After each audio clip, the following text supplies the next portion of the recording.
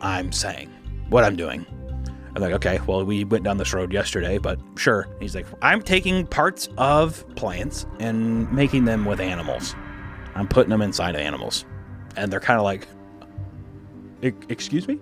You know, what? What are you doing in the basement? So you know those cats you've been hearing? Yeah, I've been caging up cats in the neighborhood, and I've been experimenting on them. I have a fetal pig, and I have a dairy cow, and I've been doing all sorts of crazy stuff to them. But they're sitting there, and the Margaret is very quick this time. She says, well, I saw you cut your arm, and it was, you had green blood, Dad. What's up with that? And he's like, oh, it's just it's a side effect of the plants that I've been working with. And she's like, okay, well, what about all the leaves growing on your head? Saw that too, Dad. And he's like, oh, so you're spying on me? Classic gaslight. Love it. Love the switch from the dad. Anytime you get a nice switch in on a kid, the best. He's like, so what? You just like to spy? You like to see your dad beat his cock in the bathroom, Margaret? Oh, you're just like, hey, a man can't take a shit peacefully in his home anymore. She's like, that's no, I mean, okay, so you're a spy. So you're a bad person. I wish that's what he would have said. He put some fucking slop in these bowls. He's like, it looks disgusting. It kind of looks like spinach with like a ton of butter and like it just looks gross. It's like slime. It'll taste just fine. Pretty much he puts some slop in their bowl and he just intimidates them to eat it. And he's like, here's a knock at the door. Ding dong, knock, knock, knock. He kind of looks at him real quick and he's just like, when I get back, those bowls better be empty. All right. He leaves for half a second. They just immediately dump it in the trash, which I would have loved if he would have come back in. He's just like, I fucking knew it, and just start beating the shit out of him. Basically, we have the professor to the university, Dr. Merrick. He shows up, and which is weird because it's like, didn't you fire him? Right? It's like, imagine like getting fired from your job at Pizza Hut, and then you're like, your manager's like, just thought I'd stop by and check in. How you doing? And then the Dr. Merrick looks at the kids, and he's like, oh hey guys, how you doing? And they're like, yeah, just help us. Hey, our dad actually hasn't slept in days. Could you see what's going on? All right, then I'm just going to see what's happening down the stairs. And the dad kind of looks at him. He's like, go outside and play. Like, okay. He's like, he like walks downstairs. So they're standing like 5 feet away from each other and they're throwing a frisbee because that's how frisbees work. Hey, can you stand as close as you can to me so I can hand this to you? Okay, Margaret, that sounds fun. They're sitting there and they're like, yeah, Dad's been acting crazy. He's a mad scientist. Isn't that weird? She just throws it over his head. Good one. Gotta hate Casey. Casey's just a little, I wish it was Casey was. If it was one kid too, it'd be even more mental torture for that child just to be like, what is going on in my life? But no, Casey's like, good one. Goes over and he hears the Swedish Dr. Merrick and Dr. Brewster. The dad is basically like, I wish you would have given me funny. He's like, I tried to, Dr. Brewster, I tried to, but they didn't allow me. And they're bickering, and then a vine comes up and whips the boy in the back. Grabs on the kid. He's like, you were right earlier. Help me, I'm caught. Casey. Yeah, he's sitting there. He's like, I believe you. Remember earlier when I said you were a stupid bitch because you got grabbed by a plant? Well, it happened to me, and I believe you. What are you doing? And then immediately the dad's sitting there and he just has like green shit all over his, he's just scuffed up. He looks like he just got in a fucking like fist fight. He's like, get away from that window. Didn't I tell you to play? We're like, well, dude, we are playing. What do you expect us to do? He's like, go play in the street. Go play in the busy street down the intersection. So they're sitting there. He's like, stay away from that window. And he's like, I heard you fighting with that Swedish guy that came over. I'm scared, Dad. There was no fight. But I heard it. I'm telling you, there was no fight. I mean, just the gaslighting is incredible. Oh, you heard fighting? Really? I'm pretty sure that was just you falling down. Remember that, how you think that sounds like that? You're not a mad scientist, are you, Dad? No, I'm an angry scientist. Which makes me, I wish I wasn't a YouTuber. I wish I would have become a scientist so I could say that. I'm not a mad scientist. I'm an angry scientist. So he's sitting there and basically after this whole interaction, he's just like, go to your room. You're grounded. You both suck. You're going to stay in your room. If you come out of your room, I'm going to break your feet. Stay out of the basement! And then we get a hard cut of him just in the basement. And he like opens up this door and he's just like, and he goes inside and he starts like force feeding this thing. This thing's just like, he shuts the door real quick. And then at this point in the movie, like on the rewatch, I'm like, okay, so this is like he's making plants to have sex with. That's what he's like, they're animals. They're all animals.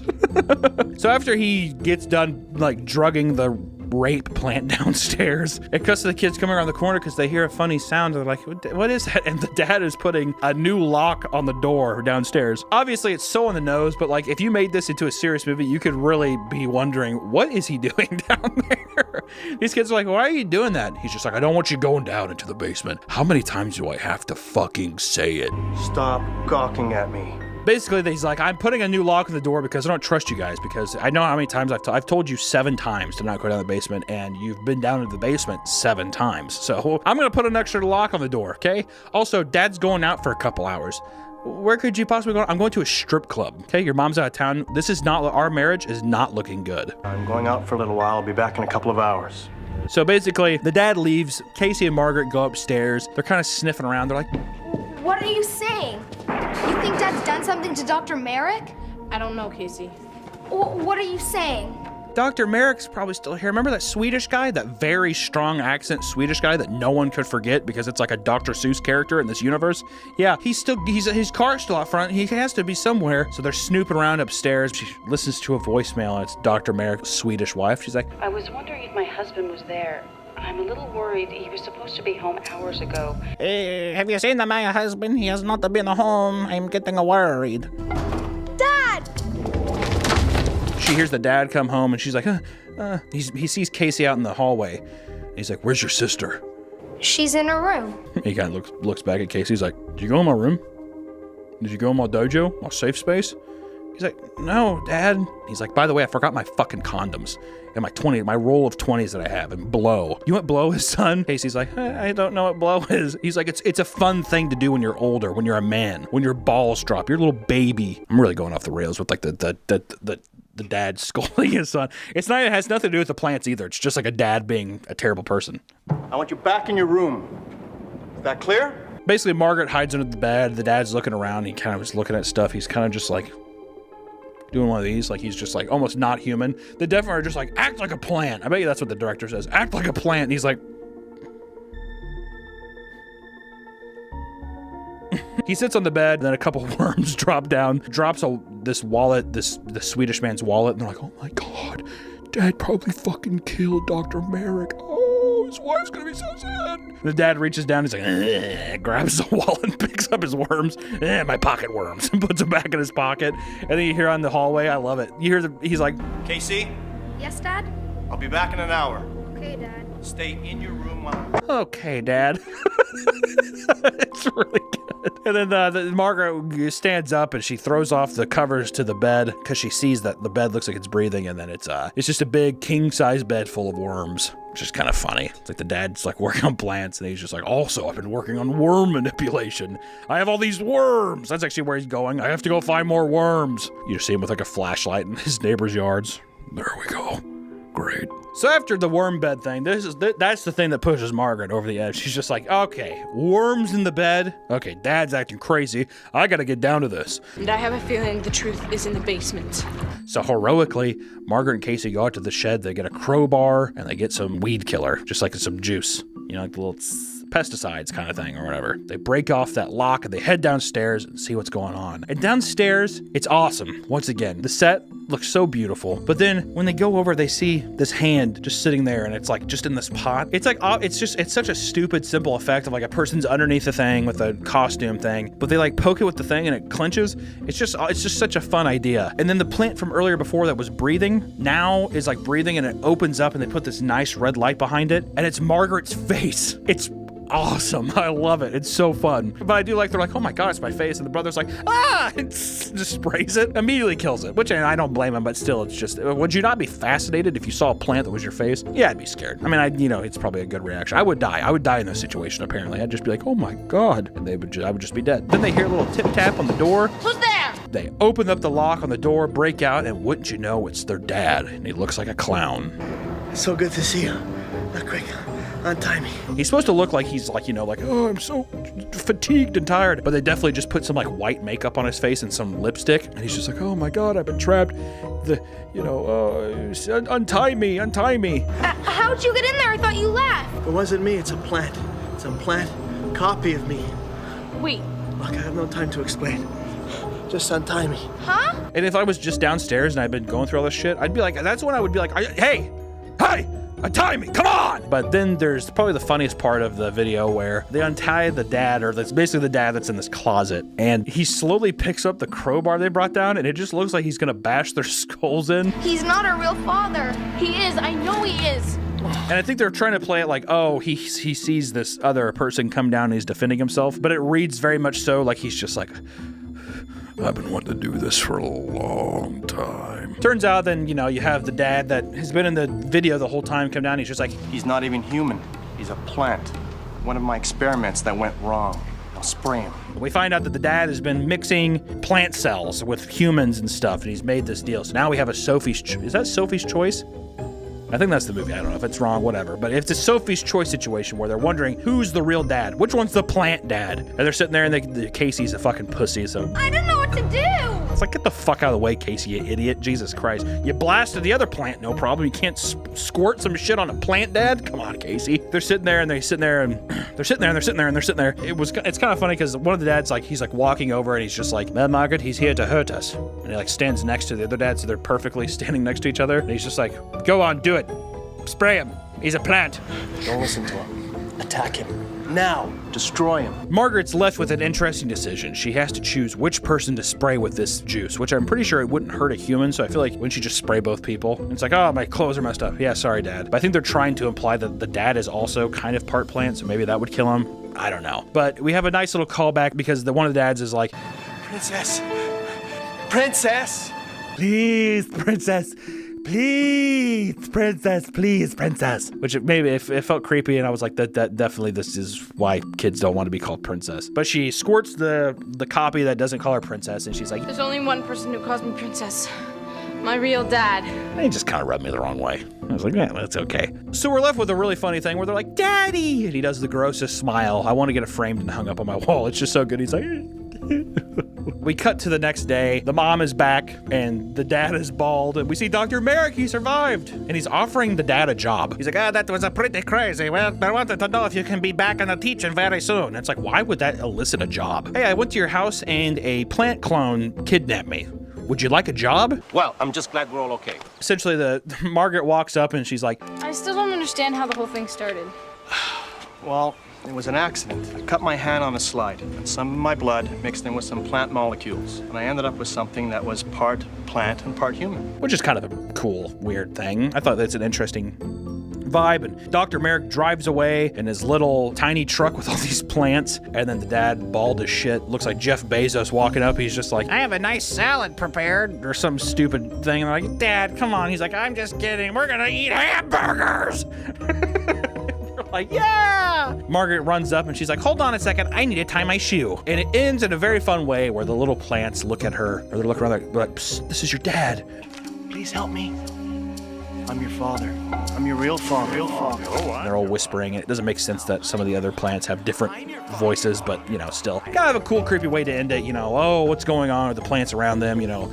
I think it leaves some weird, ambiguous stuff, too. Like, did they actually kill the right dad? What's going on with it? Who knows? I wanted to do a video on this because I look back on it, and it's just so fun. It's just such a fun idea. I still think this is the best Goosebumps episode. You know, I'd probably say Werewolf at Fever Swamp is a very close second. It's one of my favorites. If you guys want, we'll talk about that one in the future. But I wanted to take time and just give some love to something that it's always kept with me ever since I was a kid. I don't know why. I think that, like, these Goosebumps movies and the VHSs from back in the day and the books were such a huge introduction and influence on me when I was younger, and I just wanted to give a second and give a little love to something that just, it holds a very near and dear place to my heart. I feel like I love it. I'm enamored by it. So stay out of the basement. You know, you're gonna watch it and be like, oh my god, it's amazing. It's like, no, but still, I think the ideas are fun, and it's a good time. I like it. Goosebumps, come back, please, but, you know, make it good. Stay out of the basement.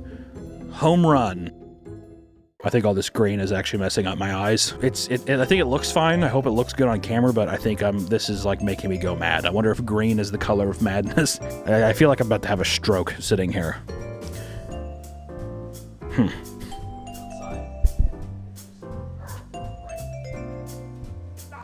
Welcome back to the Papa Meat channel. How you doing?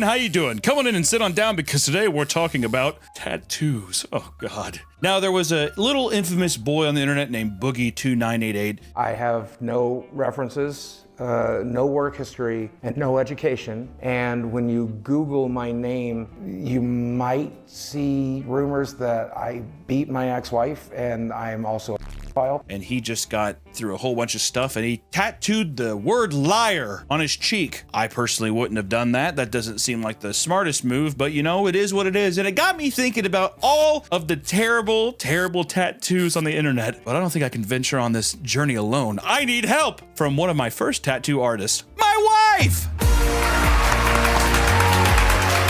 Nick, stop. Scaring him. Allison, my beautiful, beautiful wife, did some of my first tattoos. She did this Cowboys from Hell, or I'll put pictures up of it, but she did the Cowboys from Hell thing, which is extremely good line work. Very, very good. It was like my third tattoo. I was like flirting and shit. I was like, well, I mean, I could come in and get, I've been wanting some ink on my skin for a while.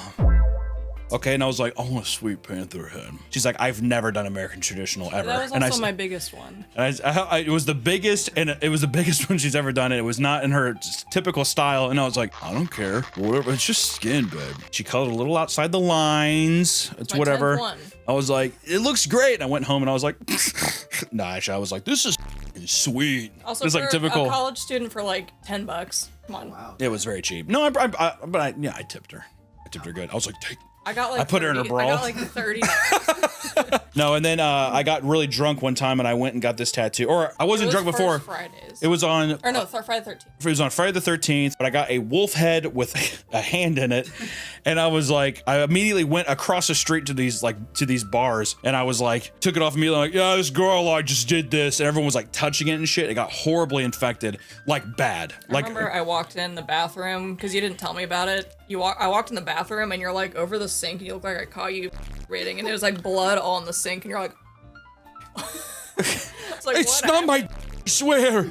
But I've never touched it up because now it's a fun story. But it just looks like a blob. It looks bad. Pretty much. But I dare I say people on the internet probably have worse tattoos than I. Actually, real quick, what was the worst tattoo you ever did? Not quality, but someone coming in and requesting something. I covered up a guy's name and then immediately tattooed her new guy's name next to it. It went from Carl to Earl. Oh, so did you leave the L?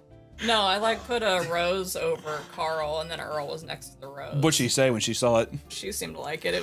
She's like, oh my God, that's great. Today's video is sponsored by PDS Debt. If you have debt, PDS Debt is here to help.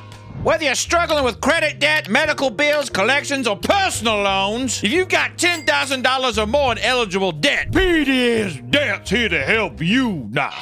Doesn't matter your credit score, PDS Debt has customized options that can help provide alternatives for you to become debt-free. And PDS Debt makes sure to understand your specific situation to find the alternatives that work for you. With one low monthly fee, PDS Debt helps you save more while paying off debt in a fraction of the time, saving you thousands in fees. Stop waiting and start saving. Get a free debt analysis right now at pdsdebt.com/popofmeat. It only takes 30 seconds. That's pdsdebt.com/popofmeat to get your free debt assessment today. Thank you for sponsoring the video. I'm back. Let's see here. Have you seen the Boogie tattoo yet? No, I didn't know Look at about this. that. He will do literally anything to get some attention. It's sad. It's sad because it's a man who is it's a pathetic man. I mean, in his eyes, he thinks he's gonna die at any second. He thinks he's gonna die at any second for attention. Yeah. So he's like, might as well. That's epic. Yeah, but he lied about having cancer, and that was the only way yeah, it's a whole thing. Whenever. If I lied about having cancer, would you be upset? I'd probably leave you. Why? Kidding. All right, let's start this one. What about I really like how it makes him look like a man. That is a believable optical illusion. If I'm being completely, that is really good. I also like how his body is like a vessel coming at me. It looks like a little Martian. I don't know how he's gonna feel about that when he's older, but I like his face. If I can't tell if he's either very upset about it or if he's just kind of like, yeah, that just happened. Franklin. Why is he so inquisitive with it? My best friend Franklin do be inquisitive with it though. This is kind of like catching Ben Franklin saying, "What'd you say?" I feel like it's for a money thing. But Well, yeah, it's definitely. it just looks yeah. like he loves Benjamin Franklin. No, I think this is a guy. This is a guy saying, Frank. "Holla at that dollar." You're tracing. How do you mess the banner up that bad? Yeah, I guess he's just like, I hope you don't mind. I only freehand. Yeah, man, go at it. I don't know what it is about like scrawny white trash men who have to have the most chaotic tattoos. Always like Monster Energy tattoos. I really hate to be the dude that with us. You think? I'm not a big joke tattoo person. No. God. My God, rest in peace. Michael Jackson, 1950. That looks infected. My favorite thing is the lips are gonna fade really bad over time, so it's just gonna be like a mouth. A haunting. Like, eye. Give me your best Michael Jackson. Hee hee. Embarrass me. You actually want me to do it? Yeah.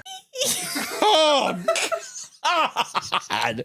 That, you know what? I'm gonna blame the Michael Jackson tattoo on that. Honestly, I also like how that link said "Rest in peace, King." Ew! What the? Just creepy. The clown with the nipple nose. Ew. I don't like that. Well, at what point too do you blame the tattoo artist for actually going through with the idea? Oh, I mean, if you pay me, as long as it's not racist. You just don't give a. You're just like, I don't give a clown on your nipple. All right, let's do it. Yeah, I mean, it's the thing too where it's like they can charge more, and if the person says yes, it's like, well, I made $400. So. Yeah, if the person's like not drunk either, what are you supposed to do, anyway. Nick? You have got to get this Evangelion tattoo. This is some chaotic energy too. The rolled down long sleeve Pikachu socks. Mother got bit by like a raccoon in the back. Look at her. Ew. Look at her boobs. What about her boobs? They look good. Those are nice titties. Also Shinji sitting there. What have I done? I almost feel like it's trying to do a style, is why it looks so fucked up. Like, you know, the Picasso. yeah. It is, because look, why is the eye detached from the face right But there? they didn't go far enough, I guess. It doesn't look. Well, no, it looks like a shitty, like that Scholastic Book Fair how to draw manga. Oh goddamn, that finger is beat. They also like this is one finger because it's like all of these blend in together, so it's like a penguin flipper at the bottom. Snake's heads too, it's just a pee-pee. The snake does look like a bit. What is this? What is this image even trying to say? What the is this? Is this Medusa? Medusa, but she can't talk. This is such an unhinged like tattoo prompt. I think it's Medusa, but a guy's behind her sewing her mouth shut. I think it's to be cool. Oh man, that looks like Leatherface. That Angus Young. What is? This looks like Leatherface. You could probably just say this is Leatherface, and people would be like, "Oh, it looks good." The hand is so 2D. Well, the hand plucking those strings, baby. I can hear Thunderstruck playing right now. Oh, I never understand the eye tattoo. Eye tattoo. How do you do that without f***ing up your eyes? You just put a little bit of ink in it, and it like spreads out, but you need to know how to do it right. But it's so you're not like actually gunning it. No, you're just like you injecting it literally into your inject eye. a little bit, and it'll spread out, but it doesn't get into like the seeing parts. It's just the white part. It's completely irreversible. So if you do it, that's it. You're done. I hate it though. The body mod thing's not for me. Way to be super judgmental, dude. I am a little bit, yeah. I'll tell you what, he's got me acting up with that tongue too. I'll tell you what, I'm like, even me, I'm just picturing what he's gonna do to me. I'm like, holy The hell. amount of pain. He's that'll cause. he's just digging in there, dude. What would you do if I came home and if I had my ears pierced? Would you be down with that? I said I went to Claire's. You get your ears pierced, Nick? I think they closed now. But yeah, I pierced my ears. That's so funny. Can you imagine Nick with pierced ears? What do you guys think of this new piece? What if I had like 3 bars through my nose and I was like, "What's up, babe? Hey, ride Jacob's ladder, baby. What's going on?" I would have preferred if you'd talked to me about that one. What is that? Is that an actual hole in his body? If that's an illusion, that is that really a good. natural dent? Okay. What happened to the old boy? At least he's having fun with it. That's what my dad's chest looks like. Your dad's chest looks like this? What the happened to him? Is he hit by a baseball or something? You're just born with an indent that big. I've seen kids with like kind of more inverted sternum. Yeah, so but this is pretty extreme. that is crazy. Maybe it was an injury. I'll tell you what the biggest injury is leaving your nipples that hairy. Maybe- Just shave them. Oh, if the he rest of your should, chest is he not should put hairy, spirals around those, and then his belly button, and That'd then actually he'll do a whole Junji thing. yeah, a little Uzumaki vibe. I don't like these. Girlfriend bite mark tattoo. Wait, was this a trend? I just think it's a bad idea to tattoo I'll tell you what. anything from a significant other that you're not like married to for 15 I wouldn't even 15 years. I'm not going to get anything that like your name. What does that do? Also, you know how many people like if I got your name, you know how many other Allisons on Earth there are? Just it's like how was that significant? That guy's got some puffy ass nipples. Look at that. Oh my god. Don't be making fun of. No, look at this. Seriously, look at that. That is some that whole. He is lactating. That's some. They got stuff to look at. Leave them alone. Oh my god. Life. Live it fully every day. Live it fully every day. That needs to be our new motto, dude. Live it fully every day. Hit that shit. Boom. I mean, it's positive. I think he could work on the line work. I don't like the kind of like weird Southern mom take you're doing this. Well, it is a positive message at least. This looks. Oh my. I thought it said God. That said flip. I thought it did too. Also, is that Disney font? A lot of shading. Yeah, that is the darkest embryo I've ever seen in my life. That is crazy. I'm sad for her, but what has even happened though? It definitely died. In what stage? Is that a baby? It probably miscarried. Yeah. Is it a Don't make fun. Everyone, I feel bad because don't make fun.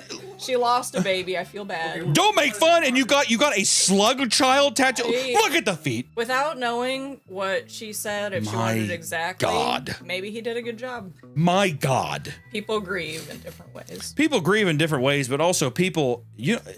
Dare I see? I mean, this is gonna sound. I'm not even gonna say it. Nick, did you put this in just to cause controversy? No. Oh my God, that was a cover up, and it's to cover up the Japanese. You can see the scarring of the Honestly, the Japanese was better than. Well, can I ask you at least that? Can I ask you this? Would you rather have this, or would you rather have the alien slug baby? Alien slug baby, easy. Oh, not me, the Jokler. That is. I just like all the weed symbols around it. I'm mad in the brain for weed. Kind of like Two-Face and the Joker in one. It kind of does look like Two-Face a little bit. I know exactly which one they're doing too. I feel like they're doing the Greg Capullo drawing of the Joker where he has like the mask. Shrek is. Oh, ew. There's a lot to unpack here. But why does Batman f***ing Shrek equal Sonic? Yeah, neither of them are fast or hedgehogs. Oh, that's cute. Stop saying things are cute. That's not cute. I will say that's a decent joke. It's fine. I feel like if it was more well done, I feel like it'd be like that's sick. But it's just it's between bad and good. Yeah, the line art. The biggest problem with a lot of tattoos is the line art's too thin. All covers 160. So that's the before. So it's a turtle with Indian feathers. Oh my God, I'm having a panic attack looking at that. Hey, but all tattoo covers 160. No matter what it is, no matter what size, 160. That's it. I mean, you get what you pay for. I mean, if that's $160, yeah. If you're doing a cover up for 160, here's a news flash: if you get a bad tattoo, you can get good people to cover it up, but you're gonna have to pay. Like it's gonna cost you some change. Kind of looking at her Bratz shirt though, huh? Are you sure it's the Bratz shirt you're looking at? Well, Allison, I'm sorry that I'm caught because my sister had a Bratz doll. I can't remember if it was Bratz or if it was the Barbie head, but she had the one where it was like that you could dress the hair up. But she freaked out because she put gum in it for some reason. And she was like, no! And she ripped out all the hair. And then she was at her, my sister. She was sitting there and she was just like, nah! And there was hair all over the floor. So then they would not bring any Bratz stuff in the house. It's like a crime scene. It would not bring any Bratz stuff in the house because it would like cinder over the, it would cinder over the edge. I can see that. So now whenever I see Bratz stuff, I kind of like peek over my shoulder like, it kind of fucks me up. A war flashback. It really is. It's PTSD. Artist gets a second chance to redo it with the weird pigfoot lady. Aw, that is cute. I don't like that. That's always some weird like fake goth art type thing. Every time I see that kind of stuff. Also, all those people who get like farm animal, have never been on a farm or anything like that. Just weird to me. Why? That is haunting. Those eyes. God damn. Is it like the tattoos wearing a bandana? Yeah. Oh yeah, it is. Oh yeah. I didn't even know that. I thought that was the back of his head. No, this is. Why do people? I don't understand the. You know what it is? It's like intimidating. What's up? It's like it's peacock. Like okay, don't say dude. Is it like how animals have fake eyes? Editor, you better watch out for that. Kind of looks like his beard is like the hair of the tattoo. That's what I don't like is it looks like she's just like she's got a big ass 5 head and she has like a little like what are those monks that have the friar cut? His hairline looking fine though. It's like a friar cut. What even is this? What the hell is this? Where do you find? It just says McQueen. I feel like the average person has to know this looks bad. These are all definitely done in somebody's like house. in a living room, and there's like King of Queens playing in the background. What do you think about all the younger kids too who are like tattooing their thighs and like their legs are all covered up now? And they're like, "This is day 85 of giving myself a tattoo every day." And it's like him, and it's like a little piece of cheese. He's like, It's like without social media, would you still do that? the answer is no. Oh my God. Jessica. Oh wait, that's that. What beer is that? That looks. It looks like a Nazi. It looks like a Nazi eagle, but I think it's a beer. Yeah, Tecate. I'm gonna say I liked the Jessica more. It looks like a Nazi wings thing. Are different. No, it's not. Oh, it is. I feel like that is it feels racist. And it's a skinhead, so I don't know. Look up SS Eagle, but don't put it on the No. I just want to know if it's a I don't think I want it thing. in my before and after cover up. Local artist of 20 years experience. So we got a lion's face and a Punisher with the blue stripe, the Blue Lives Matter one. Oh my God. This is your brain off drugs, and this is your brain on drugs. Well, it's like a yassified version of the. Well, it's just like before was so much better. The before is way better. It's just like Chronicles of Narnia. Chronicles of Narnia. Oh my God. The cover up of the eyes. I mean, it is better. It's just also haunting. Why does it have the eyebrow too? So this time, actually, can we go ahead and put the eyebrow above it? We really need her to be in a neutral state. Oh my God. I never understand. Have we ever? Has there ever been a good tramp stamp? You have to be like ungodly hot to pull off a tramp stamp, right? My parents have tramp stamps. What? When you said parents, I thought you meant your mom and your dad. Your dad too? Well, he's the one with it. Well, I don't know if I should say this. He doesn't watch the videos, but I don't know if I should out him like that.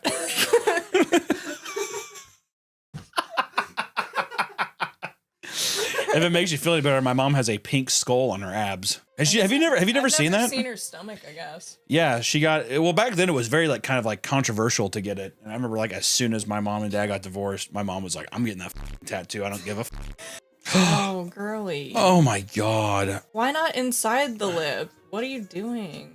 Maybe she meant inside the lip, and I think that's what she meant, is to be inside the lip, but they would have to put the stencil, and then you would need to see the stencil to go look at it, unless she was like, "Nope, I trust you." It's not technically bad. There has never been a better time for my ex to have the worst tattoo I've ever seen on his arm. So he just got that. It's not great. The only thing the chain's pretty. The only thing I gotta say is that if you're a straight man, it feels very That's gay. Really bad. Oh, he supports everyone. Kind of looks like the Caesar tattoo I have on my arm a little bit. The dog who likes trans, gay, black, everyone. I don't like how the flag is separating his eyes. What I don't like about this is it almost looks like a parody piece that what was does like yellow with the black circle stand for? How many more things are we adding to the flag?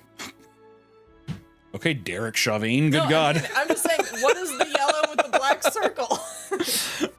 I'm not gonna lie, I would with this tiger so hard. It's too tiny little butt. it's too big. Like that's a full back tattoo. What? But this is I would seriously, if it was smaller, I would 100% get this on my arm. The face is awesome. I love his tiny legs and his janky tail. It's like his brain wrinkles. Yeah, he's like deformed brain wrinkles. Goku's never looked more badass. God, what kind of gelatin body did they tattoo? What is with all the skin wrinkles? This is supposed to be clothes, Allison. Goku wears gi. Yeah, but why isn't it connected to like it's a shirt? It's so funny that you just wouldn't understand. He's serious. This looks like it's tattooed on whale blubber. Like it looks like a cylinder of tapioca pudding. A lot of petroleum jelly. Oh my God! Why get a haircut when you can do this? Wait, zoom in. I'm not gonna lie, it's not terribly done, but I don't like how much like he tried to do like a 2008 scene thing where it's like kind of almost going in his eyes. Dude, the Rasengan has never looked so scary. This looks like racist World War II propaganda that they print. Don't let the anime heads get to you. Buy war bonds. That Shrek tattoo is horrible. Can you guys cover this up? Tattoo in question. My God, yeah, shrunk. I like his little bow. Yeah, what the f? They put the bow there. He looks suspicious. I always love these wipe downs. Look at this guy. Tomb Raider, beautiful Angelina Jolie, because people want that Tomb Raider tattoo. Jesus Christ. Oh my God. I like her huge forehead. I like her big juicy lips and her droopy, her spike hair. Her veiny hands. That is clean. That's definitely, he definitely didn't do that tattoo today, but I think that looks this is an old tattoo, but still. What about Captain Jack Sparrow? Savvy? is that apart from the movie? That's what he always says after the end of like sarcastic, like savvy. And it's like, it's just cringe. Wait, what? You don't know he says no, I the didn't. time. No, did you know that, Nick? I did not know that. Savvy. Savvy. Savvy. I just always say, I thought it was yo ho ho. Does he say he's like yo ho ho at the end of each movie or some shit? I thought that was his catchphrase. No, I don't know what you're talking about. I like how everyone has had their own experience of observing and digesting the Pirates of the Caribbean, what they decided to keep. That's a big tattoo. That Mufasa is faded. Wait, what did you say, son? This is Simba poking his dad when he's high on fentanyl. Dad? You can tell they were like freaking out during the shading. Oh yeah, you think? Yeah, were they freaking out? I like to think that he was like sketching it like it was charcoal. All right, there we go. We're just going That to had to hurt. go like that. Just scratching it across. Pretty good. We're all mad here. You know that's the girl. Ew, stubble right here. You know the girl in high Look at school that. who wore Cookie Monster pajama pants to school? That's That her this tattoo, yeah. no shit. That's actually so true. Any woman who shows up with Cookie Monster or built like a Buddha Well, they got sweatpants. the Monster energy drink tabs. Yeah, they definitely. This was theirs. They got the UGG boots on. I'm fat, but identify as skinny. I am trans slender. That Nikocado merch.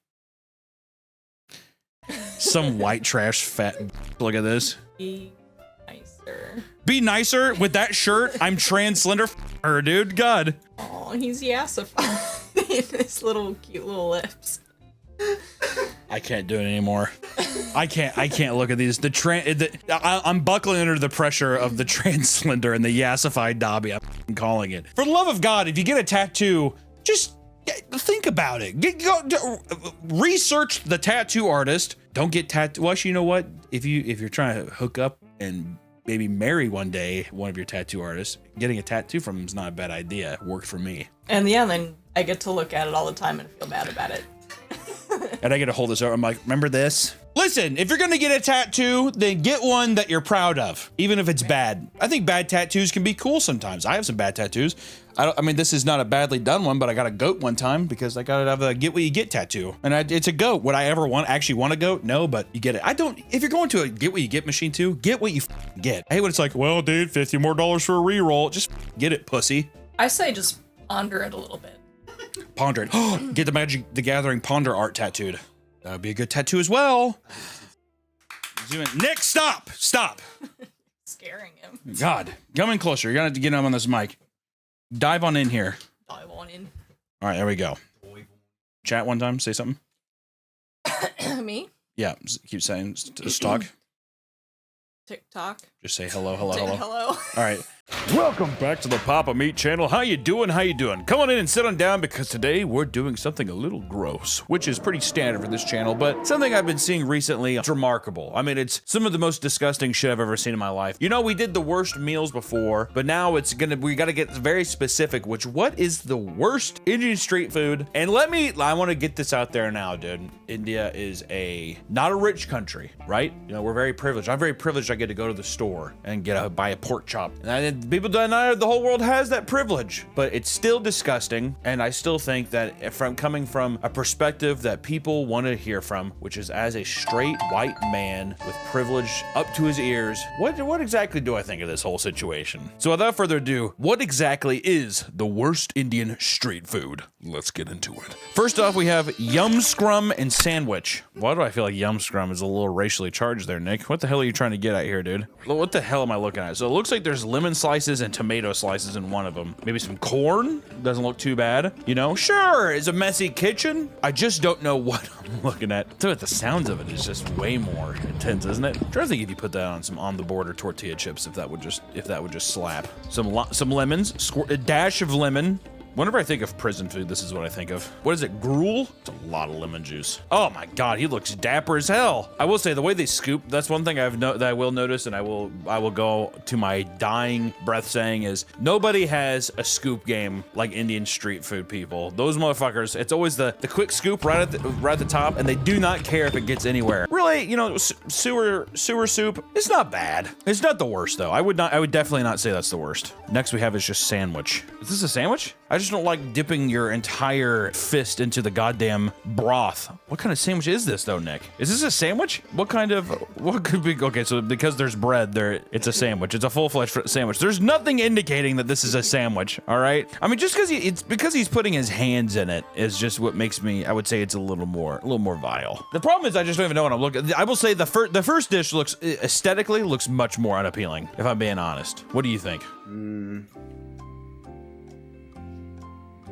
Yeah. Like, I would say sewer soup is probably worse than the sandwich. I'm gonna go yum scrum, which still feels racially charged, like I said, Nick, so. Wait! Today's video is sponsored by our dear friends over at Bad Dragon. Now we got some bragging rights to do this time. We just won the coveted Bazowie Award for Best Toy out there, and it was awesome. For people who have bought the product, I've heard nothing but rave reviews. But that's just a little taste of what Bad Dragon has to offer. Taking fantasy and the beyond and merging them together for your own personal fantasies is quite hot, I dare say. With their amazing products, amazing customer service, it's hard not to have just an amazing experience with Bad Dragon. If you're looking to spice things up with your relationship, if you're looking to spice things up with yourself or even newcomers, head on over to Bad Dragon and they will help you out however you want. I don't know what your services are, but they have it for you, I swear. The product's amazing. Amazing quality control. You couldn't ask for a better company to be a part of your exotic relationship here. But I will say too, we went to the factory, as we've said before, everything could not be better quality control, made by happier, fucking more amazing people than the Bad Dragon team. So we just want to say thank you so much, Bad Dragon, for sponsoring the video and being a longtime supporter. We appreciate you. And if you're looking to spice things up in your bedroom, please consider Bad Dragon because they are fucking awesome. And seriously, quality is just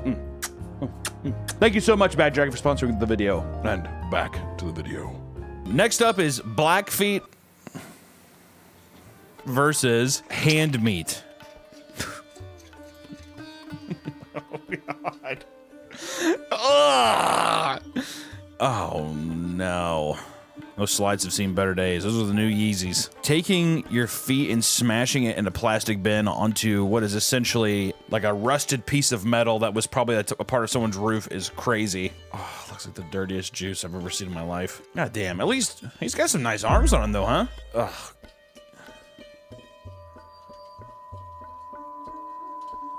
Foot juice, I'm not gonna lie, we're gonna have to see here. Oh. Okay, so we're looking at, I'm assuming, some kind of meat in a bowl of blood. What the fuck is this? What is this? He's throwing the bones aside. He's like, I think this is meat. All right, I'm gonna go ahead and throw this on whatever little, oh God, I don't know. I'm not gonna lie to you. The guy who was stomping on the fruit was kind of handsome. I feel like if I got to know the guy that was stomping the fruit, I'd be like, yeah, dude, his feet are fine. I gotta go hand meat. It's gotta be hand meat. I don't feel particularly good. Foot butcher and fly slop. Motherfucker knows how to work a knife with that foot though, huh? What do you? Ew, the meat is like going against his toes. What is he cooking though? I'm guessing is he just grilling the meat? I don't like how he's looking. He just keeps looking at the camera, just like. I will say, motherfucker is blazing fast though. I mean, he has not stopped once. What is and it's going up against fly slop. Oh my God, is this fruit? I don't know. What is this? What the hell am I looking at? Some fucking paprika hummus, a bunch of fly eggs. It looks like sliced up mangoes and raw liver all over the place. Also, I'm having a fucking panic. I'm like, there's so much flies in there. I legitimately thought there was like flies in my fucking room for a second. Without a doubt, dude, I would take the guy and his greasy ass foot any day over whatever the fuck this is. That is unreal. It's gonna be hard to beat things where there's just excessive bugs. Cheapest cocktail and just slop. These names, our viewers are gonna be like, wait, what's in the lead now? All right, let's look at cheapest cocktail. That's at least a good title. Oh my God. What is that? What are these little beads in there? Are those like eggs? What the fuck is that, Nick? Oh God. Got some fucking McDonald's fries on top with, what is that conglomeration? Oh my word. Oh dear heavens. It has the same consistency as like applesauce, which I'm sure it's just ground up, but dude, it just looks so. Wait, the egg? Wait, what? This might be a different drink. He's putting sugar in with an egg and stirring it with whatever utensil, because we don't care. Here we go. Oh, he's a little mixing champion though, huh? Look at that. All right, so then we're gonna look at what slop is. All right, so it's mashed potatoes. I'm guessing beans. I don't know what the fuck he just put on there. I'm guessing that looks like barbecued pulled pork. that I don't think it is. Little driblets of whatever kind of corn. There you go. Get your hand all the way down in there. Oh, what is at the center? Nick, what is that? That is too much pepper. I can tell you that right now. That is far, far too much pepper. And a big handful of fucking plastic oregano. Glazed up, why'd it kind of win me over when it was glazed up, huh? He's dressed up all nice with the red. See, the thing is he's distracting me with the outside of it, but as soon as I see back inside, that fucking throw up. What the hell is that? What is on the inside of that? He just keeps... This is like a forbidden fucking Coliseum. Is what this is, dude. I don't know what the fuck they're making. Because I get this is all cooked stuff, but they're just making a mound out of it. And they're using it like cement block. I just don't know. Once again, I don't know why this doesn't make sense, but just grab a fucking on the border chip. Just start taking down that wall myself, dude. In time, the Great Wall of Slop would probably, like that would probably win people over at a football party, but that juice is only gonna get more unappealing as the night goes on. You know what I mean? Next up, Handon Pot and Baron Harkonnen. Okay, first off, Handon paint bucket and some kind of weird, I feel like it's racist of me to say, but every time I just see the orange shit, I just think of chicken tikka masala. Like tomato curry paste or something. You got the ladle right there. He's like literally, the spoon is going around like, grab me, use me instead. He's put his whole ass arm in there. What is that? My mysterious Russian powder being thrown into broth. What is that? What the hell am I looking at? You should have just labeled this Indian pizza roll. That's what this looks like. Wait, so what's it up against? Baron Baron Harkonnen. My desert, my Iraqis, my Jew. Okay, dude. All right, man. Shots fired at the guy who's just scooping stuff up. It's a nice little like tapioca pudding on top of a trash can. He's got that diabetic foot rot going on. I don't blame you, dude. Same. A little sloppy. Yeah, he's, you know, his foot is swollen, but also it's nice. It's like he's using the pudding to mask his diabetic rot. I'll tell you what, though, he is a working machine, huh? Full motion. Look at that. Is this pudding? He's not putting his hand in it, and they're using utensils. Got a guy in the back with a shirt that says Elite. Man, that's pretty sick. And you know what, Nick? I know that you put Baron because you're a bad man, but I think his hair looks kind of cool. So you know what? I'm going with. I would say even without all that, I would say the hand in the pot is just that's more foul to me. Honestly, if I was walking by, I'd probably. I could see myself being like, hey, it looks like, you know, nice little tapioca pudding. Why not? All right, next up we have Rats in the Kitchen. That's never a good way. Rats in the Kitchen versus Master Chef 1. All right, so what we got cooking here? So he's got some mini tortillas. He's got some weird heated milk. Some nice symptom. Okay. All right, there is a bit of a. Oh, it's on the bowl. Oh, it's on the bowl. Oh, it's in the bowl. Oh, he's enjoyed it. Like, you know what's fucked up is, listen, I get that there's rats there. That's disgusting. There's probably rat shit all over the place. Watching that rat go up there like Ratatouille and just be munching down, and I'd be like, this shit's probably pretty fucking good. I mean, that little motherfucker looked like he was enjoying it. Look at him. Master Chef 1. Testing the cleanest food in India. All right, so we have a bunch of basil leaves on top of some mysterious pot. Reach behind him here. Touched his foot there. Putting his cleaning towel over his bare foot. I just don't even know what that is. There's something about like just a bowl of brown that just is unsettling. I'll tell you what though, this motherfucker has a packed house. I just don't. Let me look at the facts here, Nick. This guy had way more of a crowd than the rat dude. Rat dude, everyone's like, ugh. You think the rat's one? I think so too. All right, here. Next up we have armpit pakora and then just one that's labeled street food. Oh, does look good. What does putting it in the armpit really do for you? Hey, he's missing an arm, so he probably can't smash it down with his hands. I was gonna say you could put it under your nub and you could roll it around, but it's probably way faster that way. You're trying to tell me you deep fry those little golden brown donuts? Are you kidding me? Oh, they are up there though. Look at them. That's gonna be a sticky ass armpit later. I'm gonna tell you what though, I'm fighting to keep myself from eating it that quick, because I tell you, looks pretty good. Where is the street food? Oh, they're just eating off the ground. That makes me think this food must be so good that if you're able to eat it off the fucking ground, it must be, you know what I mean? I personally wouldn't eat it off the floor, but sometimes that's what you gotta fucking do. Dude, I'm gonna go armpit. Because it's like the other one is just like, hey, it would be, I guess, criticizing how they're eating it, which that doesn't really stand for taste. Then last for the round one, we have soupy mess and black oil. Oh, God. think I saw some of those McDonald's fries pour through. I need to know what the hell those McDonald's... If someone knows what those McDonald's fries are, you let me know. No, my fat ass, I don't know any fucking vegetables, so don't even ask me. What? There's so much of it. I will say, the buckets don't look very good. All right, the old pot as well. I'm not gonna lie, this looks terrible. Got nice little bowls here. I'm just trying to picture. Ooh, those pancakes look good though, huh? I would have a pancake. Every time they're kind of winning me over a little bit. There's a lot of people who are winning me over here. Tell you what, motherfuckers look mad standing there though in the background, don't they? They're hungry. They are. They're just like, I've been waiting here all fucking day for a basically blown up pancake and spicy slop. What was the next one? It was, oh yeah, black oil. Okay. The video doesn't need, I see his titty popping out. The video doesn't have to have an arrow saying, look at his tit. All right, so he's got a little, some kind of paste here. All right, he's making a little deal. Nice little strips, some noodles. I will say the black oil, that is some, that oil has been used a time or two. I don't think that's fresh olive oil in there or canola oil or anything. I think that motherfucker, that is aged. What is this though? What the hell are these? They're like Crispies? Oh! What is that reveal? What is that? I'm gonna say black oil. I'd say black oil day. Cause also it looks like those pig ears or cow ears that you give to a dog, you know? You ever smelt one of those? They're fucking disgusting. That's the end of round 1! We've gotten out the tasty stuff, so now it's stuff that we have now said that we wouldn't eat. So now we're gonna have to force one of them down each time. We're going back to Yum Scrum, which I'm pretty sure was sewer soup mixed in with hand meat. All right, so these are just a bag of beans. Was it soybeans? It's a lot of leaves, man. Tell you what, dude, look at that, huh? Nice jaw. Oh, look at that naan. Are you kidding me? Oh, I'd eat that all day. Looks just about as good as fucking Taco Bell's refried beans. You know what I mean? What the fuck am I supposed to do? All right, let's look up hand meat again. Okay, I don't know what white. Yeah, I'm guessing. Let's just assume it's white gravy. What is that? Clam chowder.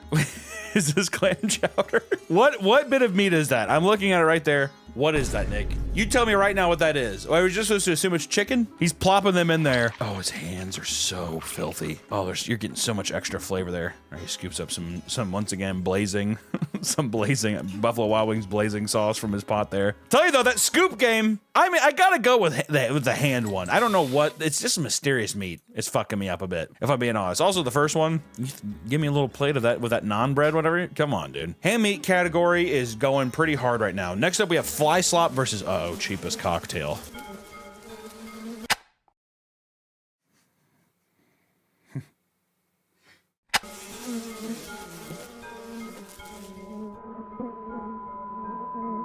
It's gonna be very, very hard to beat anything that has that amount of flies. You know what I mean? Like, it's gonna be extremely difficult. All right, well, we do have a cheapest cocktail too. Okay. Oh, it's just the excessive amount of stuff putting your hands in it. When you have the ladle, what was he grabbing in there? What are these? Oh, they're ice. Okay. I thought that was fish in there for a second. Oh, yum. I need to know what these eggs are. What are these? Is this a fruit? I mean, the fly slop looks so brutal, dude. What the hell is this supposed to be? Even if you threw some of that hummus in the middle there on top of it, I don't think it's gonna. I would probably say fly slop. Hand in pot versus rats in kitchen. All right, here we go. Same guy too. I love that's the same guy. He just loves putting his hands in these fucking bowls. Ooh, it does have a nice little texture though there, huh? Just, do you have to put your hand in it? He's like purposely doing it. Okay, that's a big plastic bag in there too. He cleaned the plastic bag out in the deal. If you had to assume that his hands were clean, though, would that deter you from eating them? Because it didn't look like the worst thing in the world. If his hands are clean, I'm like, hey, you know. But you gotta think he's touching other people's hands, getting money. You'd have to assume. Oh my god. Look at him. Look at how happy he is. He's like, my feet up. This is for you. Looks pretty good though, huh? That dough kind of becomes. Do you want to share with rats? Oh god, but they're all the rats are legitimately all in the bowl of food though. There's got to be rat droppings all in that stuff. The naan does look tasty. I'm trying to. It's become a mental game at this point, right? The hand. I mean, it's got to be rats in kitchen. Just because I'm picturing actually eating rat shit. All right, next up is armpit pakora or the black oil guy, the cow ear dude. They look good. It was tough even going against him the first time because look at that golden brown glaze. It's hard to go against him. Let's see here. Black oil too. There's another black oil recipe here. I'm trying to think. God, those were both pretty rough. Honestly, dude, I would eat the fucking guy's armpit donut over one of those fucking black oil. Oh God, I can't even imagine like what that taste is. Have you ever had something with like bad oil? Ugh. Next up, in the semifinals, we have hand meat versus fly slop. Let's look at hand meat again. You look kind of like how he's holy though, huh? Uh-oh, this is looking kind of good so far, Nick. I'm not gonna lie. There you go. Put the water over your hand and then dribble it in there. Once again, those Hawaiian dinner bread rolls looking pretty good. Doesn't look bad. That does not look for a semifinal finalist. They've been squeaking by apparently. Especially he's up against fly slop. This dude's fucking he's cooked. Fly slop. We have fly chicken here.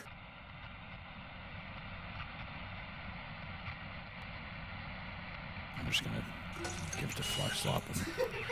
Move on to the next round. Oh, rats in kitchen versus black oil. But this is a big one. Now we're getting past the deal of can you stomach actual rat feces and piss over disgusting black oil? Let's see here. And this one's called rat milk.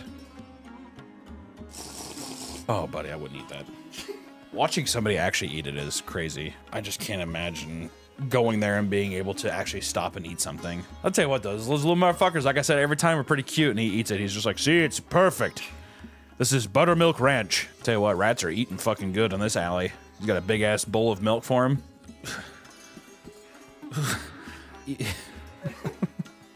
I'm trying to be not a completely closed-minded piece of shit. All right, the black oil thing here. They have a third one just labeled horse shit.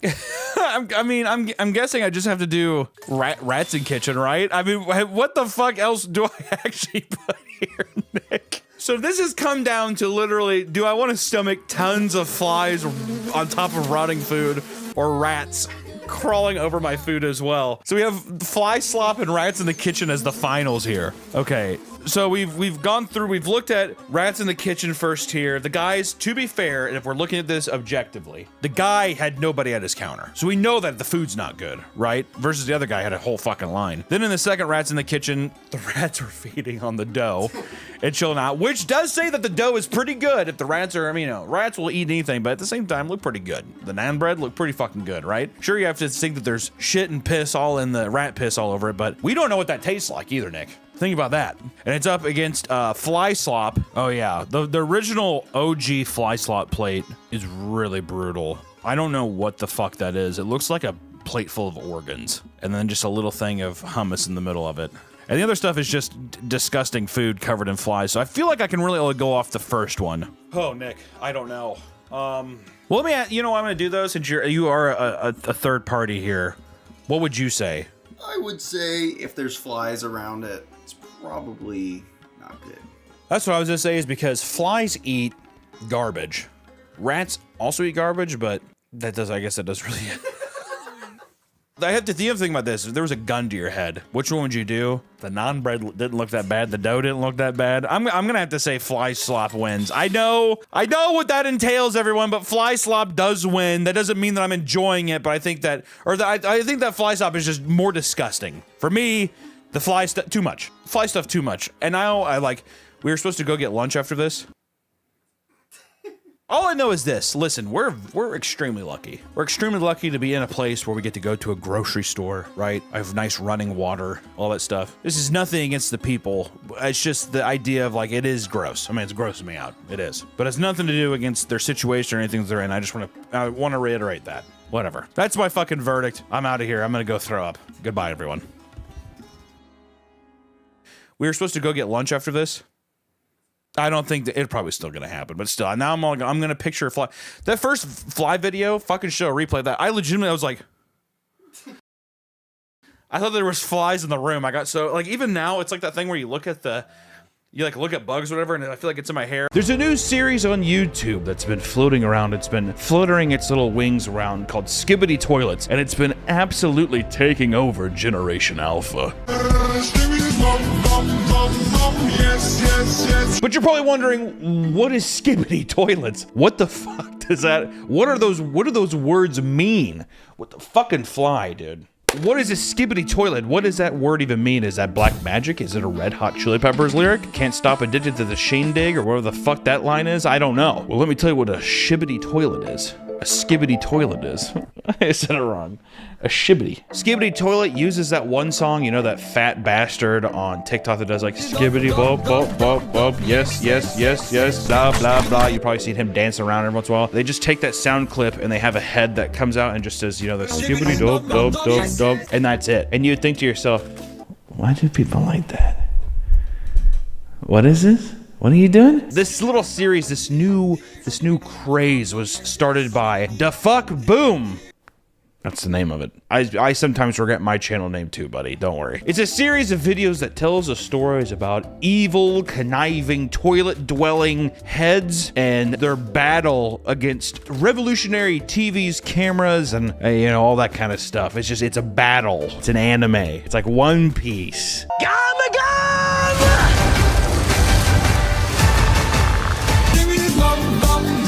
They're using the Valve Source Movie Maker. People make little funny animations with that all the time. The biggest one that I remember from back in the day was Shrek is Love, Shrek is Life. You know, where Shrek had sex with that guy and he flew out the window at the end. It's very funny. Remember that? Please laugh. Please love me. There's so much lore built around this already that it's taken all of the children of this generation, this poor generation Alpha, and it's corrupted them. I don't know if it's corrupted them. It's just kind of, it all comes in waves. You know what I mean? It all just kind of comes in waves. Remember Slender Man? Remember that? Remember Numa Numa? Remember YouTube Poops? Remember the Badger song? We all had our time where we brought our family in. We're like, Mom, look at this. Look at this. You held up your phone. Little man pussy on your dome. And your parents are just like, this is why I drink. Your mom says, this is why Dad left. Remember that? This is when your dad said, that's why Mommy passed away. Remember that part? There's so much content already from this skibbity toilet craze. Okay, first off, I'm gonna say this. It's like ER or like a fucking Law and Order show. There's 16 seasons of Skibbity Toilet, dude. 49 episodes, all of them like a minute long. I think the new one comes out today, the day that we're posting this video. I'm pretty sure the new one comes out, so there'll be 50 fucking episodes of this in 16 seasons. It's unbelievable, and the kids are eating it up. And it's crazy. I mean, like, the numbers on these videos are fucking absurd, dude. Millions of views all over the place, just thrown left and right here. Fan-made stuff. People reacting to every episode. Or there's one guy who just uploads all the videos every time a new video drops. He just uploads all of them consecutively with the new thing. It's like, you ever see those videos of like a toddler, they grab like fish food at like a lake or something, and they're like, I'm gonna feed the fish. And they throw it into the lake, and all the fish are just fucking swarming and eating over each other. That's what Skibbity Toilet's doing to all of us, dude. When I first saw this, I kind of brushed it off. I was like, this is like, what is this? What the hell is this? But as it's progressed on, it's taken shape, and the ingenuity and creativity is actually something that I admire, but at the same time, it's a threat. It's a doomsday threat that's here for all of us. I can promise you that, dude. If your son's sitting there, your son's probably autistic. If your son's sitting there and he's just like, look at this, and he shows you this, don't hit him. I know you'll want to. Just try to understand and realize that we can only pray that he gets out of this fad. I'm a 43-year-old man, all right? My time on the internet, I'm an old crustacean. I'm not supposed to know this stuff. I'm not. So luckily, I talked to a child who consumes this content, and this is what he had to say. I'm Bryce, and I'm 9 years old.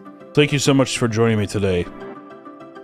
What is it that really philosophically connects you to the Skibbity Toilet character? It's Gmon. I used to like playing Gmon, and there's like... No, that makes sense. Did your parents or your father, do they approve of you consuming this kind of content? I mean, surely they must have questions. I don't know if they've asked me any questions, but they're probably, in their mind, they're questioning, why does he watch a Skibbity Toilet? Do you see yourself contributing to this lore, being a part of the question, being a part of the cause, the revolution? Do you see yourself diving deep into the depths of this cavalcade of content? No, it wouldn't be toilets. There would be creatures making like mantises making the exact same noise. Mantises versus birds. The mantises would be the good guys. The birds would be the bad guys. And do you see yourself physically or even mentally being distorted in any way by doing so? Do you think that it would change your essence as a character? Kind of, but not that much. I mean, I've only changed like 1% so far. Can you sing the song backwards? Yes.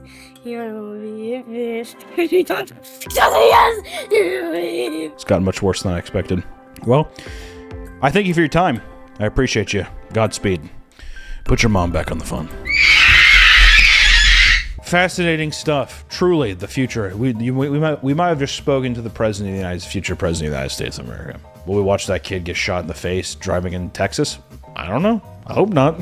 I really don't. I mean, the way I said that, it made it sound like I thought it was gonna. I don't think it's gonna happen. He's probably not gonna be the president of the United States either. If it is, please come back to this and don't kill him. You're probably wondering, well, what is you're talking a lot of stuff there, Hunter. You're telling me a lot about these things, but you're not really getting to the meat of it. So I'm gonna break down all 16 seasons, and I'm not gonna do this thing, dude. Here's the thing. When I first started researching this, you know how many people on YouTube reactors are terrible? It's unbelievable. People who sit there and they're like, oh my God, I'm gonna watch every episode because I'm gonna make money off this. And they sit there and they're like, okay, so the guys are coming in now. And that's the content. And then you scratch your head and you look at the comments and people are like, dude, you have the best reactions. Are you living life?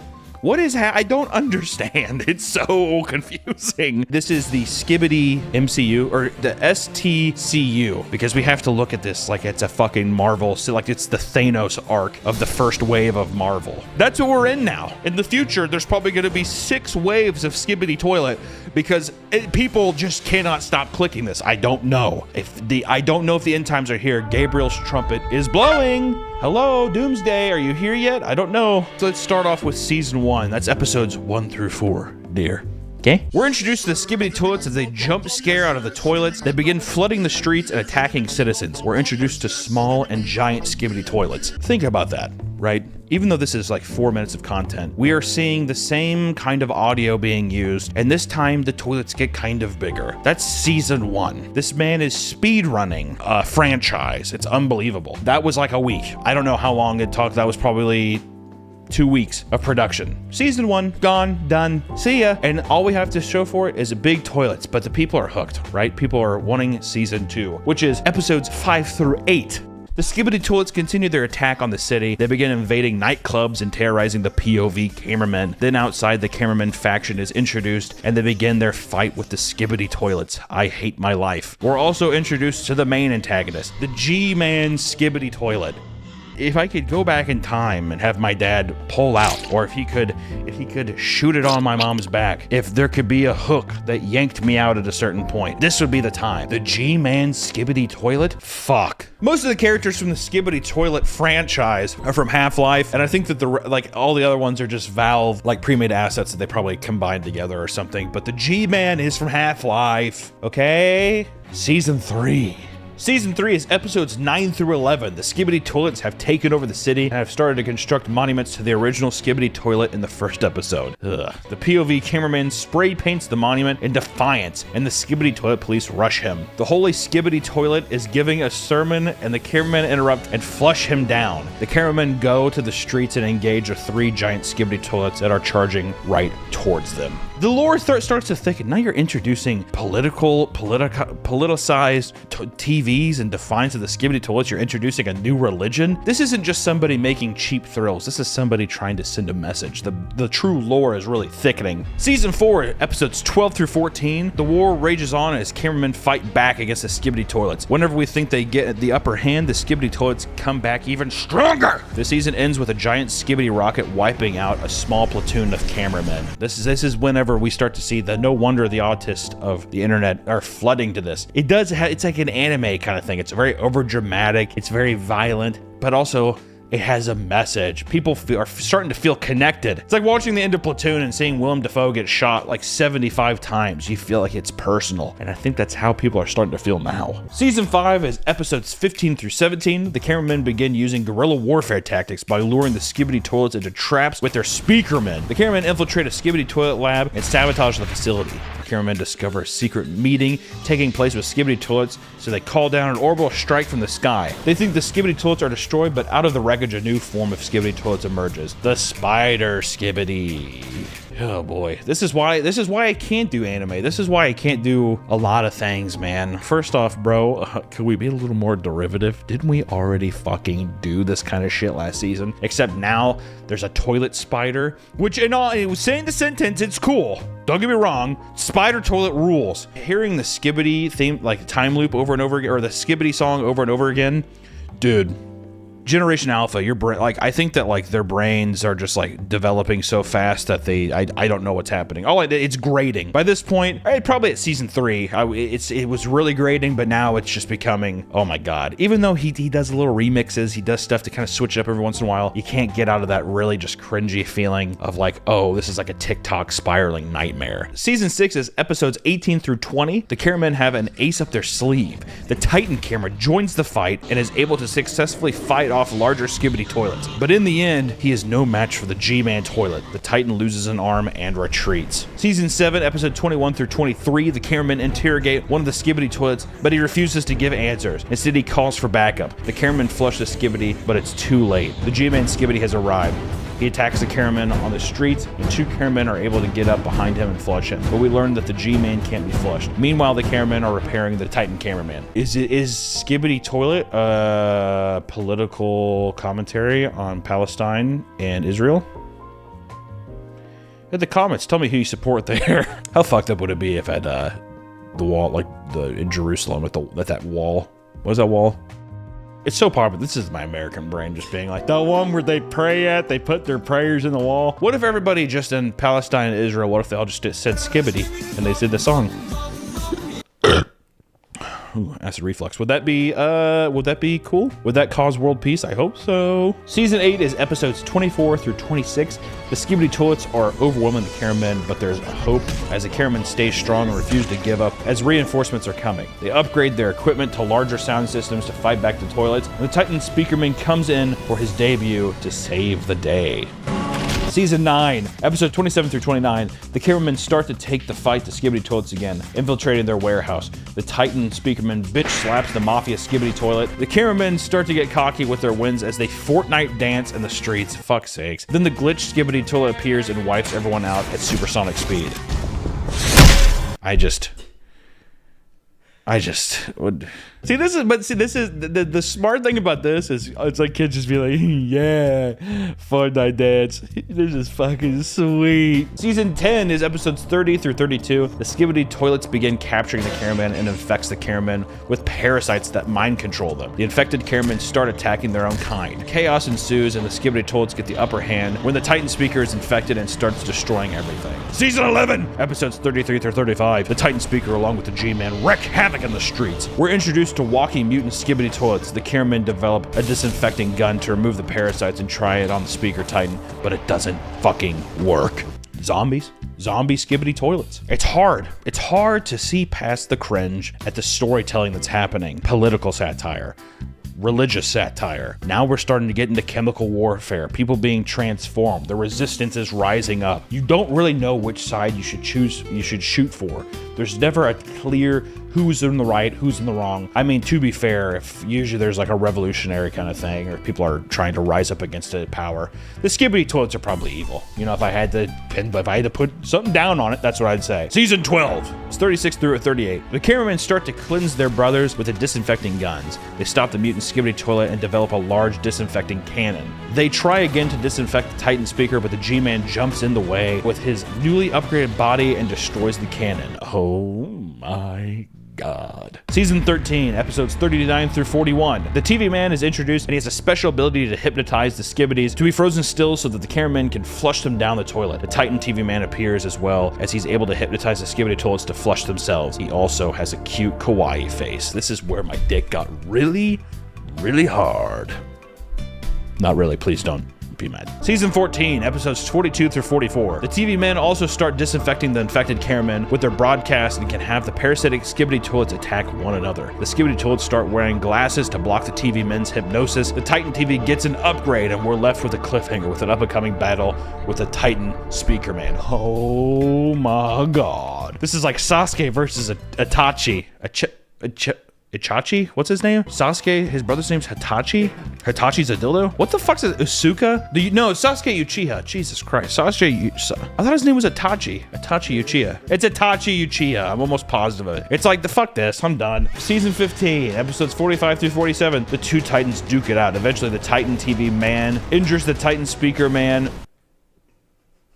Yeah. So the Titan speaker retreats. The Titan man follows, but encounters the blind jetpack vacuum skibbity toilet. Though he is no match, fuck my life. So the Titan TV man continues his pursuit. Eventually, the Titan TV man encounters the G-man skibbity toilet, so they battle. Fuck sakes. At first, the Titan TV man has the upper hand, and he almost overpowered the G-man, but he's ambushed by the buzzsaw skibbity toilet and the Titan speaker man toilet. The Titan TV man gets his speaker ripped off and his TV smashed in, so he retreats. This was a devastating time in Twitter culture. Everybody was very sad. Apparently the TV Titan man is quite a popular character. Sad, sad loss. And here we are at the last season so far, which is episodes 48 through 49. We're back on the ground as the city burns and the cameramen try to disinfect their comrades and flush more of the skibbity toilets. The flying buzzsaw comes in and wipes out all the cameramen. The skibbity toilets keep unleashing new creations and the G-man seems to be unstoppable. Just when all hope is lost, the TV woman saves the day and takes us to their headquarters. And that's where we're fucking at so far. Did you keep up? Was that a fun time? Did you get that? Here's the thing. Face value, this is... It's just something that just shows why the internet's wrong, why giving social media to children's wrong. We're a step away from hypnosis and like mind control on children. It's fucking crazy. But at the same time, if you look a little underneath that, this person is so fucking creative that they're taking such a simple thing and running miles with it. Not only are they running miles with it, but it's a fucking more cohesive story than like the Rings of Power. That's fucking insane. People are more engaged in Valve pre-made assets than they are in a $1 billion show. A $1 billion show, dude. Valve assets. These assets are like 20 years old. It doesn't matter if it's all flashy and stuff. It's like, it's just the thing of a person who knows a popular meme sound and has used like internet culture to make this whole new crazy fucking world and fantasy. Am I into it? No, not at all. But goddamn, do I have so much fucking respect for it. It's unbelievable. It's something where it's like, it's so easy to just be like, God, what is happening? What the hell is going on with these kids out here today? What are they doing? I don't know. It's so easy to be that guy. But at the end of the day, if you can kind of like separate yourself from that, it's pretty fucking magical, I'm not gonna lie. I do think that this thing has legs. I mean, I don't know. I guess don't quote me on that, right? Who knows? People, that's the problem with you fucks on YouTube viewers, dude. You all sit there and you're like, yeah, honestly, this is so me. This content, man, I was gonna kill myself, but this video saved me. And then 2 weeks later, you're like, I'm bored. Moving on, I'm bored. I'm gonna watch an Emma Chamberlain vlog again, because I'm bored. She's my favorite thing. Well, I love her. I'm gonna give her kisses. I wish I could go to the Met Gala and interview people. Give your kisses up there. But you know, you've truly made something that's like actually motivate people to be creative and like admire to do something greater when people are like wanting to be a part of the story and manipulate it. It's as like motivating and cool to see as like Kane Pixels and people who do backrooms content. Yeah, there's like some weird like kid exploitation kind of like backroom stuff with like they tailor it too much towards children, but that's just like kids like horror. That's just it is what it is. I think he even said that in his Anthony Padilla thing. But it's just something where it's like you latch onto something and you're so viscerally moved by it that you just want to be a part of the story. And to me, that's like the coolest part about like a collective on the internet liking something and wanting to like build something up together. This thing has become so much larger than DeFuck Boom probably ever predicted. Once again, bad name, man. I should have just called it Jared. Like a Jared would have been a better fucking name for a channel. But I mean, it's pretty amazing to see. Like once again, it's a cringe overload thing. It makes me, I've lost some sleep at night with this. My wife doesn't understand. I tried showing this to my mom. She doesn't talk to me anymore. I see people's reactions on YouTube about it, and you think to yourself, how do they make a living off this? And you know, it's not my place to know. For the future to see, I'm making a prediction now that in the future, we're going to be seeing a lot more of this content, a lot more fan-made content. In the same way that the Backrooms becomes its own aesthetic, I imagine you will see all kinds of variants of Skibbity Toilet until Valve themselves has to address it. And it's just going to be everywhere until everyone's really burnt out, because all you YouTube fucks, you always get really burnt out because you watch too much shit too often and the algorithm makes you post a lot. Then all of a sudden people are like, oh, I remember when that was cool. And it's like, well, dude, what the fuck are we supposed to do? We're all trying on here. I'm venting. I feel sad for myself. But that's the Skibbity Toilet. It's taking over the internet right now, and I was happy to talk about it. Defuck Boom, my cap is tipped to you, sir. I appreciate you. In the future, whenever this does become like a Marvel, the waves or sagas or whatever, we'll have to do an update whenever episode 1855 comes out. But until then, I will catch you on the next one. Welcome back to the Papa Meat channel. How you doing? How you doing? Come on, sit down, because today we're going to be talking about sports betting.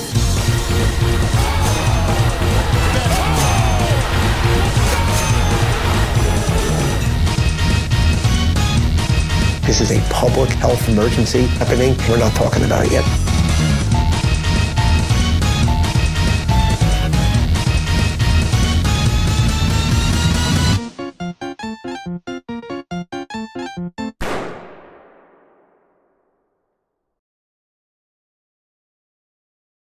Since being legalized in 2018, there has been a massive influx of online sports betting. It has gotten to a point where it's inescapable. I mean, I watch a lot of football, right? I cannot believe the amount that like sports betting sponsorships have on actual broadcast television. That seems insane, to the point where even before games there's odds. And the only reason I even want to talk about this now is because it's gotten so crazy that I cannot watch a game without having a couple friends sit over and them talking about like, oh, I just lost that bet, and they go through 7 different apps on their phone with all these different bets. It's a problem. We're in a problem. It's on your TV, your phone, billboards, and even the radio. Sports betting has become one of the most profitable and addictive markets in the world. Every single sporting event now has a multitude of different things you can put money on. And while this is exciting for seasoned bettors, it's starting to get more and more younger people to open up their wallets and gamble, pretty much.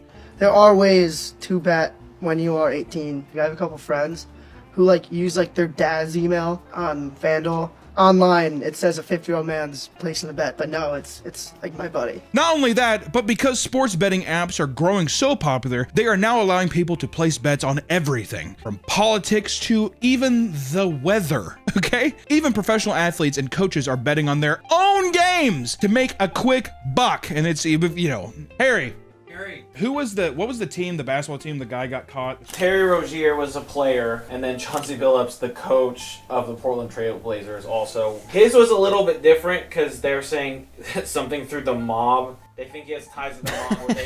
Where they, what is happening? And not only that, but then Otani's translator was sports betting, and it definitely wasn't Otani. Word off, dude.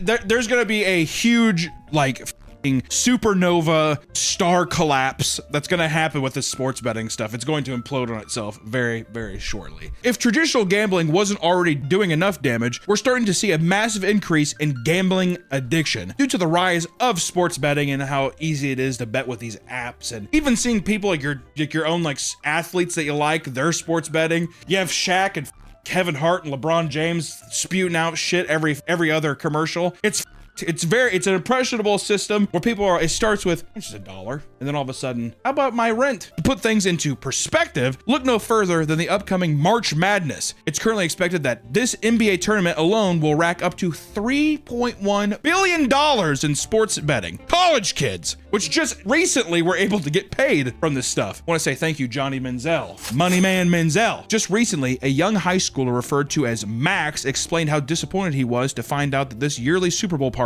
he throws with his friends is now 100% focused around betting all of their money on this event. Which, you know what, dude? Don't do it, Max. Supposed to say, oh, I feel bummed it's happening. Then don't participate in it, dumbass. Not only were his friends becoming addicted to sports betting, but he noted that many kids at his school are pulling out money from their savings and bar mitzvah accounts to do it. Oy vey. And according to him, it's all the kids in school are talking about, with the youngest person he knows starting at 11 years old. And that's straight from the source, baby. Because also, I like how people too are like, well, you have to have an ID to get on. It's like, you don't think that, have we not had Photoshop for, I don't know, 70 years? Like, oh my God. Also AI face filters. This is me.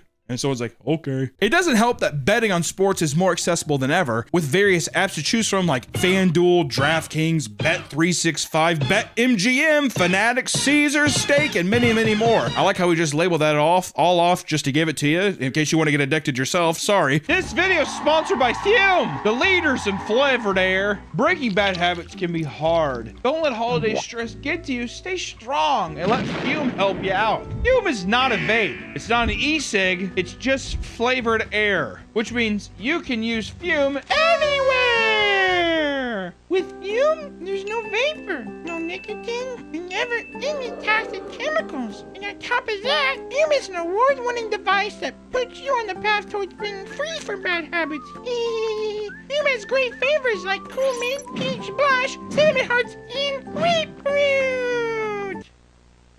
Fume is also there for you when you're feeling anxious. The device is so compact that you can take it anywhere, letting you keep Fume by your side and find your calm. With its satisfying clicks and snaps, you can fidget with the device to your heart's content. I keep mine here at my desk without taking up any space. It's so tiny, like me. Over 700,000 people have already added Fume to their daily routine, and I totally get why. It's simple, it's satisfying, and it doesn't come with any of the downsides of smoking or vaping. Literally none. And right now, if you order the Journey Pack using my code BABAMEAT, you'll get a free Fume topper. So if you've been thinking about changing your habits, this is the perfect first step. Go to tryfume.com/BABAMEAT or scan the QR code on screen to get yours today. Thank you, Fume, for sponsoring this video. FanDuel, one of the leaders in sports betting, even has physical locations where people can place bets and grab drinks as they watch games on multiple screens at once. It's pretty much just a live sports book where you can, it's like taking your dad to Buffalo Wild Wings and the dog track at the same time. It's now becoming much more normalized among casual watchers as social activity, right? You go there, you throw down a couple bones, you watch the game, you eat some wings, you go home. And sometimes you can hit it big. And that's the problem, is when you hit it big, because then you're chasing that high forever. It's one thing to bet money on the Super Bowl, but some people will literally bet on anything. Bet Online, an offshore online gambling company, even admitted that a staggering amount of people take bets on Little League baseball games. That should be illegal. Betting on small Mexican and Chinese boys playing baseball, that should be illegal. It's prevalent enough that Little League puts on an official statement condemning the act. You guys have got to stop. You guys have, the Great Lakes American baseball team, they're scared. After a while too, what's gonna happen is if it becomes where they're like, there's too much going on, every one of these fractions is going to want a piece of the pie.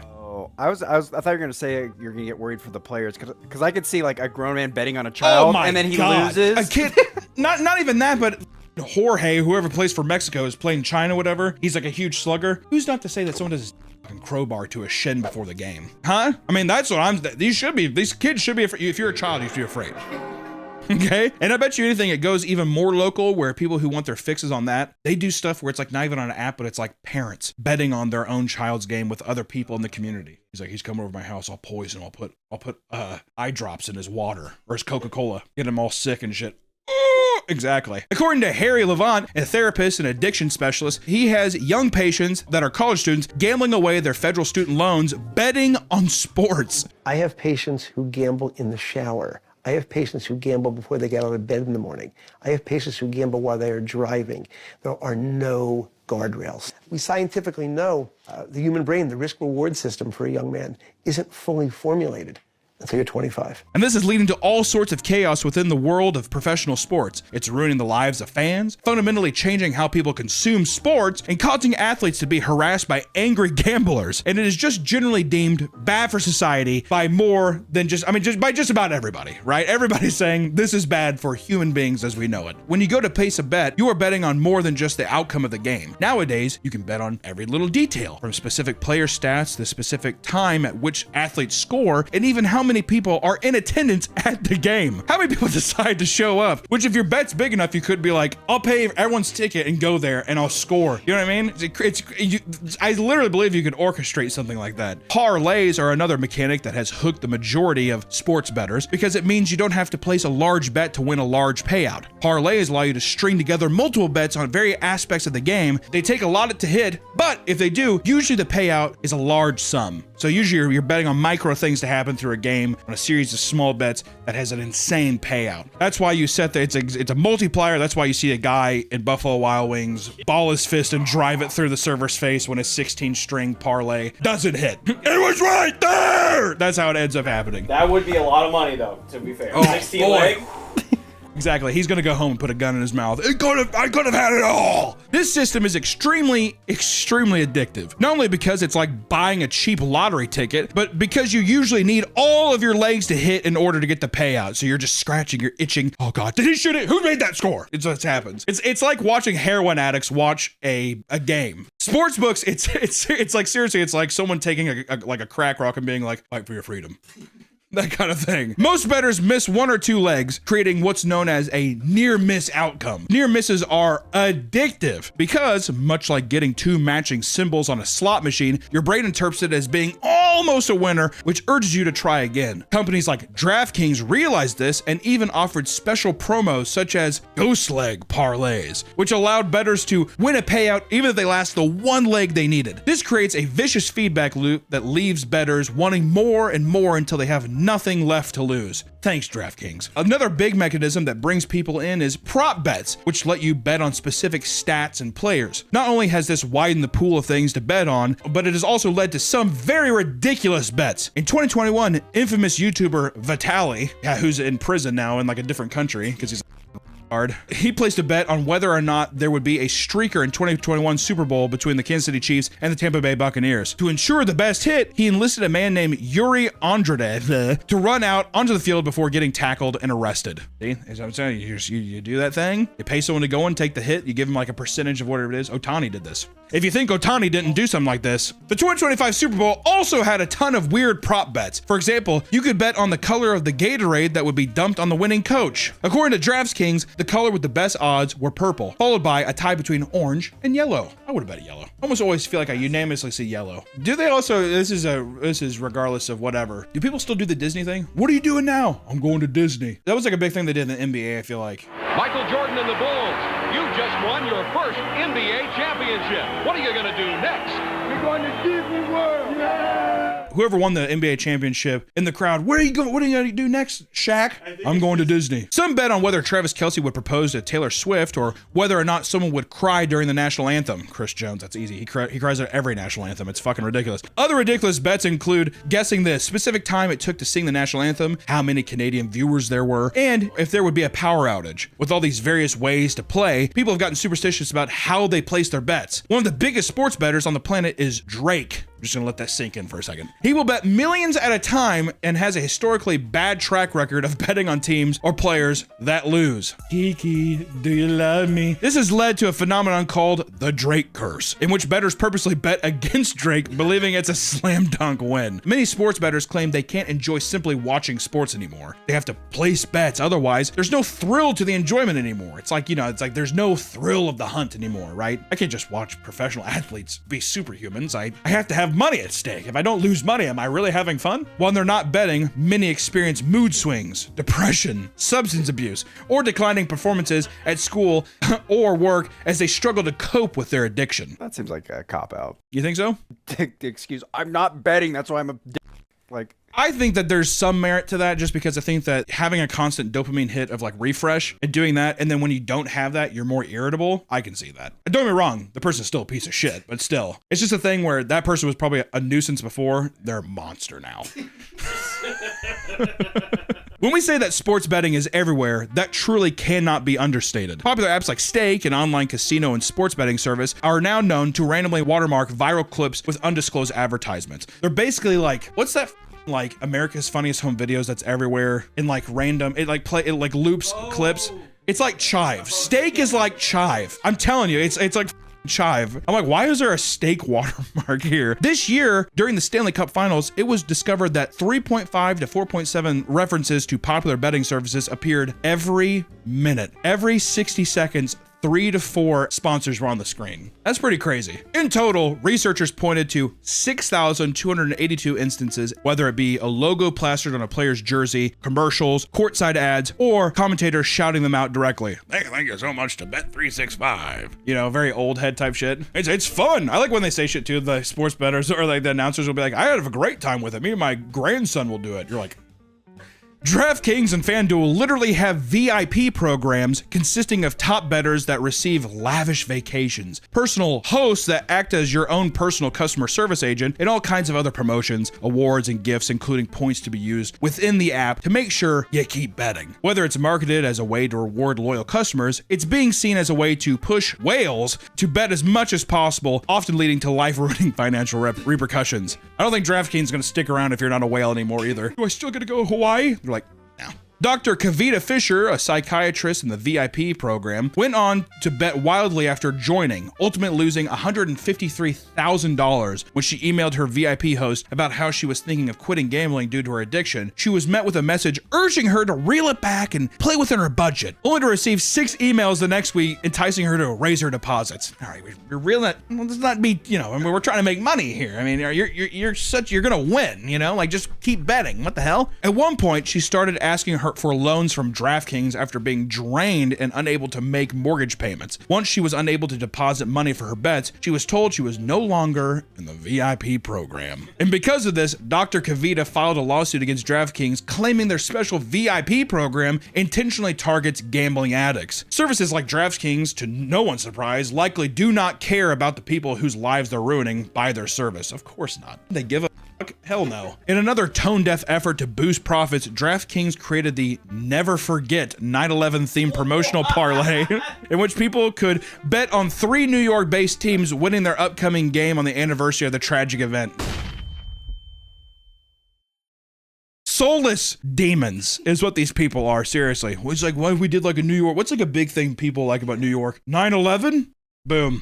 They soon had to apologize for this, reiterating that they actually cared super duper hard about the 3,000 people who lost their lives that day. 100%. Dude, we did that because I actually am so stoked on them. Okay? Kalshi is another betting service making the rounds on TikTok, allowing people to vote and bet on the outcome of any event taking place. It skirts state gambling laws by having you trade on the outcome of a real world event rather than bet the way you would on sports betting service. I'm sure that's going to be around for a long time. This doesn't just include sports, but even things like the election, who will win on Dancing with the Stars, whether or not Trump will release the Epstein files, and even what the weather will be like on a certain day. The long-term vision is to financialize everything and create a tradable asset out of any difference in opinion. And I think if you do build a general... Their marketing consists of nonstop physical and online ads, some of which are fully AI generated. And they also sponsor tons of TikToks to show off their predictions to push traffic, to get people to spend that money. Because also too, it starts with the joke shit like that too. Well, people, because these are also soulless demons who are like, well, you know, what about people who don't watch sports? I mean, Dancing with the Stars has this, you could bet on that. And you're capitalizing on meme bets, and then meme bets turn into real shit to where they're just like, well, I actually started watching sports just because I was on the Cashly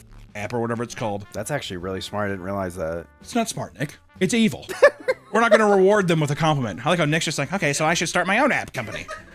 You parasite, good God. In every sports league, it is against the rules for players to bet on themselves or their team. Unsurprisingly, as more athletes are sponsored by sports betting apps and become more involved in the betting world, they begin to ruin their own sport. Toronto Raptors player Jonte Porter was investigated after he was caught placing 13 bets on NBA games from a friend's account while he was traveling with the Raptors league team. What a idiot, dude. God, people are so dumb. It's unbelievable. During their investigation, the NBA also found out that Jonte had discussed his health with an anonymous sports bettor and then purposely underperformed so their bet of $80,000 would hit for $1.1 million. These defendants perpetrated a scheme to defraud by betting on inside, non-public information about NBA athletes and teams. The investigation concluded he was guilty and banned him for life. He's like, I like basketball. What are you talking about? Terry Rozier was caught selling info to bettors for $100,000 and purposely left a Hornets game in March of this year with an injury so their underperformances money line would hit. That's a bit weird, right? Even worse, he flew the bettors out so he could count the profits with them. He was placed on an immediate leave by the NBA and is indicted on charges of wire fraud conspiracy and money laundering conspiracy. As for the head coach, Chauncey Billups has been linked to an anonymous bettor who would tell other bettors that Portland would tank, as well as revealing certain players would miss multiple games in the 2023 season. This was a part of the backdoor deal to help bettors he worked with to win prop bets. He was also involved in rigged high-stake poker games with the Mafia, in which multiple other famous former NBA coaches and players participated. LeBron for sure. I can see LeBron being like, what? He's like, what? LeBron's like, you Italian and a mobster? Let me get in on that hand. Brony's in the back dribbling. I could see LeBron doing it. Also, I bet Michael was there. Trying to tell me Michael Jordan wasn't in those Mafia card games. Yeah, right. Following Chauncey, 14 Mafia members were arrested in New Jersey for running a multi-million-dollar sports betting ring that involved several NBA and college players. One of the highest paid sports players of all time, Shohei Ohtani, the rat himself, recently faced a scandal that cost him millions. Impe Mizuharu was Shotani's interpreter that followed him everywhere as he repeatedly interviewed. Because Shotei is very wealthy, his interpreter was also paid pretty fucking well. However, his salary wasn't enough, and he went behind Shotei's back, stealing nearly $17 million directly from his bank account. Oh, I'm sure. I'm gonna go in speculation time here. Because he gets 2 years in prison. You think Ohtani's not going to be like, I'll give you $50 million. I'm going to give you $50 million if you go 2 years in prison. The guy's like, I get to retire. 2 years of not doing anything, laying on my ass in prison, just trying not to get... That's it. That's all I have to do. Come on. Back in 2002, 3 friends were charged and sentenced to multiple years in prison for wire fraud because they were caught rigging horse bets. A 2002 horse bet ring? Come on, man. That's sick. One of the friends, Chris Harn, worked for a company called Autotate, which managed all horse racing wagering for the major races. While working, he noticed that there was a window after the races ended between when the bets were placed online and when the actual money reached their system. So he placed bets for himself and his friends on the 2002 Breeders' Cup and went in. After the race was over, he would change their bets and win big. In the end, their $1,000 bet turned into $3.1 million jackpot, and they began celebrating their newfound riches. However, it was never paid out because they got caught. Oh, I see. Yeah. Are you kidding me, dude? They got it fair and square. The horse they chose had 43-1 odds, and he was the only person to pick all 6 races correctly. A bit greedy. It soon became apparent that he had cheated, and once the FBI concluded its investigation, all 3 men pleaded guilty to their charges. After their sentencing, all their winnings were redistributed to 78 bettors who had correctly picked 5 of the 6 races, and the horse racing industry quickly upgraded its betting software to prevent something like this from happening again. One of the worst things about becoming entrenched in the world of high-stakes sports betting is simply the fact that even a casual game of football suddenly becomes the most stress-inducing event of your fucking life. There are countless videos of people losing large sums of money betting on sports only to ruin everyone's day by screaming like a maniac and breaking objects. Many TVs have lost their lives in the process. One man who bet money on the Super Bowl erupted into tears and threw a tantrum in front of all of his co-workers after losing his entire paycheck on the Super Bowl. He shouts about how he'll never watch a football game again as everyone films him and cracks jokes at his expense, which I would have done the same. Idiot. Many sports gamblers take their anger out on the watch party, as it's now become more common for people to send furious messages and straight up threats to athletes after losing bets. 23-year-old Ben Parlay Pats, for example, was caught using anonymous Instagram accounts to say horrendous things to athletes, going as far as to threaten to break into their homes and behead their entire families. Good old Ben Parlay, huh? This is such a big problem that the NCAA had to run the Don't Be a Loser ad throughout the March Madness, which was essentially an anti-harassment video urging people not to abuse players due to sports betting. Hey, could you not cyberbully these 18-year-olds on live television? Thanks. If you're struggling with a gambling addiction, make sure to reach out and get help. We'll even put a little link right here. I mean, who knows? I'm telling you, at least with all the odds that I read, I bet you 1 in 5 Papa Meat viewers are a gambling addict, so... Here's your link if you need help. After all, the world of sports betting has gotten out of hand, and there's no telling how much worse it's gonna get. What is now a billion-dollar industry is set to continue to grow and become an inescapable part of our daily lives. So do whatever you can so you don't overindulge in it. Just because it's more common doesn't mean it's any less dangerous, y'all. Stay safe, keep your wallet intact, and for the love of God, maybe just watch the superhumans play sports for fun. All right? We will see you in the next one. Bye-bye. I don't believe that there is an addiction to mobile betting any more than there is an addiction to utilization of your phone for any other reason. You don't think adding a layer of betting makes the phone more addictive than just tooling around Instagram? No. There is problem gambling. It is a real problem. Whether it's gotten bigger or it's just become more noticeable because sports betting is legal, I think is an unknown. Really?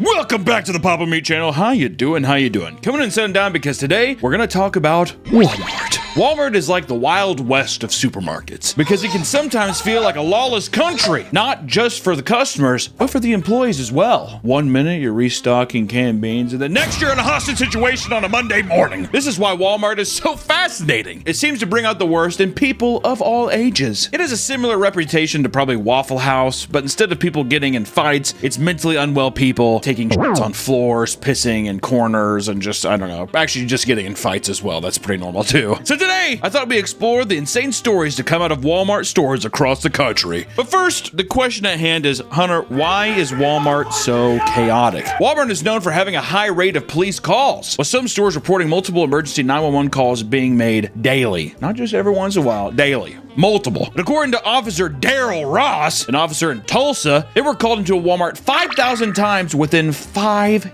years. 1,000 calls a year. Yes, but only 300 times to Target department stores nearby. 5,300. Bit odd. Poverty will do that. It's not just the poor going to Walmart, it's just the poor. The crimes can range from shoplifting to physical violence and even attempted shootings, which is just fun. And the average Walmart is like a massive warehouse, so it requires tons of security on staff to make sure that everything is being covered at all times. AKA an 88-year-old man at the front door that looks at your receipt like this. Okay, you're good. Thank you. That's it. That's the security. Don't judge a book by its cover. That's true. That old man gets up and he's like, I'm gonna break your legs. He's probably packing heat. I got a gun. You see Gran Torino? Get off my lawn. It wasn't always as bad as it is now. And many attribute the increased crime rates to Walmart's aggressive cost-cutting policies that slowly degraded the store's quality and greatly reduced the staff. It's also the case that Walmarts tend to be located in impoverished, struggling communities that may already have higher rates of crime. Regardless, there is a seemingly endless amount of stories about absurd crimes being carried out inside of Walmarts. These crimes can range from simple robberies to people straight up planting makeshift bombs in the store. You like bombs? We got them! So let's talk about one of them now, starting with the 2023 Sparta Walmart fire. Let me tell you a tale. You feel like a little true crime thing here. 17-year-old Emma Smith had set a fire at her local Walmart, causing over $7 million in damages. Security footage shows Smith entering the Walmart for the purpose of purchasing oatmeal and mayonnaise. Classic combo, O&M. And out of nowhere, she had decided to pull out her lighter and light a fake plant ablaze. All of a sudden, she was like, burn, and just lit up this fake plant. Who knows why? I don't know. She literally said it's because she just got a compulsion, a random urge. That's an autism thing for sure. She's like flicking it probably in her pocket. It burns my legs. It burns my legs in my pocket. According to her, she was going to reach into her phone to call her mother when she felt the lighter instead. So she gave in to her random impulse of lighting this random fake houseplant on fire. Feels kind of weird. I was gonna call my mom, but I felt my lighter instead. Okay. She didn't think the fire would spiral out of control as fast as it did. It was later noted that she had not been taking her medications that day, which likely altered her decision-making skills. She's like, I didn't take my Tylenol. What does that have to do with anything? I get headaches. And on the way out, she decided to take a brief video of the fire where she acted shocked and instructed people to evacuate. Oh my God, get out of here! Everyone move from the area! Everyone move from the area! She received 3 felony charges for arson after pleading guilty and was sentenced to 60 days in jail, 4 years of probation, and $8.6 million in restitution. Now, Nick, I'm not a gambling man, but do you think the 17-year-old autistic lighter-obsessed Human Torch has $8.6 million to pay back? Better start investing in crypto. She's like, I better get a job at AutoZone. And not all Walmart crimes are as damaging as this one, but we could talk about the cowman who stole 26 gallons of milk. In 2011, 18-year-old Jonathan Payton crawled into a Walmart on all fours, dressed in a cow costume. He began stealing milk cartons, loading 26 of them into a shopping cart, and he left Walmart only to start giving the milk away to customers outside of the store. He was eventually stopped by police and attempted to flee the scene by skipping away from them. He literally skipped away in a cow outfit. But eventually, he was given a court summons for $96 theft and released soon after. Like, it's not even $100. Would you even take him to court? Just give us back the milk. It's the message. You can't show up to Walmart in a goddamn cow outfit and think you can just get away with whatever you want. Is modern day Robin Hood. Well, I was gonna say, do you think the locals are like, we love you, cowman? Robin Moo. Robin Moo. We're on fire today with the imagination here. There's no footage of the crime taking place and no proof that this was for some sort of prank video, making his actions even more strange. You kind of want someone to come out of the woodworks and be like, yeah, it's a high school prank, but no. I think motherfucker was just bored on a Tuesday. And you may think Walmart crimes are only being done by customers, but no. Even employees have been caught in some of the most bizarre scenarios, like the Walmart male prostitute. This guy kind of looks like me. This does kind of look like you. Look at him. He kind of looks like a male prostitute. I suck for money. You joke around, you might say those things, but you know, coming to the realization where you're like, I'm transactionally sucking for cash. That's got to be a bitter pill to swallow, huh? Managers from a Walmart in Queensbury, New York, received a strange anonymous complaint from a customer. It stated that there was a man performing sex acts inside of the store. It's got to be the dressing room. Meet me in there. They reported the tip to state troopers, who began an undercover investigation to find the culprit. It was discovered that a 22-year-old man working at the Walmart named Foster Bills was using Craigslist ads to advertise his services. This wasn't the first time, as he was also caught doing this previously at a local library. The Craigslist Casual Encounters ad read as follows. Title, Quickie and Crandall? Male for male, 22, restroom. Young guy looking for a little spending money. Love that. I'll suck. I gotta have some quick cash. I want to buy myself a new suit. I'm at Crandall Library for a little bit, so hit me up ASAP. I head to the restroom, wait for you pants down, and bend over toilet. No waiting, no names, no risk. Just be clean and D-free. Bring condoms if you like, not necessary. I do have lube. Higher gratuity, head of the line. I just want to say, out of all the things that could have been, that is a straight shooting post. Yeah. You kind of have to have some respect for it, right? Listen, I'm gonna be bent over a toilet. You just do what you gotta do. They call me the slop trough. That's where all the piggies come to feed. Charlotte's Web. Not in the library. The undercover investigator met with Bills and exchanged money for his services, after which the man was arrested and charged with misdemeanor prostitution count. Misdemeanor. So he's like bent over, his like gaped open, his prolapse, red cabbage is coming out and doing this to him. And the guy's just like, here's a misdemeanor. What if Walmart tried to hire him? What department would a guy who... Customer service. Tire salesman. Yeah. You're mad? So you're mad about the tire prices. Well, how about you take me to the bathroom and f*** me silly? I want to speak to your manager. You are looking at him. The other guy's like upstairs. He's like, he's the best goddamn employee we have. Customers always leave happy. Today's video is sponsored by Aura. Have you ever wondered how many scammers get your phone number? Or why your inbox is flooded with spam? It's because data brokers are selling your data without your consent.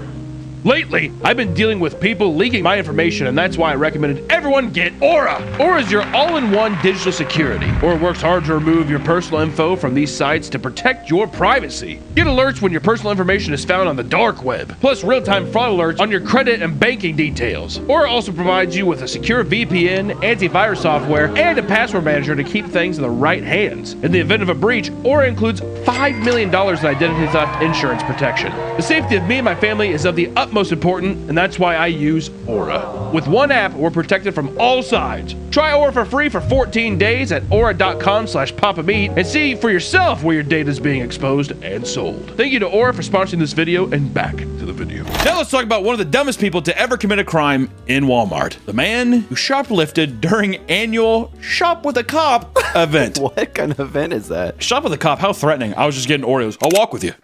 Doesn't that seem creepy? A Walmart store in Virginia hosts an annual Shop with a Cop event where struggling families are accompanied by local law enforcement to shop for gifts for the holidays. That's nice. They can't take too much. That's what the cops are for. All right, put in the car. Just stop! Please stop resisting! So I'm guessing the cops are more so being like, I'll pay for your groceries. So it's like the local community coming together or whatever. During this event, 32-year-old Hector Velasquez walked into the store, saw 50 police officers and sheriff deputies, and still attempted to steal around $1,400 in merchandise, which has to be 30% of the store.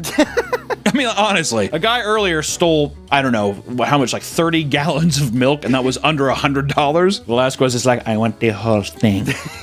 Hector won it all. He was caught on security cams, and suddenly various officers started getting calls about a robbery occurring right next to them. Everyone started searching the store and found that Velasquez trying to sneak out of the back of the building. He was arrested, and the officers revealed to reporters that up to 40 patrol cars were parked next to Velasquez's car. They were shocked that he believed he could get away with the crime, which honestly, I wonder if he's just like doing the crimes in plain sight. No one would expect a guy to go to Shop with a Cop and steal. Or maybe he's trying to get like an achievement. What if he was looking for bills? And not all Walmart crimes are this blatant. Some can be more secretive, like the Walmart sewer meth lab. Awesome.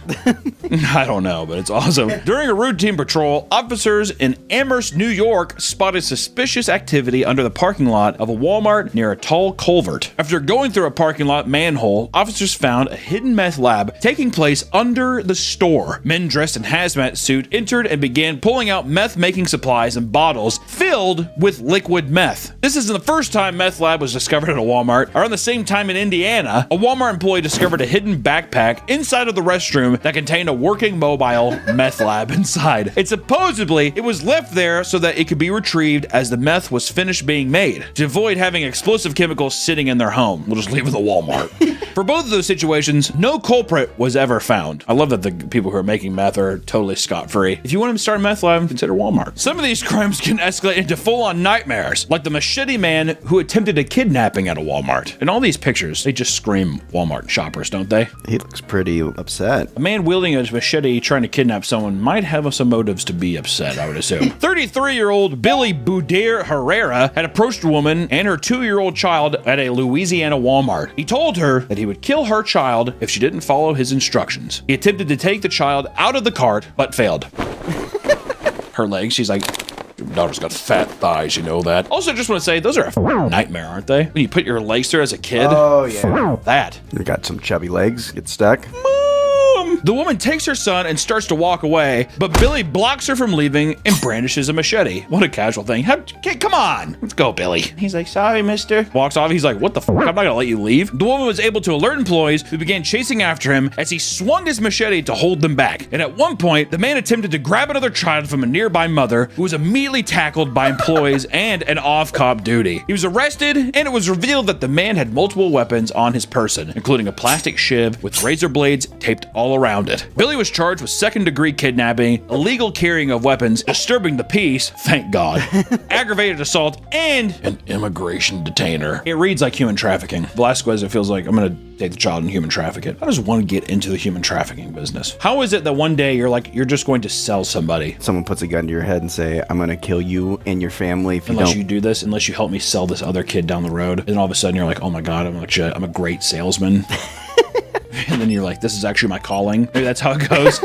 If you thought that was the most bizarre story relating to a Walmart crime, you probably haven't heard of the Walmart exorcism. Jose Ferris and his son Victor Ferris were involved in the exorcism of their own mother in Stockton, California. Jose and his wife had struggled in their marriage, living separately after getting divorced 1 year prior. She would periodically visit to spend time with the two of them. According to Jose and Victor, she had been acting incredibly strange recently, to the point where they believed she was possessed by a demon. They agreed to meet her at Walmart to attempt making the marriage work after repeated disputes. Jose drove to her new place to pick her up. Beforehand, he had taken a detour to pick up two priests that he had spoken to prior. When his wife entered the car, they began a full-on exorcism. They proceeded with the sacred ritual and, at one point, doused her with sacred oil. Reportedly, her roommates at the time alerted the police, who came down to the parking lot and arrested the two men. Both Jose and Victor were held in jail for suspicion of kidnapping, conspiracy, and to commit a crime of false imprisonment. The woman was not hurt, and the priest did not face any charges for their participation. I mean, he was just doing what the good Lord was trying to make him do. So they were supposed to meet at Walmart, but they just, this wasn't at Walmart. This was at Walmart adjacent. We'll just say it was in Walmart.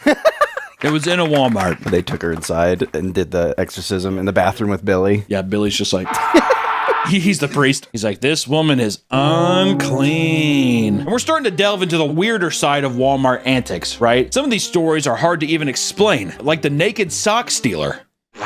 A 32-year-old, 300-pound man named Verdon Lamont Taylor was arrested by police after being found naked at a Walmart in Pennsylvania. Surveillance footage shows the man undressing himself in the parking lot before entering the store. Employees began fleeing the area and calling police, who arrived on the scene soon after. And it appears that the man had stolen a pair of socks and put them on while he was naked. Feet must have gone cold on that tile. Cold tile. Cold tile. Authorities tried to control the situation, but Taylor refused to comply. The man was tased and arrested, during which time he spat directly in an officer's face. He was charged with various things, namely indecent exposure and retail theft. Gotta get them socks in. Do you think he was high or something? Mentally disturbed? I think that a vast majority of Walmart shoppers smoke meth. That seems like very meth activity, or like bath salts. Getting naked and being like, and then only grabbing socks. And like stepping around like a giant baby. Maybe you wanted to go to the Subway in the Walmart. Have you ever seen anyone naked in a Walmart? I have seen someone be tased in a Walmart though. What for? I think he was trying to rob something.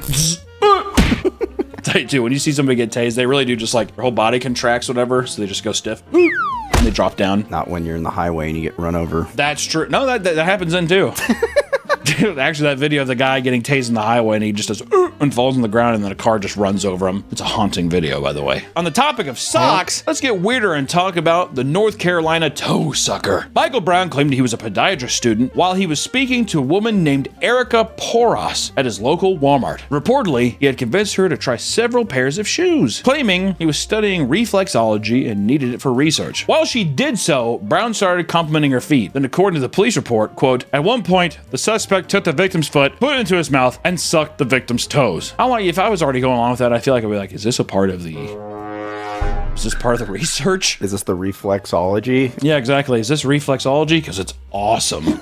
He told her that he would pay for her groceries if she agreed not to tell anyone. She went to the authorities and the man was soon arrested. And apparently, he was already listed as a registered sex offender. Further investigation led to multiple unconfirmed stories coming from multiple women that were very similar. Some women recalled him explaining that he was doing a survey on a test of people of different races and nationalities. And one woman, Rebecca McBride, stated, quote, he went on to tell me that he was studying reflexology and he noticed my feet and how nice they were. He started examining my feet, taking pictures and videos of my feet until he started to sweat and shake, and it was his cue to go. I gotta get out of here. Your feet are amazing. He was held on bond for $50,000. Speaking of feet, we did have a feet-related video that got nuked into the Earth's crust on this channel. And if you want to watch extra bonus content like the feet video or ranking death sticks, be sure to check out the Patreon where you have access to more content. Now, across social media, you can find countless insane stories from employees of Walmart venting about their time working for them. Let's take a look at how bad things can get at the job. My mom was a manager at Walmart. She told me about this woman who was trying to steal a prepaid phone. When she got caught by security, she used the knife she was attempting to open the plastic packaging with to cut the security dude after cutting herself. She then went on to scream at them and say she has AIDS, and now he's going to have it for trying to stop her. Wouldn't that be nice? That's a little scare tactic. You have AIDS now! If someone with AIDS threw their blood on me, I would be livid. I was gonna say, I think it was 6th grade, I spat on a kid one time and he thought I had hepatitis C. What grade was this where you could even comprehend Hep C? We just learned about it. Oh. Yeah, the teacher's like, don't spit on somebody that might have Hep C. The teacher's face is like just riddled with, she has like sores and shit. Hawked a fat loogie on the kid's face. Wow, that's rude. Oh, I thought he spat on me, so I chased him around. Couldn't grab him, so I just went... He did that little Jurassic Park dinosaur meme. Anyways, another post says, a woman comes in with some panties and said that they didn't fit and she wanted to return them for cash because she had already bought the correct size elsewhere. She had a receipt and plopped a Walmart bag down on the counter. Inside the bag were 6 crusty crotch shit-stained panties that were biohazard from 6 feet away. Needless to say, I did not touch them. I paged the manager on duty and he tells me to just take them back despite being very nasty. Process the return and she happily left the store with her $8. Which I will say, I think at Walmart you can bring back anything and they'll just be like, okay. It's pretty weird. Life hack, buy whatever you want and just return it later. Another post said, had a woman in her mid-40s decide to barricade herself in her family restroom so she could huff some air duster she stole from the electronics department. We called the police and they had to break the door in to get her. Thank God they did, because she almost OD'd on the air duster. Do you think Bill was there?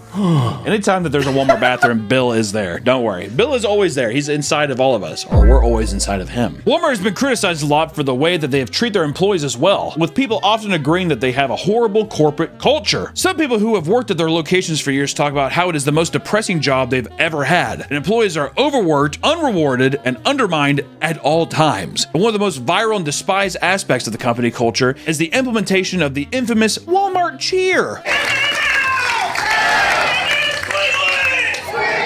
According to the Walmart training manual, the original founder of Walmart, Sam Walton, started a Walmart cheer in 1975. He was inspired after seeing workers of a tennis ball factory in Korea gather every morning to perform an enthusiastic cheer, which is so funny to think Sam Walton is just over in Korea. He's like, look at that. Look how fun they're having. We're going to do that in the States. Thank you, Mr. Kamigachi. I'll see you next time. Okay. Anyone can be given the surprise role of leading the cheer at any time. You like feeling publicly humiliated? Well, here you go. Well, the goal of this cheer being done every morning was to bring employees together. Many are absolutely humiliated that they have to do so for a company that treats them so poorly. And one Redditor explains that employees are threatened with coaching or termination for not participating in said cheer. Someone says, forced to do the Walmart cheer. If one person in the group doesn't do it, then we have to start all over again. This is now a requirement for a minimum of 2 meetings in the afternoon. Another person says, I had someone get written up at my old store for refusal to do the cheer when they walked away when we were about to start. Many employees admit that they found themselves becoming angrier, more hateful people after working at Walmart and having to put up with the rude customers and unprofessional staff. Walmart had me dislike most old people. Every position I've worked in, they've always been the worst. Of course, dude. I could have told you that. Hey, old people smell and they suck. Old people just smell like death, which is just the worst part. Their skin's literally rotting. Well, yeah, they're like, I got PB. Someone responded to that and said, they don't even ask for help, just yelp like tomato juice in my face, expecting an answer. I'd slap that old bag right in the face. Whoa! Hunter from a different timeline here. I had to come back in because when we got done recording the initial video, so you might see me swap shirts here. Do you guys remember peopleofwalmart.com and all the amazing photos that came there? It hit me like a freight train after we recorded, so I had to include it in, but peopleofwalmart.com, I'm pretty sure it's still up and active and people still post photos there. And there's also a couple more stories I wanted to add in. One in particular was the Walmart crime ring, because in 2024, it was revealed that a group of 7 people were participating in mass robberies across 10 states. The crime ring, which typically focused on stealing televisions, made off with close to $700,000 of products within a single year from Walmart's. They would enter stores like Walmart and purchase 70 to 80-inch TVs, often valued around $600 or so, and then they would rush them back to a truck waiting outside where they would quickly unwrap, remove the product, and from there, they would put a broken TV inside of the box and return it and get their money back. Pretty solid proof plan. This is a big scam online. They'll buy something and then return it, but throw rocks. Yeah, so it has weight to it, yeah. Wow, that's weird. The TVs usually don't sound like a bunch of broken glass and rocks. That's odd. They would then use Facebook Marketplace to make profits selling the brand new TVs for like a marked up price. So not only are they getting their money back, they're basically getting like 200% worth of profit here. And the worst part is that not only were they making a massive profit from the robbery, but Walmart customers would buy their own TV only to find the broken ones inside from their refurbished section. This became a full-time job for them, and they were working so fast that soon every Walmart in the city had been hit multiple times. And eventually, someone was able to find some of the people involved by tracing the membership cards they occasionally used for their TV returns. 4 had been placed under arrest for theft, laundering, larceny, and more. The final 3 members, on the other hand, are still unknown. Out probably still buying TVs at just different places. Probably Best Buys, because people who work at Best Buy are like, I don't care. The ship is already sinking. How is Best Buy still open? I thought they were going bankrupt. They have to be. I'm not going to give, we gave Red Lobster their little safety thing. Best Buy, good riddance is what I say. And one of the biggest bombshell stories in the world of Walmart crimes, however, is found in Georgia, where a man was falsely imprisoned for kidnapping right outside the subway. He was like, I was just getting a cold cut combo. Cold cut combo. An older man named Mahendra Patel was at Walmart to pick up some Tylenol, and he was having trouble finding it. So he asked a woman nearby where he could find it. The woman was 26-year-old Caroline Miller, who had been shopping with her 2 young children. According to Caroline, the question was just a distraction that he used to get close so that he could grab her son away from her. I have a headache. What's that? Apparently, this sparked a tug of war for the child. Caroline successfully pulled her son away from her, and Patel was arrested soon after she called the police. Caroline told the story of a brave mother fighting to protect her child, but security cam footage told a completely different story. Patel noticed that the kid who was on her lap in the scooter was like going to fall off, so he was just trying to help him from falling and not cracking a skull on the ground. He quickly lunged forward to balance him and had no intentions of pulling him away from his mother, and there was no sign of tug of war claimed by Miller, showing that she greatly exaggerated the story. Patel was put under police custody for days, and they claimed there was still more to investigate before letting him go, which is so funny where it's like, you saw. Yeah, so pretty much had to like tackle him, and we played like, we leg wrestled for 45 minutes. It's like, no, you're in a cart, and he just tried to help your son from falling and hurting himself. I like how they're just like, we better keep him around for a while. What's crazy is in the footage, there's an eyewitness who notices, and he like looks. He doesn't give a shit. It's Walmart. They interviewed her, and apparently she said she just uses the scooter because the kids like it. That's nice. I'm sure the person crawling around the store with their like incapacitated legs, I'm sure really likes that. I'd imagine if a guy saw like a man actually pulling a child off of like a rascal, they're probably like, I just saw a child get strangled with a garden hose here last week. This is nothing new to me. This is all completely normal. The fact that she rapidly began taking interviews and using social media to share her thoughts seemed suspicious. Probably a person who's like, yeah, I'm a total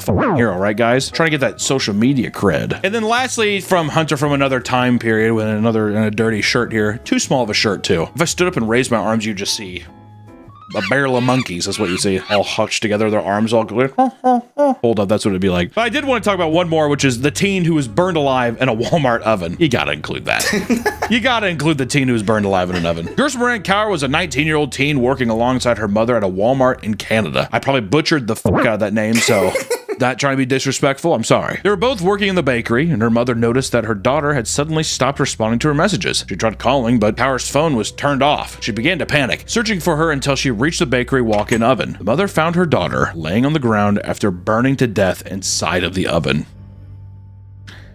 God damn, dude. I like how we're trying to be sympathetic now. Yeah.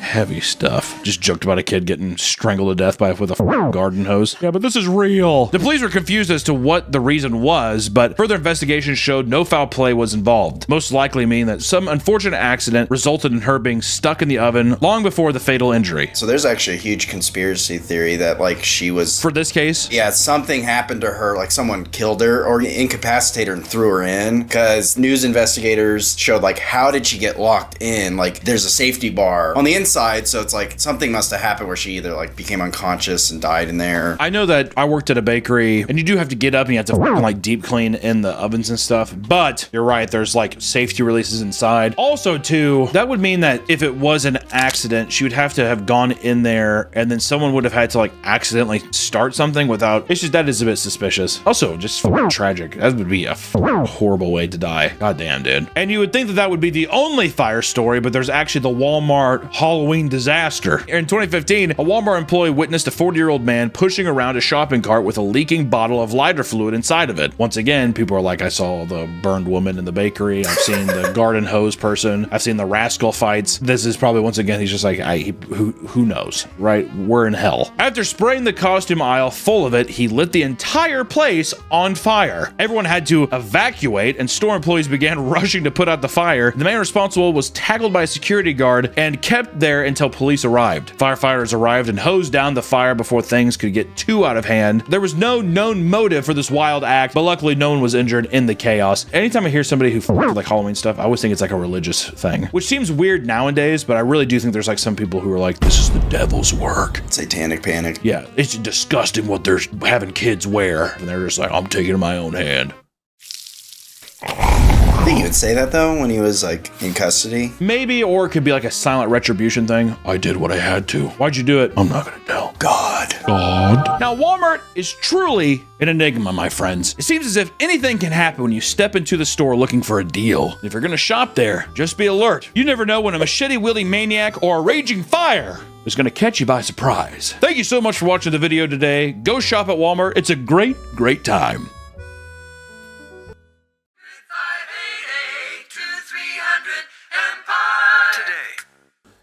Come on. God damn it. Grandma, everybody loves Raymond's about to start. We haven't even chosen our TV dinners yet. It's starting! Grandma, it's starting! Oh, God. Oh, jeez, what the hell, Robert? What are you doing here?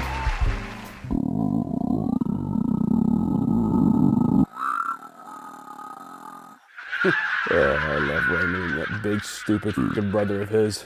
Grandma, are you coming? Oh, okay, she fell. All right, never mind. Well, welcome back to the Papa Meat channel. How you doing? How you doing? Today, we are going to be trying all of these amazing TV dinners. Now, let me tell you something. I am not going to be eating all of these because I'm pretty sure if we ate actually maybe 5 of these in a row, there's enough sodium it would put down a bowl. Make all the fat jokes you want. That's a little bigger than me, okay? A little bigger than me. We have a lot of the classics. We have Hungry Man. We have fucking Marie Calendars. We got Banquet. Fuck. We got Banquet. We have Banquet. We have Stouffer's, Smart Ones, Lean Cuisines. We have Kid Cuisines. We have it all. And we do have some surprise celebrity chef TV dinners that I didn't even know those were a thing. I think how we're gonna rank this little tournament, this little excursion, is we're going to base it per meal. So we have the Salisbury steaks, some fucking chicken, turkey, etc. So without further ado, let's get into it. Which one should we start with first? Let's start with the classic mac and cheese. Oh, I was thinking the same. You were thinking the same one? Let the mac and cheese roll.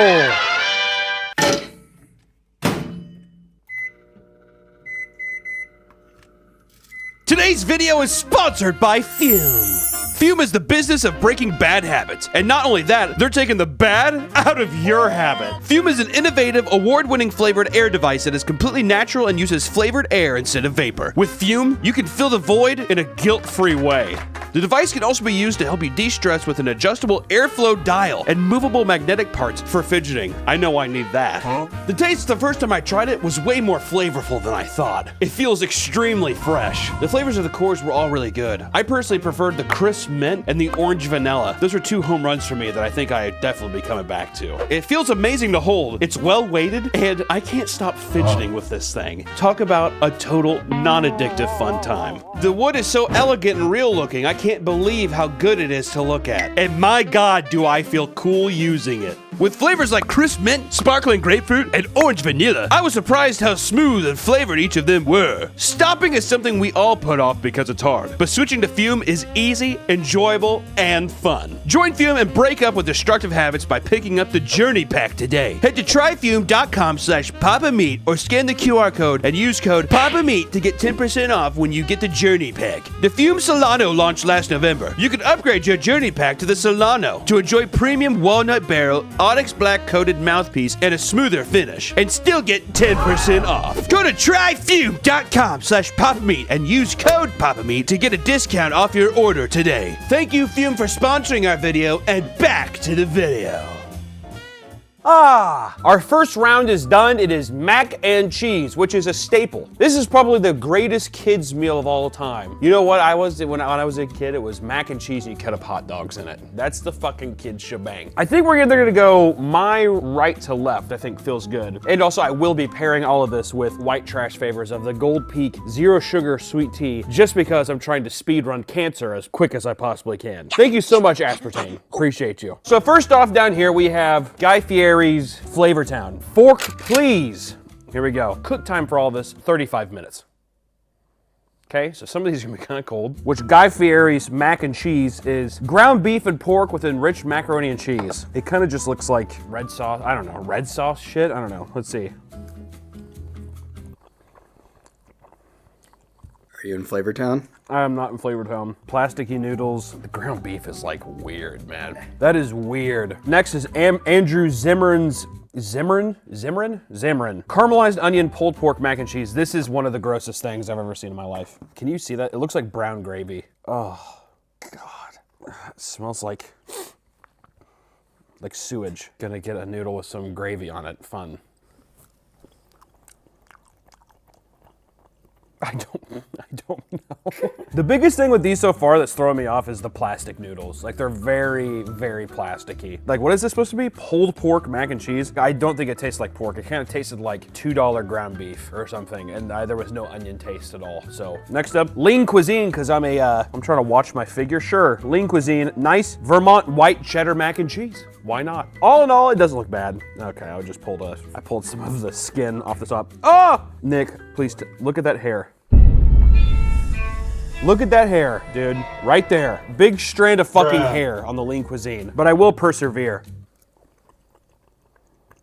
It's fine. It tastes like mac and cheese. The only thing with this is that it has the same texture as like mashed potatoes. But it does taste like white cheddar mac and cheese, so that's a positive versus these. Like the noodles are kind of mushy, but all in all, I mean, I don't know. It's whatever. Now look at this, dude. Stouffer's macaroni and cheese, no huss, no fuss, no fucking ground beef, pulled pork mess, whatever. This is, aesthetically, I gotta say this is the best looking one. Oh, baby, that is just creamy.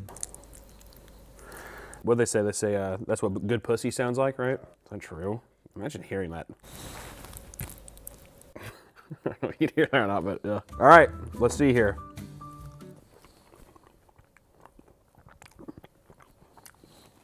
Oh, it's a bang. Stouffer's knows how to fucking do it, dude. That's good. Unironically, I would eat that more. That's really fucking good. I don't know what the fuck is happening down here, okay? Enough with the fucking gimmick of the pulled pork and stuff. That's obnoxious. That looks like what I feed my donkey.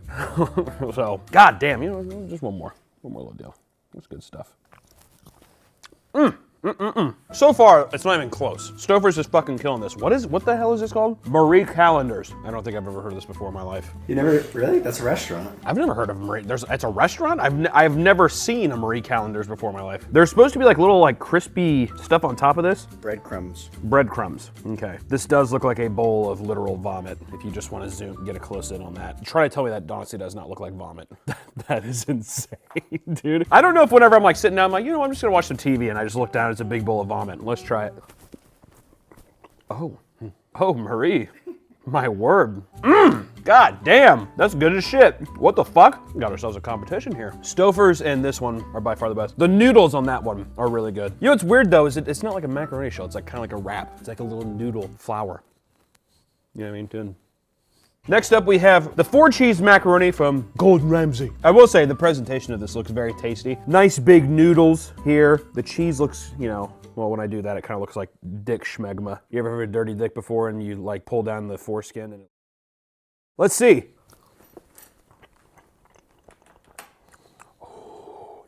I think this British son of a bitch is onto something. They should be ashamed, honestly. Don't fucking you don't need all the thrills, you know what I mean, of the other stuff. Just noodles and cheese. That's all you need. That is awesome. That's really good. And then we have Kid Cuisine Level Up. There's a fucking unicorn with a castle in the back. I remember when I was younger, Kid Cuisine was like the shit. You would be able to decorate your own brownie and then your shit would look like a rainbow for like 4 days because there's so much chemicals and dye in it. It was delicious. It was really great. But see, there's no way there's actual noodles in this, dude. No, you're supposed to dip it. Oh, it's a dipping sauce. Yeah. Okay, so I see. These things are filled with macaroni. You're supposed to dip it in the cheese sauce. In terms of innovation, pretty good. On a bed of, as the British would say, crisps, right? Fries. Salut. That's what I was trying to think. I couldn't think of what it was. Damn, dude. That shit's good. The cheese sauce is ice cold. It's I mean, I believe you. No, come over here and you put your finger in that right now. Oh yeah. Oh, it's like. I told you it's ice cold, dude. This though, dude. Holy shit! Wow, man. Holy fuck, that is good. Holy shit, that's really good. What the fuck? This is the bottom for sure. These three. If I had to say, I would put Andrew Zimmern's pulled pork mac and cheese at the bottom. That is like, honestly, should be a war crime. That is disgusting. The presentation's disgusting. It is fucked to no end. Guy Fieri just proves time and time again he has no idea what the fuck is going on. It's like shitty ravioli. He's like, hey, Chef Boyardee, do you have any of your scraps left from the bottom of the fucking wastebasket? And they're like, I guess. He's like, great, I'm gonna sell it and put it into a microwave dish. Lean Cuisine, it has the same consistency of mashed potatoes. So in my opinion, the bottom three, at the very bottom, Andrew Zimmerman, Guy Fieri, Lean Cuisine. This is where it gets tricky, right? You have Stouffer's. Oh, fuck. Oh, fuck. Stab it off the floor. A little hair on it. That's okay. Good noodles. Simple. Yellow cheddar. Not trying to be fancy. Stouffer's isn't a fancy girl. This is old reliable. This is the woman that you marry. Is she the best looking? Absolutely not. Is the man the best looking? No. Reliable. Trustworthy. Would give my life, right? Versus Marie Callender, where the fuck that is. It's good, dude. Noodles are good. Cheese is fucking good. Gordon Ramsay.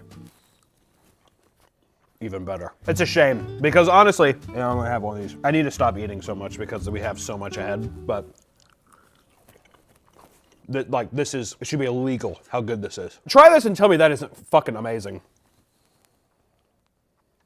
It's a good fucking macaroni bite right there. Coming in dead last, Andrew Zimmerman should be shot in the street like an Italian mobster in the 30s. Shame on you. Next up, Guy Fieri. Once again, you should be right beside him with another blindfold on, shot in the street like the fucking degenerate you are. Lean Cuisine comes up next with their mashed potato mac and cheese. Stouffer's comes in after that. Even though it's delicious, I would recommend Stouffer's all day. But is it as good as Marie? I don't think it is. Marie comes in higher up than Stouffer's. All right, this is delicious. A little bit of crumblies is nice and everything. Next up after that, Kid Cuisine with their amazing mac and cheese bites. The other cheese is ice cold. Still didn't deter me, dude. Unbelievable. And then, to much of my surprise with these fucking goofy celebrity chefs on this side, Gordon Ramsay comes in with a fucking home run, dude. Chef Ramsay's 4-cheese macaroni is by far the winner of this round. Oh my God. Nick, come over here and you try this macaroni right now.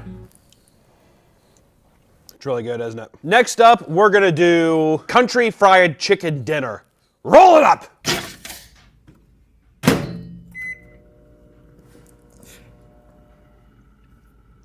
God, Deborah can be such a bitch. I want to divorce her. Should I, Robert?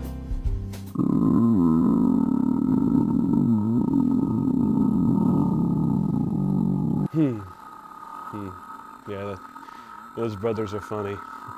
Oh, looky, chicken fried steak in front of me. That kind of sounded like me saying like sucky or something like that. It wasn't supposed to be that at all. This is what I remember. This is tried and true what I remember forever. Hungry Man. Remember those commercials? Hungry Man, it's good to be full. We have Banquet. Gordon Ramsay coming back. Oh, the winner of the last challenge coming up here. Marie Callender's coming back up as well. And once again, another strong contender of Kid Cuisine. Granted, this is not chicken fried steak. This is their Dino Nuggies.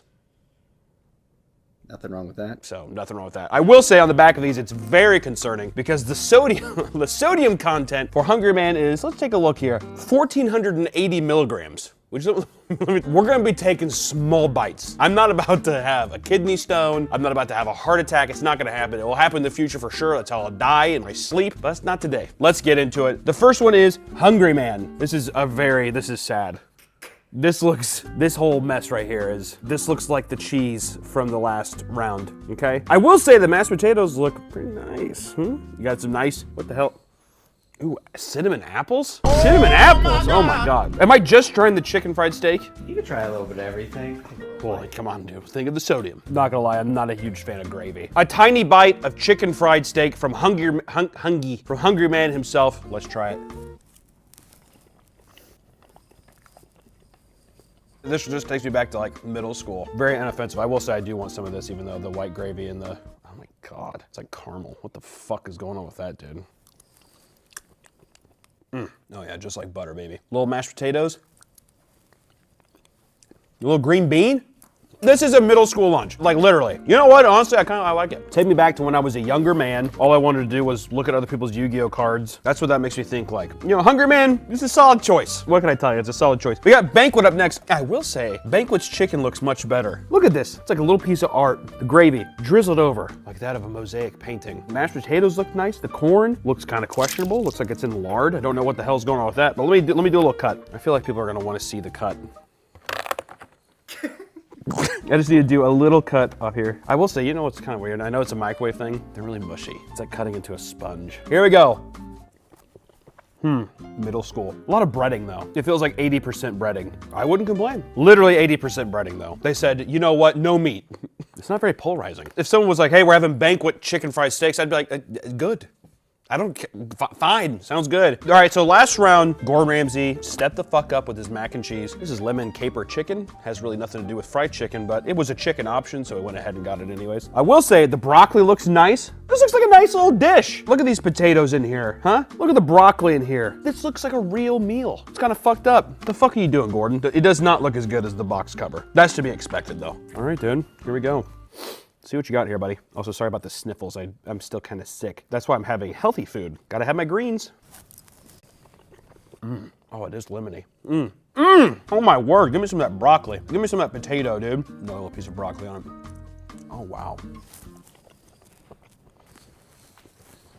Done it again, dude. That is an enjoyable bowl. How much was that? $5.95? $5.95? For $5.95, just throwing that in the microwave? I think each one of these took like 6 minutes to make. That's fucking hard to beat. It's unfair though, because it does have an extra layer of taste to it. These are all, it's almost like they put the white gravy in there to hide something. They're all drenched in this white gravy. All right, last time Marie Callender was on top with their mac and cheese. I'm not gonna lie, this looks kind of terrible. Is there mashed potatoes on this? What the fuck am I looking at? Yeah, there's mashed potatoes. Oh, it's just already blended in. So this is the mixed up, oh, look at that. Look at this pool. I can't tilt it too more, it'll fucking pour out. Oh. Do you like how the bowl's making pee-pee? Marie Callender, you dog. That's a lot of liquid. I will say this is by far the most, like, this doesn't even look like chicken. I don't even know what the fuck this looks like. Oh, it's just not satisfying to cut at all.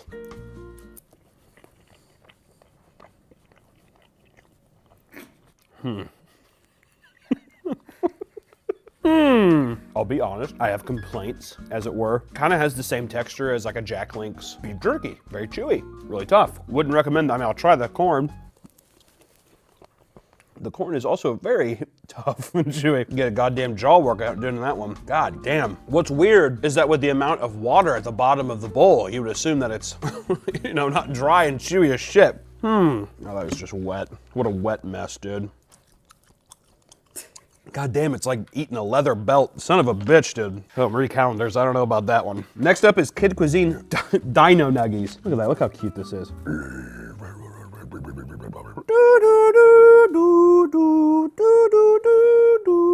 Right, is this barbecue sauce? What is this? That's chocolate pudding.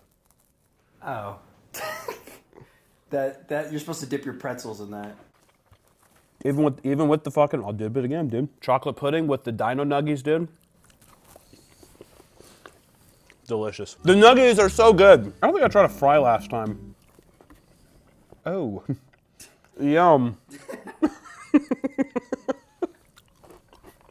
Nice pretzel. Fuck, man. Those Dino Nuggies are good. So obviously from this, the worst is Marie Callender's. Like that's, I thought it was grilled chicken at first, but no, there's breading on it. And it's like as white as like a piece of Wonder Bread. That's fucked up. I think I already have my ranking. I think I already know. Last, Marie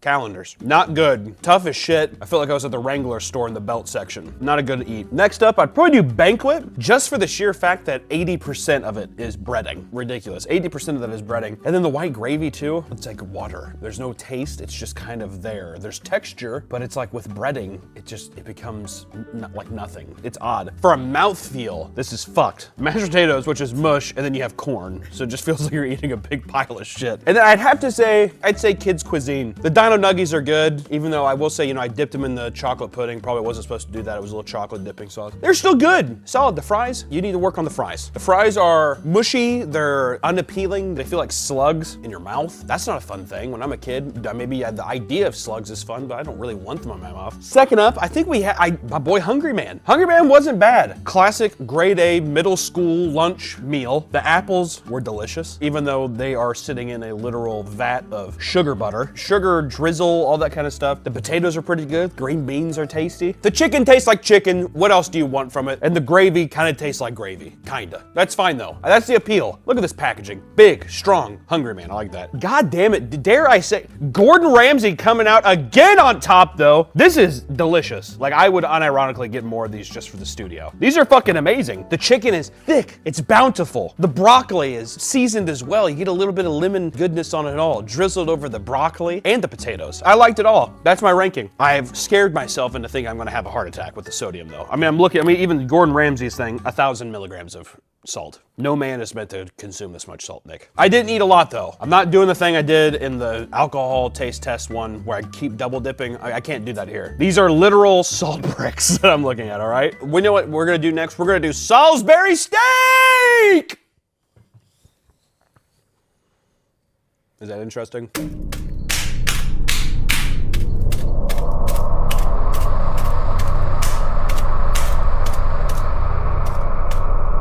Next up, we have Salisbury steak, which let me tell you something about Salisbury steak. My grandma, the drunk whore that's upstairs, she used to always be like, Salisbury steak is for children. It's not for grown people. I didn't know what the fuck she meant for that. So I will say that for this one, I am going to interpret this as if I am a grandparent and my grandson, David. David, do you like Salisbury steak? Okay, well, I'm gonna see if this meal is fit for my grandson, David. So let's start it off here. We have, once again, Marie Callender's, which you're saying that this is a restaurant? It's like American, yeah. Like an American, okay, like you know what Perkins is? I know what a Perkos is. Perkins? So it's like a Perkins is what you're saying. Sure. We have Hungry Man up once again. Gordon Ramsay, the undisputed champion so far, with slow roasted beef. I mean, I think that counts. Salisbury steak, whatever. I mean, we're bending the rules again. Gordon Ramsay doesn't do the traditional dinner, is what we're finding. But we had to squeeze in. And of course we have Stouffer's Salisbury steak as well. One thing I haven't kept in mind so far yet is the presentation. So far, compared to the picture on the box, that looks pretty identical. I think David would be very happy to see this pop out of the microwave for him. On the other hand, Hungry Man, it looks like it's buried in either barbecue sauce or the applesauce from last time. It looks like that, doesn't it? There's no char marks. It looks like two little McDonald's hamburger patties in a vat of, I don't know, fucking like 50-30 motor oil. And also, I'll be completely honest, the fucking wasp nest that brownie is supposed to be, what the fuck is going on with that? It's nice and plump here. I feel like a flock of bugs is gonna come out here and attack me. That's something that David might be afraid of. David, would you be afraid of that? Okay, well, his mother's got questions about her anyways. And then of course, Gordon Ramsay, which once again, you know what, like, I'm not gonna lie, the box looks a little better than that. This, I'm not gonna lie, this looks like cat food. But I'm optimistic because of how good the other two have been so far, but this does legitimately look like cat food. I give my cats nice canned food, and let me tell you, it looks a lot like this. But don't knock it till you try it, right kids? This looks probably the grossest out of all of them, I'm not gonna lie, even just the prison-esque container this is in, once again, it's in its own kind of slime. We do know that we like the mac and cheese though. We do like the mac and cheese, but this does look like, I mean, I've never seen meat in a shape like that before. Is this what normal Salisbury steak shape is? I guess kind of so. Kind of what the Hungry Man's is too. Who decided the Salisbury steak shape? I want to have a word. You know what, to switch it up this time, we've been going right to left. We're gonna go left to right this time. We're gonna start off with Stouffer's Salisbury steak. Let me see here. I'll be honest, even the way that cut it, I don't think I'm gonna enjoy this one. Before I bite this, have you had Salisbury steak before? Is this gravy? Is that what that is? Yeah, it's supposed to be gravy. Like brown gravy, okay. Oh man, I don't know about that. Reminds me of like a bad pot roast kind of thing. Like when you smell a crock pot and you're like, that's good. Okay, no. Okay, no. Nope. Let me get some mac and cheese and me quick before, just to mask that taste. It's offensive. Like it felt like it just yelled at me when I ate it. That's what it feels like. You ever have deer before? No. It's really like gamey. Kind of tastes like a bad deer. People need to tweet at Stouffer's and ask if the Salisbury steak is deer. The brown gravy also is. Maybe I'm just not a brown gravy fan. There's no getting around it. I mean, look, it is swimming in the gravy. Oh, good God. Look at that. What the hell is this? Flip it over. I mean, this just looks like wet meat. That is just wet meat is what that is. Stouffer's not starting off good. Like I said, the presentation, the cat food Gordon Ramsay thing. Let's see here. Gordon hasn't done us wrong so far. Now, to be fair, I'm not going to judge this too much like them because I don't think this even has brown gravy. Or does it? Is that brown gravy? All right, so it does have like a brown gravy on it. Nice little piece here. Looks like meat, actual meat. I don't know what the hell this alien fucking organ over here is, but. Oh, went for seconds. That's potato. I think I'm finding that I just don't like brown gravy. The beef isn't bad. It's definitely not as good as the chicken. That chicken was like the fucking bomb. This is like pretty forgettable. So far, this is Gordon Ramsay at his worst. Potatoes are good though. I've never been a big gravy guy though, to be completely fair. Hungry Man coming up. Now this might be this is probably the ugliest plate we've seen today. That you should be ashamed. Does that look like a fucking wasp nest or not? Yeah, that's Holy shit. And then the Salisbury steak. To be fair, you do get more than the Stouffer's. Let me see here. Oh man, even just stabbing into it. Yeah, it's like lava cake. Oh dude, that is brutal. I need to stop stabbing because it's just gonna let more of this fucking nectar into it. Dude, it is drenched. Oh God. What a disappointment. That's a hamburger patty. That might even be the regular McDonald's meat patty right there. There is just way too much gravy, dude. What the hell? They do have mashed potatoes in here again. Am I supposed to okay.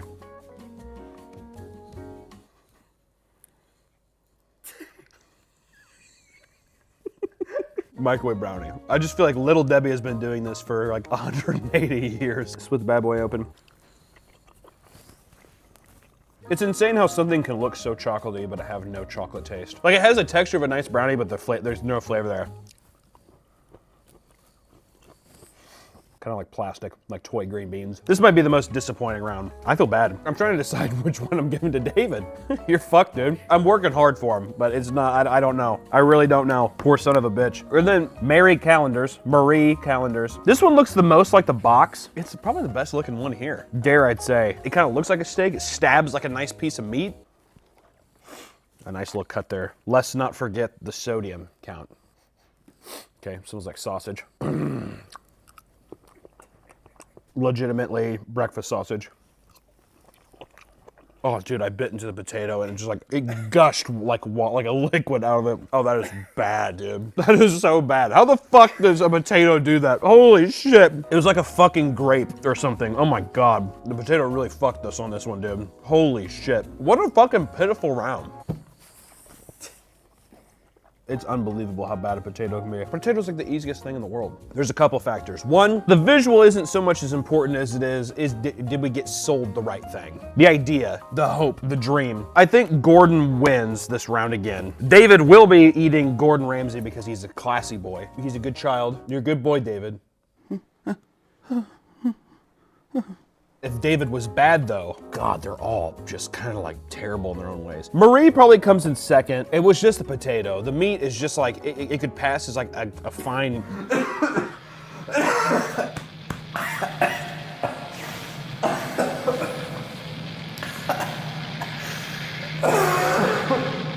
Oh shit. Spit went down my, yeah.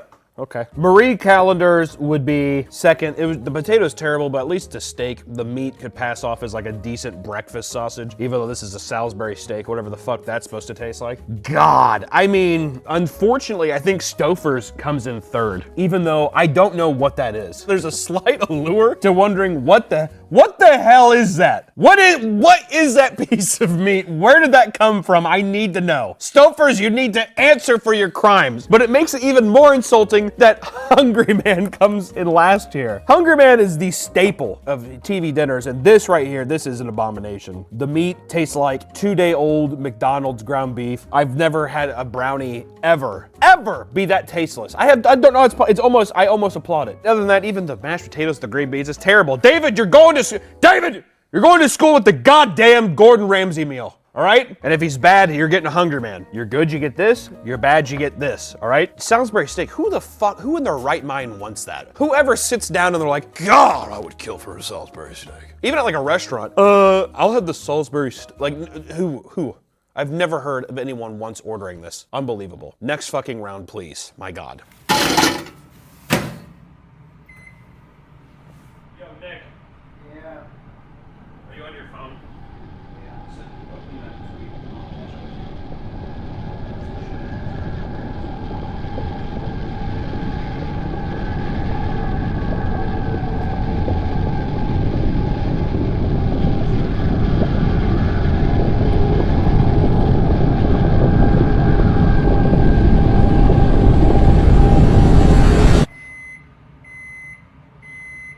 Oh my God, Robert, put that gun down. You're gonna kill someone with that thing.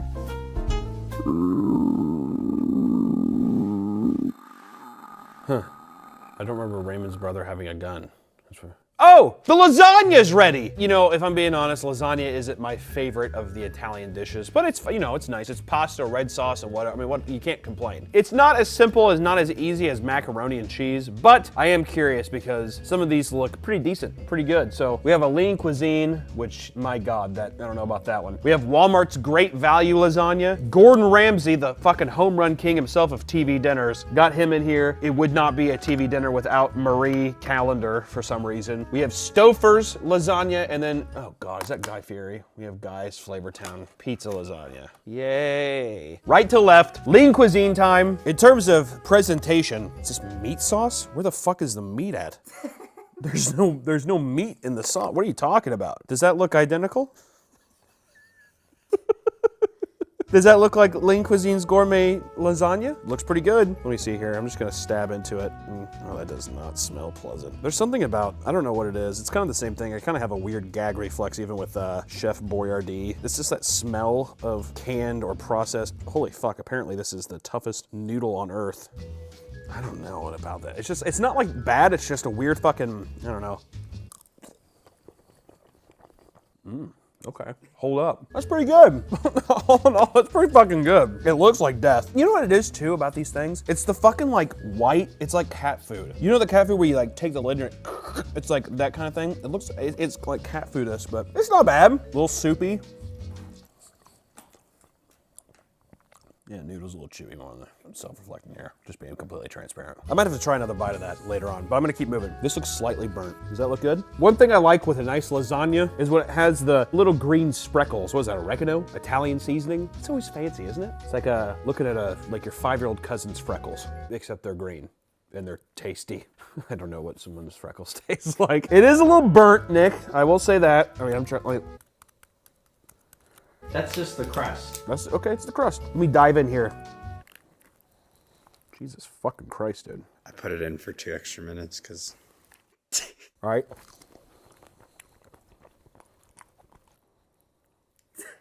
It's like fucking like difficult. Welcome back to the Papa Meat channel. How you doing? How you doing? Come on in and sit on down because today we're talking about Roblox vigilantes. Yes, that's right. We are yet again diving into the world of Roblox because of some recent controversy. If you may recall, we've already covered Roblox and how strange of a platform it can be. Like that? From scams to child exploitation, it often doesn't seem like the safe space it markets itself as, right? It's not a little cute Minecraft thing. Cute Minecraft stuff like this. Not gonna find that in Roblox. Recently, things have only gotten worse. By worse, I mean it's gotten bad. Rough pumpkins, pretty bad. As Roblox has begun actively banning vigilante groups, aka predator hunters, pedophiles. They're cracking down on pedophile hunters on the platform. Instead of working to take down the actual pedophiles or child predators swarming their platform, they're saying, "Hey, Batman, no." It's like, yeah, arresting Batman for stopping crime. Arresting Batman from stopping crime. And does that seem like a good idea? I don't think so. And this has sparked massive outrage, as players and content creators alike have been complaining about the game's horrible moderation for years. And this is just the extra cherry on top of its poor moderation, and now all of a sudden it's just like the people who are trying to sift through and, catch these evil people, they're being plucked out and thrown to the side. People are pissed! And as the controversy worsens, more and more horrible allegations and stories have come forward, demonstrating just how many creeps reside on the platform. It's gotten so bad that the state of Louisiana is now suing Roblox for child endangerment. Louisiana. That one. This state right here. They're like, okay, what? I do declare. That's Louisiana, right? Kentucky. I do declare. Oh, I guess then Louisiana's down, it's maybe something like that, down there in the bayou down there. Roblox is treating pedophiles like kings on that platform no more. Isn't Isaiah from Louisiana? No, he's from the Appalachians, where he has sex with his cousin. This has everyone asking the question, could this be the end of Roblox? For the unemployed, this is a very big deal. So let's take a look and see the shit show that Roblox has gotten itself into. And as we all know, Roblox has become well known for endangering young children. We just discussed that. If you're not keeping up, rewind the video and start over. Not only have they made hardly any effort to remedy the issue themselves, but they're now targeting what seems to be the only people willing to protect their vulnerable player base. Something that shocked people in and outside of the Roblox community. These mask-wearing, cape-wearing heroes that go through and stop evil pedophiles from creating Roblox characters and entering chat rooms. See, I would actually do that. I would have my Roblox character be a child, and then when I catch him, do like an animation and turn into Batman. You don't even know who you just fucked with. Yeah, just like anamorph into something. The only way I'd want to do it is if I knew that I could meet up with him. Have a baseball bat. Guess what, motherfucker? I'm not a cute 14-year-old boy at all. Head goes off the side of the wall, and then I have and then I put the bat signal. His blood's on the wall, and I draw the bat signal on it. No justice, and then I run outside. I commit manslaughter. Is what I do. But this shouldn't surprise anyone though, because the signs were all there. Like we mentioned in the last video, Roblox is filled with condo experiences, aka virtual sex games. It's in the game, you can do it, no shame to you. They promote it. Well, they do promote it. And there's currently popular games like Hug or Pass, which is essentially just a smash or pass simulator that's going on in Roblox. This is what it looks like. You want to play that? We're gonna get some Robux and head down to the club. There are documented videos of vibe hugging games for people to socialize, use overtly sexual animations, and exchange contact information. For years, games like Meep City allow people to host parties that very often divulge into massive simulated orgies. Roblox orgies, which does sound kind of fun. I was gonna say, if you're, if you're 18, listen, Batman, what he does on his off time with adults, that's his own business, Justice. Even just recently, Roblox added a feature that allows any player to create and sell customized emotes in the marketplace. And very quickly, this has led to heinous and shockingly inappropriate emotes to release for anyone to use in-game. And previously, we also spoke in detail about the many issues that people have with this game, which has been labeled by research reporters as a pedophilic hellscape for kids. It's like Hellraiser, dude. Jesus Christ. I have such wonderful sights to show you. This claim comes from discovery of 600 different Diddy games and over 12,000 different erotic roleplay accounts. And many of these accounts are underage users who, quote, will do anything for Robux, which has led many malicious figures bargaining with children using in-game currency. And following the release of this report, Roblox stock plummeted 9%, forcing the company to make a public statement where they completely denied every allegation listed in the report. In response to parents in the UK questioning the safety protocols of the website, the CEO of Roblox, David Baszucki, told the BBC, quote, "If you're not comfortable, don't let your kids be on Roblox." Which I just want to say feels a lot like if you're mad that we got your child hooked to crack, don't let him smoke crack. I don't think that's really addressing the issue. Well, if you're so upset about the pedophiles, why'd you let him get on? It's like, so you're not denying that there's I mean, listen, buddy, don't put words in my mouth. There's pedophiles everywhere. There's pedophiles everywhere. Oh, hey, my son was on a Diddy game. There's Diddy games everywhere. That's the ultimate defense too, okay? Well, there's Diddy's stuff all over the place. I'm David Bakuski. Yeah, it'd be one thing where it's like, if it was 18 up, it's just like, your kid shouldn't even be playing this. Yeah, well, that's what I'm saying. That's the easiest thing for David Bakuski to do is this. Well, I'm just saying that, like, you should, I guess, be a better parent. Yeah, but you're, like, allowing pedophiles to roam free on your game. Who am I to discriminate against people? I don't know these things. Also, if you had a complaint from like, let's say, hey, there's this guy who's like, I told him I'm 12 and he's messaging me inappropriate things. Can't they like look that up and be like, oh yeah, that is wrong, and then delete his account? Yeah, but I think there's cases where it's like taken months or years for people to get deleted. Years. There's a list. It's a long list. And even that's a bad argument, isn't it? The list is too long. We can't just snap our fingers. I guess I'm Bruce Almighty. And it even seems that Roblox wants to start making the game appear to an older audience. During a podcast appearance, David Bukowski stated that he planned to add a dating service to the platform to help those who are too afraid to go on a real date. Fuck you, David. Of course, there already exists tons of dating role-playing games that have major problems with grooming and other inappropriate behavior. David just sees this as an opportunity to be like, listen, there is a cash cow waiting to happen. Because if there was a pay, like an actual thing that the game is promoting to be like, this is a way to get dick or pussy, and you can pay for it, people will do, like, they are going to squeeze the fuck out of that, you know? Just a huge, it's just for people who are too afraid to talk. Of course kids are going to want to try. Well, yeah, and also, I'm 29. Or what? How could you trust any of that? And it's a Lego game. It's Minecraft.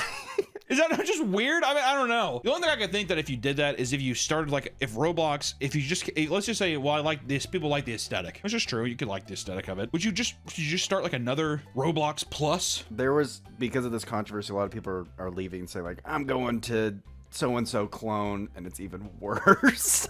So bad. There's no escaping it.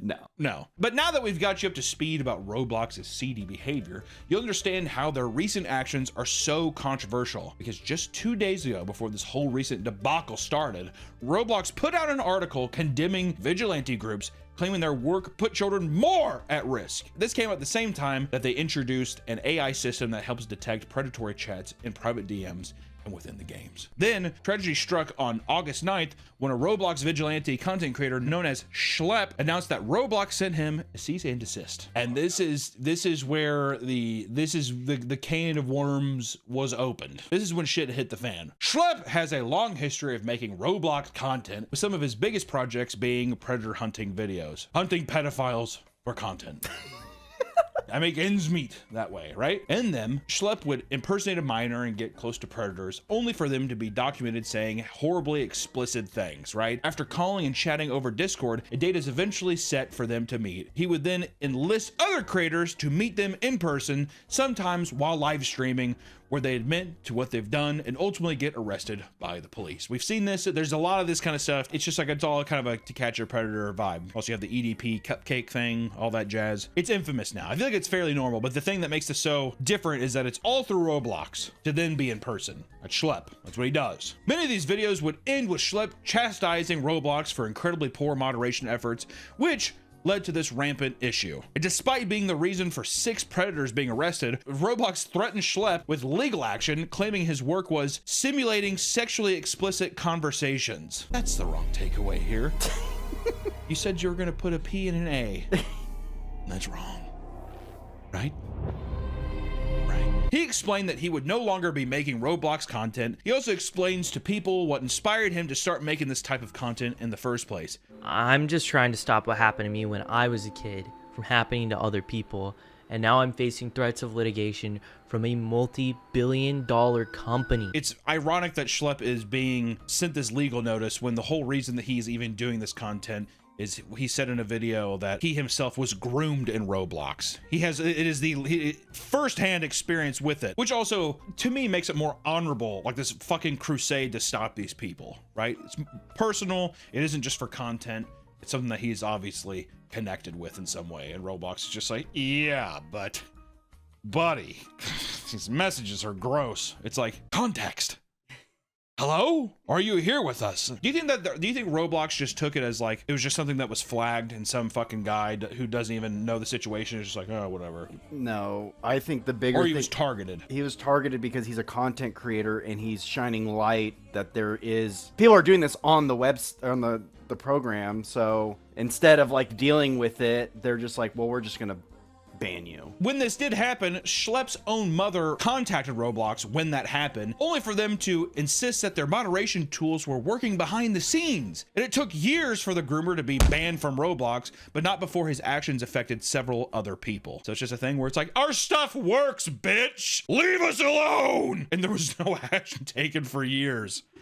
My God. After seeing an endless stream of Roblox predators, he decided to devote an entire channel to exposing them using his deep knowledge of the game. And Roblox would put out an official statement regarding these groups saying that while Schlepp and others are acting with good intentions, there are some predators who identify as vigilantes to get closer to kids. I guess we should shut down firehouses. If you're a fireman, well, the predator is saying that he's a fireman. So the other firefighters, what they're doing, they're kind of wrong. This statement was deemed a weak response to a more significant issue, yet some people were in support of it. Those who oppose predator hunter content creators think that their work ignores due process. Not just that, but a group of amateurs can potentially botch a case and make it harder to catch the criminals for good, which we did see that with Vitali and that kind of stuff of which his, you know, a lot of the other content creator stuff is like, it's like 2014, 2015 prank stuff a lot of the time. It feels like it's paid actors and stuff, but it's hard sometimes for that weird, that gray area where you feel like nothing's being done, so you take it into your own hands, but there could be things moving on in the background.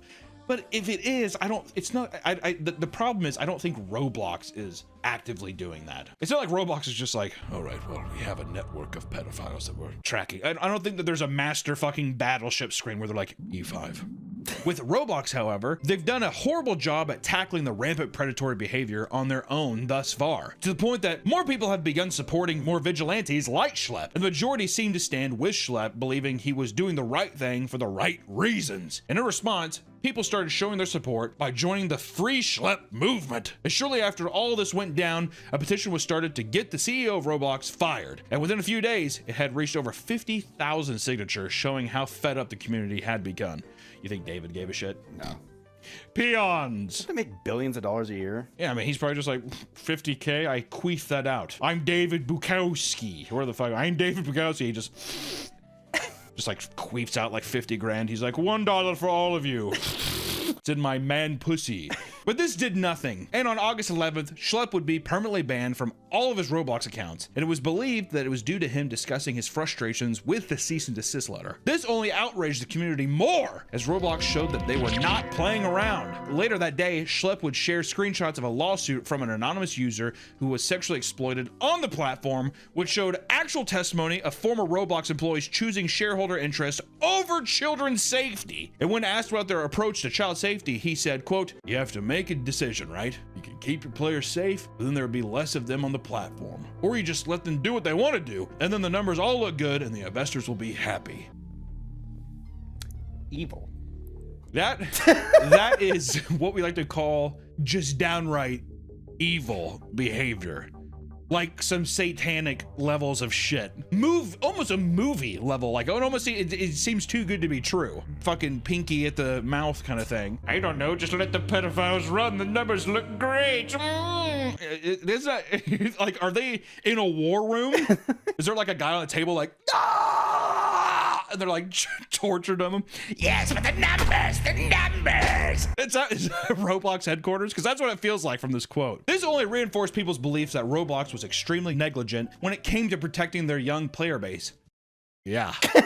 2 days later, Roblox would put out another statement regarding the vigilante story, which only seemed to make things even worse. This time, they compared all the vigilantes on their platforms to the predators due to the similar ways they impersonate minors to engage in sexual conversations. The phrasing used in this statement sent the community in an uproar, seeing it as Roblox taking unfair, aggressive stance towards these people, and just very bullheaded argument. And by this point, the entire world was reacting to the situation. Countries such as Qatar, China, Oman, and Turkey have since banned access to Roblox entirely. Turkey's just like, no. China, I'd be like, I would understand China. I don't know why, but China they'd be like, from the get-go. Yeah. Too much freedom. But this is only the first wave. Countries like Indonesia are now threatening to ban Roblox until it meets safety rules. And thankfully, Shep is not the only large creator speaking out against Roblox. Creekcraft, one of the largest Roblox creators on YouTube with 13 million followers, has shown his full support. Other large creators like Remainings, Soy Luz, and Cube Inc., I don't know any of that. Showed their allegiance to Schlepp by leaving Roblox's Video Star program, which allows creators to earn commissions from games and items as well as promote their content. There's a lot of games that do that, like Fortnite has that kind of shit where there's like creator codes, basically incentivizing people to, hey, come play this game, use my code, and you get like a kickback. So for them to basically monetarily lose something, especially in the creator space, pretty big deal. This is a major blow to Roblox's brand image and revenue stream, as the loss of creators driving kids to the platform is a major moneymaker for the company, obviously. And outside of the Star program, Creekcraft has been one of the most vocal in the Free Schlepp movement, which is growing bigger by the day. Thousands of Roblox players are creating games to protest Roblox, raiding popular worlds, and even creating items like t-shirts and hats, all to spread the word of this movement. And you might think to yourself, well, how did Roblox respond to that, right? Well, they censored and banned all that shit. All the stuff people were making for support, they're like, no. The guy's still screaming, ah! Yes, You heard that right. Roblox moderators are actively banning players with free schlep in their names. They're also taking down anything related to the movement in an attempt to slow it down. People were quick to mention how insane it was that schlep tribute maps were being removed in a matter of days, while other sexually explicit experiences took years to do the same. Remember earlier the idea of like, hey, this person's harassing my child? We'll get to it. Damn! And now the free schlep stuff, they're just like, anything and everything, burn it to the ground. Well, it's like, it's funny because it's maps that it's just like, it's a theater where people just like go up on stage and talk, and that's it. Yeah. Burn the theater down! It feels like. Well, also, too, to have an active thing where someone high up enough knows about what's going on and is actively being like, fuck that. I don't even think you can type Schlepp's name in the chat anymore, it gets censored. That's insane. Yeah. To where Schlepp's name is on the same pedestal as like a racial slur. That's wild if that's true. This is a side tangent, but I guess on Kick, on Mr. Beast's stream, Teeth was being censored in chat. Dude, sometimes, listen, can a man not have a nice big pair of new teeth? I need to get some veneers, man. No. I'm getting veneers. I think your teeth. Everybody has, look at my teeth. I think they look good. I think they look better. Nice pearly white plastic. And clay. What are they made out of? Nice 3D printed teeth. Veneers. It's insane how young people are when they get veneers now.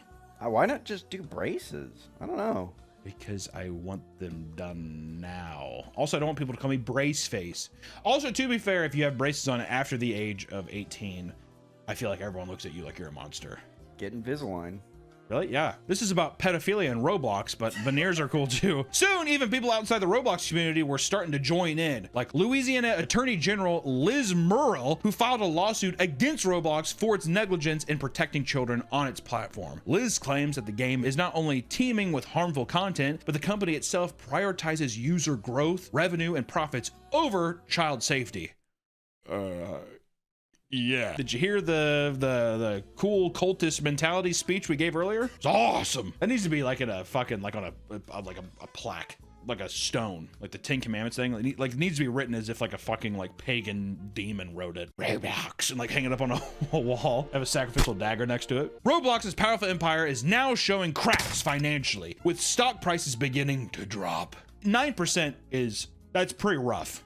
Like in terms of like actual investors, they're probably shitting their pants. What's happening? Why? Because the pedophiles? Who cares? Why do they care? Now that they see the money dripping, the only way to get their attention. I'm not too surprised with all this coming to light because if you can believe it, the CEO of Roblox is not exactly a great guy. David Buskis, he seems like a dickhead. A little rich, like I say, queefs on people, queefs out money. Too much money. Goes to your head, Nick. Goes to your head. Profit over people. Profit over people. Do you want to talk to a full-grown naked man, little girl? People are saying that there's no like safe space for kids anymore. You used to have Neopets. No. Well, because the online, anybody can fuck with anybody, and also too, it's like socially the only thing that kids want to do. All the cool stuff is there. You know, back in the day, people did Neopets because one, you didn't have anything, but it was also like your friends did Neopets. Nobody wants to be the fucking weird Cheeto fingered kid at school who's not doing the cool thing. If you're all on Roblox and everyone else is talking about, you want to go play Roblox. That's what it is. Now it's at a place where, you know, anybody at any age can interact with these people. That's the weird thing is I feel like this kind of shit is going to set up some like crazy censorship rules and stuff, all because a bunch of fucking creeps can't control themselves. I hate them. Child pedophilia first and then ruining stuff after that. Just want to make sure that's in order. But I mean, David's not a good guy. I mean, after doing some fucking digging, it appears that David has been caught essentially committing legal tax fraud because of a small loophole where he labeled Roblox as a small business since 2004. Roblox, a small business. Roblox being a small, there's Robux! How could you go have your own currency if you're a small business, David? He distributed small shares of the company to his family, and ever since, Roblox has been qualified as a small business despite being worth nearly $30 billion. And to date, over the 4.5 billion accounts have been made on the 19-year-old platform, so God only knows how many victims there are hiding in this fucking sea, this other planet of people, literally another Earth. in Roblox. More or less, I think this stands as a testimony as to why parents should be more conscious of what their kids are consuming online. Especially now, things are changing so fast to where people, you know, that meme of like, well, back in my day, it was back in your day, there wasn't a digital hellscape for your child to loom around. You know what I mean? It's different. You got to keep an eye out on it. You know, it doesn't mean that you have to fucking control. I mean, kids are smart. They know what to do, but they don't know when they're being manipulated, and that's the problem. Especially when something as seemingly harmless as Roblox harbors one of the largest predator populations on the entire internet, and it just looks like digital Legos. Very deceptive. I don't know. Something that happened recently, it's insane that countries are banning it, and I'm curious to see what happens next. It's one of those things where it feels like it's too big to fail at this point, like it's such a massive money-making thing, but I'd be curious to see what kind of regulations they have to put in, and with enough pushback, I feel like there's gonna be weird, like, terms of service thing. We're already seeing this kind of age verification with YouTube with, like, using AI. I bet you that kind of thing's gonna start happening more and more, and I bet you anything though, if there are children around, pedophiles will find a way. That's the unfortunate reality of it. That's the law of nature. Death, taxes, and pedophiles will find a way. Those are the only truths in life. I don't know. I guess moral of the story is fuck Roblox, and more importantly, fuck you, David. And hey, free schlep. We'll see you next time, guys. Bye-bye. Welcome back to the Papa Meat channel. How you doing? Coming to sundown because today we're going to be talking about the sick and twisted world of false prophets. The world is a dark and scary place with uncertainty around every corner. In times like these, many turn to their faith for hope, the feeling that there is something greater out there looking out for your best interest. The only problem is that the business of religion can be an incredibly lucrative one. Because of this, there will always be unsavory characters that aim to take advantage of people's desperate need for hope, whether it be for fame or for money, or both of them. Sometimes they both come together. Some of the people we're going to be talking about today go to absolutely wild lengths to prove that they speak on behalf of God himself. False prophets are an issue even today. Look no further than the bizarre and widely publicized antics of Ebo Noah. Not all prophets stand behind a podium giving speeches all day. Ebo Noah actually gained prominence posting to platforms like TikTok, currently sitting at 1.3 million followers. He'd gone from posting comedic skits and religious videos like any normal person to suddenly posting it from in front of a gigantic boat he claimed to be Noah's Ark. Noah revealed that he was spoken to by God himself, who warned of a catastrophic flood that would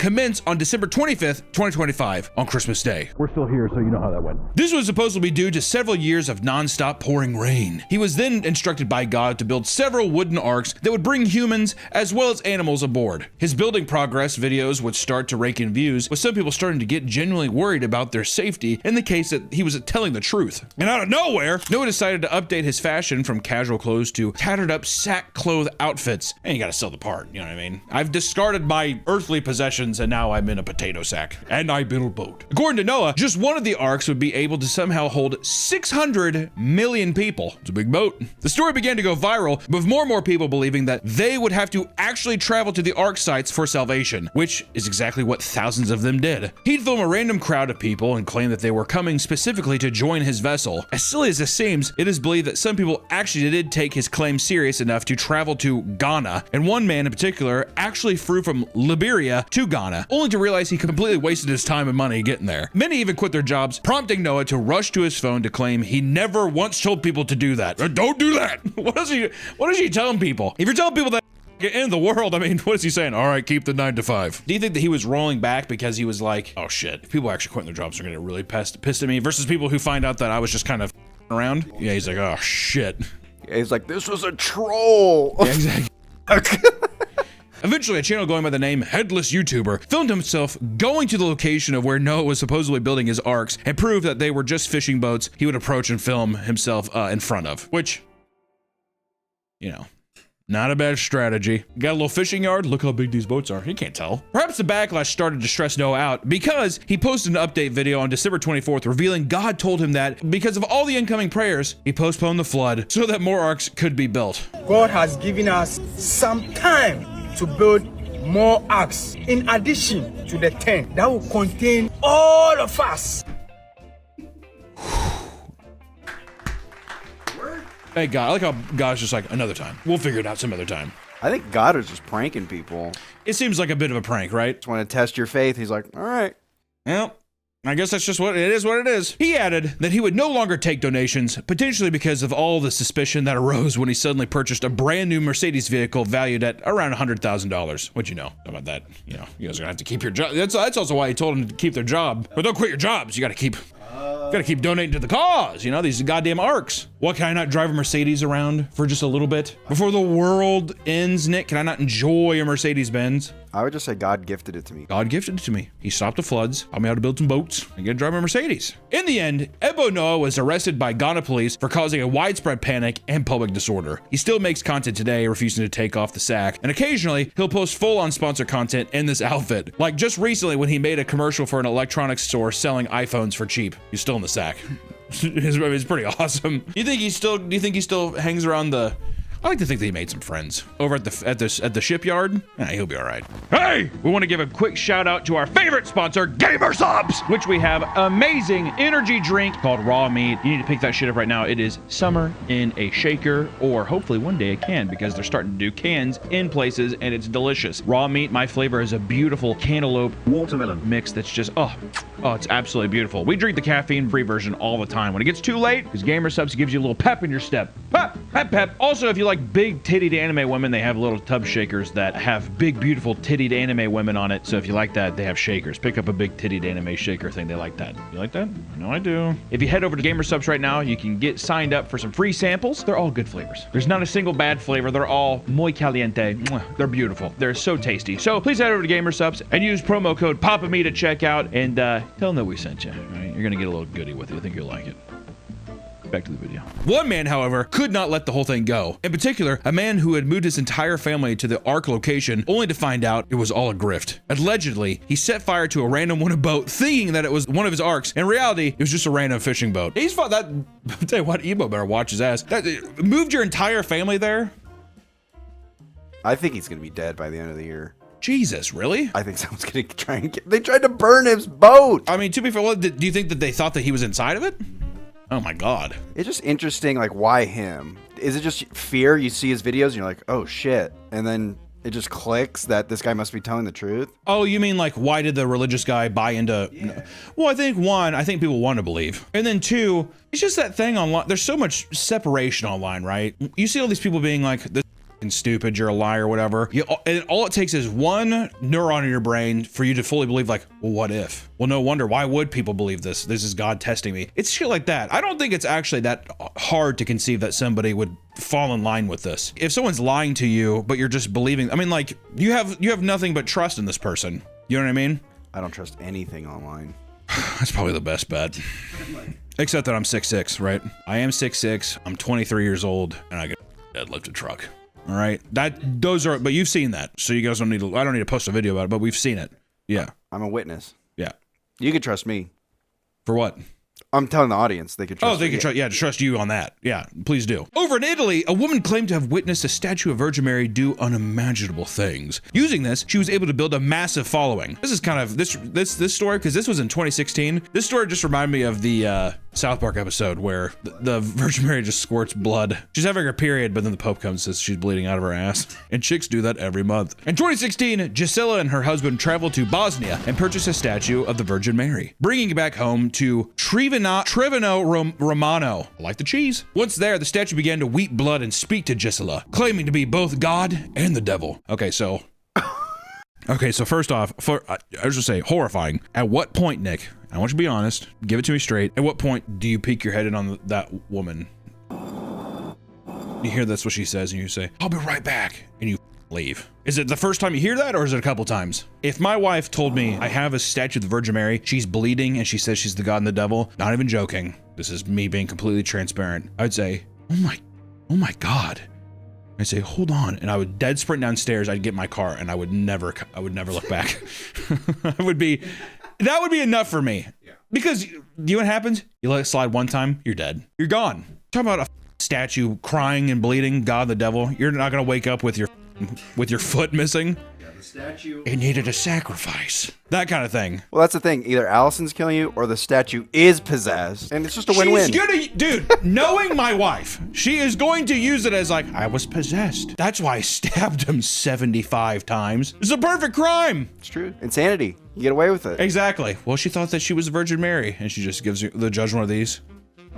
And then you're just in a psych ward playing chess forever. And then I'm in 6 feet under the ground. You're in heaven or hell. Hopefully. You know what I always been scared of is if the afterlife is real shit, if I'm in purgatory. Would you rather be in purgatory or would you rather be a spirit stuck on earth? Isn't that the same thing? Isn't that purgatory? I thought purgatory was just like it was like a place, it's like a no man's place. I think there's different interpretations, but I always assumed purgatory was like stuck on earth. That's one form of purgatory. What would be worse? Would be being stuck on Earth as a ghost, where like no one even knows can't really enjoy anything, or hell? I'd probably be ghost, because at least I think I'm alive. Come on, listen to me. I feel like that would drive me crazy. Versus you want some? When I was younger, I had this dream that I was in hell because my grandma told me. One second. My fucking back. My grandma told me because I said, "What is hell like?" And she said, "What's your greatest fear?" And I said, "Claustrophobia and clowns." I was a child. I was like, I'm claustrophobic and I'm afraid of clowns. She was like, hell would be you're in like a black void and you would be stuck in a glass box and a clown would just be like crawling over it. And then as a kid, I'm like, first off, that gave me nightmares. And I had like, I think that's why I had like my first panic attack. But then after a while too, I was like, what? I mean, if you were there forever, you know what really frightened me? Boredom. Yeah, if that's what that was. Can you imagine me sitting, like, can you imagine just sitting in a glass box till the end of time? What if they mind wipe you though? So every day it's like a new day. They probably do that just to keep the insanity. Because after a while, you just be like, I don't give a dude. I'd probably try to make friends with the clown. Dude, can we just talk for 10 minutes? I'm gonna glass box. There's a famous philosopher, mathematician who believed in hell. Or he was a Christian because of the one chance that God does exist and he punishes you if you don't believe him. He's like, I'm just gonna be a Christian. It's the safest bet. Yeah, that's what he can. It's really the safest bet. I know people do it out of the moral of it, which whatever, you believe in whatever God you want to believe. I'm just saying it's the safest bet. He was a mathematician. He did the math. He did the math. And there's a slim chance, but you know what? I'm not chancing it. Shortly after watching the statue cry, she encased it in glass and built a shrine around it in her town. How'd she get the zoning permits for that? How did she get that? Who stamped that approval? All right, sure.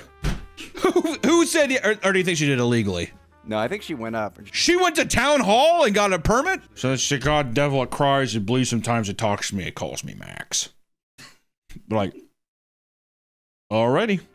Approved. Her claims drew hundreds of pilgrims each year, and this also evolved into her somehow gaining prophetic powers. It's natural, dude. Come on. If I'm doing this whole thing, I'm not just gonna say, yeah, it's attached to me. You know, come on, it's my statue. The statue would warn her of things like a deadly virus in China and tell her to alert her followers to engage in prayer. You trying to tell me this chick and she prophesied coronavirus? What? As her following grew, she allegedly woke up one day with the same crucifixion wounds as Jesus Christ on her hands and feet. Oh, see, that's where she got it wrong, dude. It's the wrist. People always think it's the hands, it's the wrist. Google. Boot up Ask Jeeves and just do a quick research, dude. You know? If it's, I think they said if it's through his hands, it would do. I'm pretty sure that's why they did it in here. This led her to start performing miracles and giving prophetic predictions herself. And one day, she claimed an earthquake would destroy Rome and the Catholic Church would be completely taken over by communists. It's a big lightning, thunder and lightning. Can you imagine that? Communists taking over. Whoa.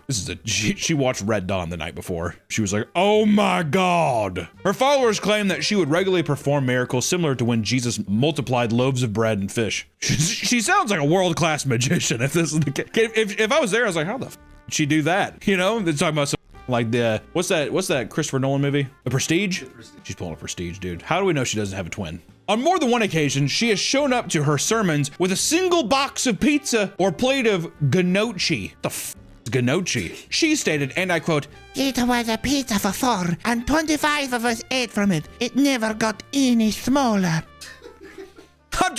She sounds like an amazing illusionist. Or do you think is she actually blessed, Nick? I think so. Maybe. The corona thing fucking... The corona thing, I'm not gonna lie, the COVID, it hit. Yeah, It did hit. In 2016, come on. Though Gisela may seem saintly, she has not been completely honest with her followers. By 2023, the church began to notice Gisela growing more and more popular and sent someone out to officially investigate the claims to the statue Weeping Blood. A sample was taken, only to prove that it was not the blood of a human, it was pig's blood the entire time. Not long after the findings were published, Gisela and her husband hid themselves from the public, giving in occasionally to make small appearances. And to this day, she sends out one message a month to her following using an AI voice to spread her message. Here is the message from the Queen of the Rosary given to Gisela, September 3rd, 2025. Even worse, the couple had earned nearly $500,000 from pilgrims and followers' donations, and they believed the money would be sent to a children's hospital. And as it turns out, the couple used the money to buy more land around the shrine, renovate their house, and purchase a brand new $40,000 car. This is not Gisela's first fraud, right? This is where I was like, are you kidding me? This is not Gisela's first fraud charge. Just 3 years before she bought the statue, she was convicted of fraudulent bankruptcy after creating a charity to help sick people and take the money for herself. Now Gisela and her husband are set to go into trial April of 2026 for faking miracles and misusing donation money. What a crazy turn of events.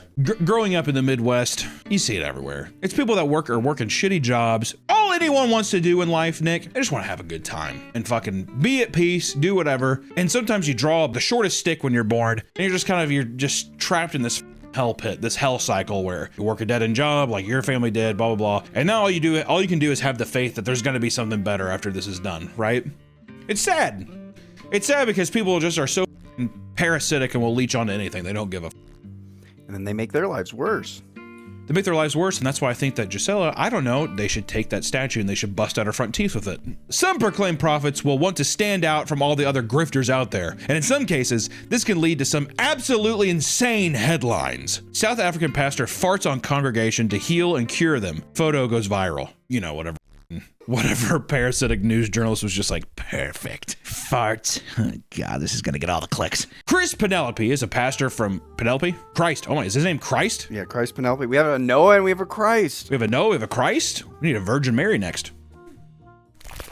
God, dude, my back is killing me. Christ Penelope is a pastor from South Africa that became widely known for a time after a series of photos were released from inside his congregation. In them, Penelope is seen sitting directly on the faces of his congregation, and apparently, he was able to convince people that his farts were holy, allowing him to fart in their faces to get the Spirit of God inside of them. You know, so, you know that motherfucker was there? And he was like, smell it.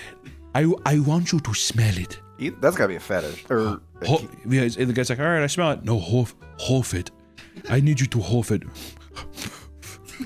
What's it smell like? I got another one coming. I got the one more. What is that one like? Do not throw up. When pressed about why he would willingly fart on his devout followers, he simply snapped back with, I don't fart on people.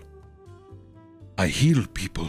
In other photos, he is seen standing on top of his followers, claiming that they feel no pain because the Holy Spirit has taken control and made it so. Isn't that right? No pain. Somebody, get off. During a sermon in 2018, it was discovered that Pastor Penelope was anointing his followers with condom oil. Dude, just get the red wine and crackers and call it a day. The snake's venom.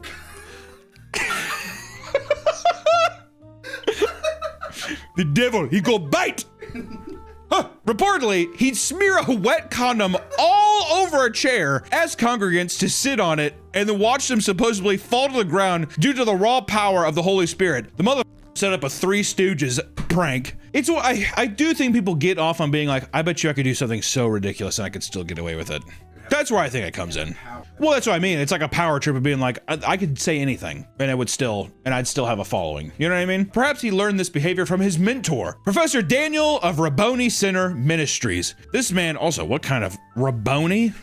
My boy Daniel of Rabboni. You can't have a name like Daniel. He needs to be like, what's like a magical name? Also needs like a wizard's name.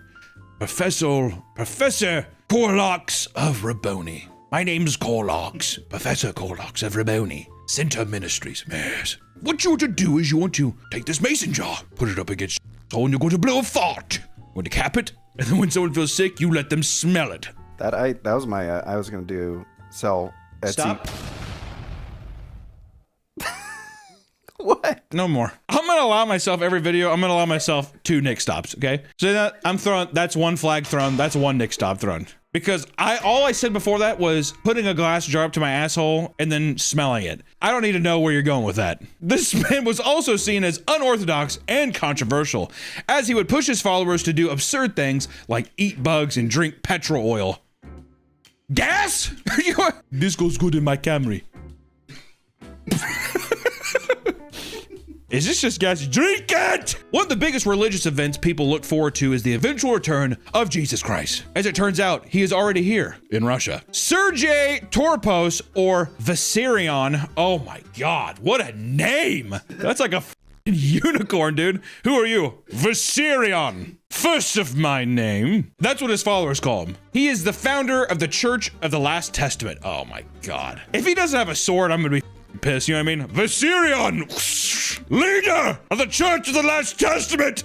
I legitimately believe this guy, even if he's not a false prophet, he could beat the devil in a fight. 1,000,000%. It all started back in the 90s when he was fired from his job as a traffic cop and began having prophetic visions that convinced him he was the reincarnation of Jesus Christ. Or might have been alcoholism, not sure. In less than a year, he founded his church and began his teachings. If you were part of his church, you were forbidden from eating meat, smoking, drinking alcohol, or using profanity. They lived in multiple towns with names like City of the Sun or Adobe of Dawn. Thousands of miles deep into Siberia, some which contain over 5,000 residents. God damn. Abode of Dawn. I'm gonna just keep it Adobe. Everyone wears white robes, and a core belief of his followers is that a great flood will wipe out the world, and those who live in the promised land will survive and rebuild it. Kind of tired of the flood meme. That's just the lore. That's Noah. That's every That's a lot of different religions too. Even outside of Christianity, there's a lot of flood shit. It's all about like a reset, where if people think like the world's going to shit. I'm just saying, why can't it just be a thing where it's like a giant, and I'm going to be honest, guys, this is me. I'm Vissarion. Guys, I'm going to be really straightforward with you. Or no profanity. I'm gonna be really, really freaking straightforward with you. The Cyclops is coming. He's gonna what? I don't know. You big old Cyclops. And he's gonna destroy all the worlds because he's gonna duplicate. So we have to live up high. The Cyclopses are, and they try to get my father to it, and they say, they have one eye. Yes, but are afraid of heights. They said that. Oh. And you're like, everyone's like, why? You're out. Get out. What would the Cyclops be named? If your name is Vissarion, you gotta have a badass Cyclops name. Grelix, the World Breaker. Skrillex. I like that. Can he burst through the core of the earth? Yeah, dude.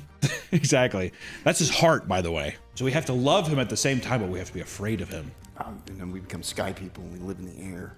Yeah. And we build a giant beanstalk. It's the reverse of Jack and the Beanstalk because he doesn't want to go up the beanstalk. See, or I thought you were saying that you're like a crazy follower of mine, but I'm too afraid to like tell you to leave. So I'm just like, yeah. So you just kind of adopt what he's saying. Nailed it. Throughout his cities, there is a picture of his face in nearly every single room. And all of his followers, including him, wear white robes for ceremonies, very similar to scenes from the movie Midsummer, which was a pagan cult. Show a clip from it. Ooh. Vissarion rarely grants interviews and usually keeps to himself. However, in 2012, he allowed a reporter from Vice to come and explore his compound. Right away, he said the entire place gave him a sense of peace and that everyone was visibly happy. He admitted to slipping into full-on indoctrination as he was being guided around. During his interview with Vissarion, he found out that he has memories of being Jesus from 2,000 years ago. He also claimed to have no favorite food because his answer would be too difficult for a normal person to understand. What's Vissarion eating? That's what I want to know. Yeah, I bet he wanted to say. He wanted to say pussy. Oh, I thought he was gonna say Taco Bell, but he's like, that's beneath Jesus. That's beneath Vissarion. Yeah, that motherfucker definitely wanted to say a 5-layer burrito. He's like a 5. You wouldn't understand. It's a quesarito, but they keep removing it from the menu. I'm not going to talk about it. Vissarion comes off as a peaceful and stoic leader. On his church's Instagram, he brands himself the same way, showing himself playing with children alongside shots of him smiling with followers. He also has tried to appeal to younger audiences by posting memes mourning the death of Harambe the gorilla. He also makes memes claiming he is better than Jesus by referring to himself as the Krusty Krab and comparing Jesus to the Chum Bucket. Ooh, that kind of. What do you mean? That's Viserion we're talking about.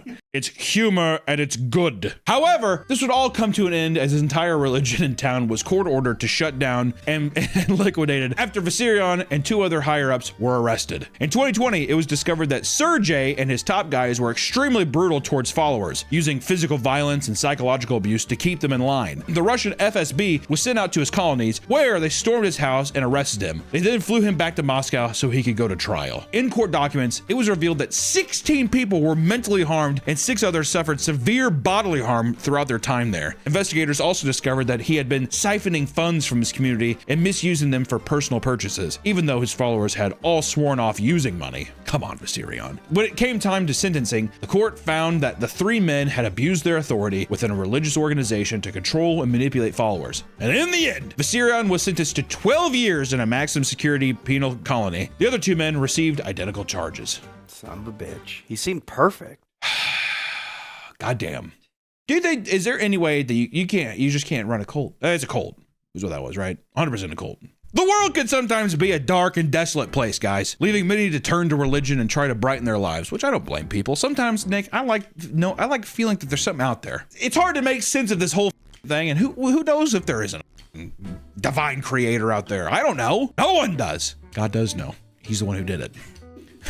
It can be hard not to give in to scams like this, especially when the person selling you lies is charming and believable. At the end of the day, it's been said a million times, it sounds too good to be true, and it probably is. If there's the potential to make a buck, there'll always be a person out there doing what they can to sell you some snake oil. So be careful, y'all. But hey, happy praying, and then guess what? If the end of the world comes and takes us, just know I love all of you.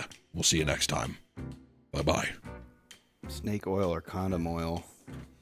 Dude, I would take the condom oil. Snake oil can be venomous, right? Yeah, if I'm pretty sure you can drink condom oil. You can drink snake venom. You can drink snake venom? Yeah, as long as you don't have any cuts or ulcers. This is the Nick 2 number card. I'm using it now at the end of the video. Back to the Papa Meat channel. How you doing? How you doing? Come on in and sit on down, because today we're talking about our pets. Wow, I'd do anything for my little pupper. I'd do anything for my little kitty cat, right? We all love our pets, and hell, I think that we all agree that they're an extension of ourselves, members of our family.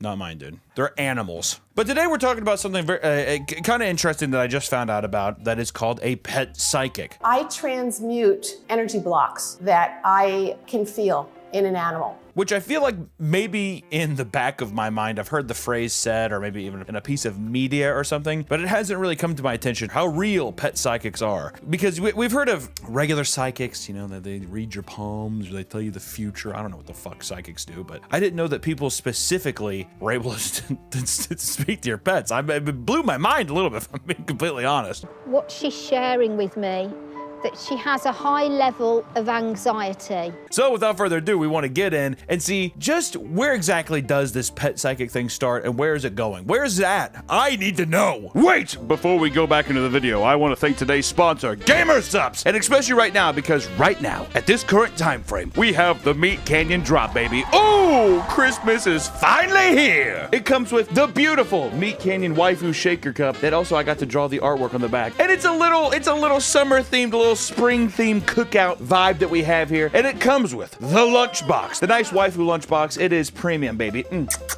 The artwork is amazing on the back. It even has a little heart that says Meat Canyon as well. Very good. And then also, we have a spatula available. A nice Meat Canyon spatula. A Meat Canyon apron that is reversible so you can see both sides. And if you buy the whole bundle, you get condiment bottles for free. It's a beautiful thing to start grilling up and start serving some beautiful burgers and fries, but also have a little bit of energy. Keto-friendly, sugar-free, and unbelievable taste. And especially with our flavor, raw meat. But you gotta do me a solid. You have to use promo code PAPAMEAT at checkout to get such a beautiful, luxurious deal. So please head on over to GamerSupps, check out my new drop, maybe even pick up our new flavor. It is, dare I say, the best flavor of all. And use promo code PAPAMEAT when you do, and just let them know that I sent you. All right? Thank you so much, GamerSupps. Enjoy all the beautiful, beautiful gamer energy and beautiful products. Back to the video. I mean, have you ever been in a position where you're like, you look at your dog, you're like, what are you doing? Are you okay? I think there's something wrong with them. Pet psychic's perfect for that because they'll be able to sit there, they look at the dog, fucking explode its head. They look at your dog, they're just like, your dog hates you. He fucking thinks you're the worst person ever. Fuck you. A pet psychic or animal communicator are people who claim to be able to psychically communicate with animals living or dead. But how is it done exactly, you're probably wondering. You're probably scratching your little head. It's like, how does that even work? Well, let me tell you. There are many ways people claim to communicate to animals. Some claim to use photos of the animals. Doesn't matter if they're living or dead. If they see the animal in a picture, they're gonna be able to talk right to it. And others claim they need to see the animal in person or need something of value that the animal held dear, which is, I'm guessing, a bone? Sweater. A dog sweater? Do you think dogs like the sweaters that they're put in? I don't think they do. People who are curious to their dog's wants, needs, opinions, gender identity. Yes, these things, people are curious about it. I knew a kid one time, he left his dog out like a beautiful border collie. He was out in the yard, whatever, and a guy in a fucking Jeep just hopped out and grabbed him. And we were there on the back deck. And they're like, no, God! And they drove off. It was fucking terrible. It was horrifying. It didn't affect me the most because wasn't my dog. I remember I had a flip phone at the time and I texted my mom, I flipped that thing open. I was like texting. I could barely do it, but I remember trying to do it, being like, should you come pick me up? Their dog just got stolen. It took me like 15 minutes to write it. And one of the last big reasons that you would have a pet psychic is just wondering why your pet does something. Maybe your pet shits all over one particular area of the room and you're like, why? Why do you do this? Lo and behold, pet psychics are here to help. There's amateur pet psychics and then there's also professional animal psychics. And he literally said 3 times, pay attention to me, pay attention to me, pay attention to me. Yeah. On Reddit, there's r/pet psychics who infrequently post content. It's actually been a while. I don't know if the mod is dead or not, but it's there, but I don't think anyone's really running it anymore. Amateur pet psychics will give cold readings on animals based on a picture. So you could submit a picture and they would tell you how horrible you are about treating your dog. I really don't think there's many positive ones, is one I found. You know what I mean? 90% of them is my dog died. Can I talk to them? Yeah, a lot of the posts are going to be people being like, my dog died. I want to talk to them. And they're just like, no. I can talk to him and he does not want to talk to you. You can also go on r/mediums where people claim to hear from animals seeking their people. Which, dude, I feel like those motherfuckers would just move on really quick. I mean, yeah, definitely in the afterlife. If you went away from your dog, because the whole, don't they say that dogs are like, whenever you leave them, they're like, oh, good, they're never coming back. They think you're dead or whatever. So they're already kind of moving on anyway. Like, every time that you leave the house, they're already grieving. I'm like, how many times can those little motherfuckers really care? All right, he's gone, he's dead again. Okay, well, how many more times are we gonna do this dance? Or you can go on r/psychics where people are asking for help for all sorts of issues with their pets. Which, let's look, I just wanna see some of these. So these are all from various Reddit posts of people looking. So here's this one. A person asks, is my dog possessed by a human spirit? Okay. Is my dog possessed by a human spirit? He says, ever since I got my dog, he's always felt human-like. What does that mean? Do you actually believe that? I'm like, let's cut the shit. This is Nick's post. I just want to put this out there. The guy behind the camera, this is his post on the source. What does that mean? What do you mean your dog's felt human-like? When I look at him, I feel like I'm staring at a human. When you look at him, you feel like you're looking at a person? Okay. People might look at their dog and they're like, oh, I connect with him on a human level, but you're saying like, I see a man. I see a person behind those eyes. I see a fucking human soul. There is a human being inside my dog's body.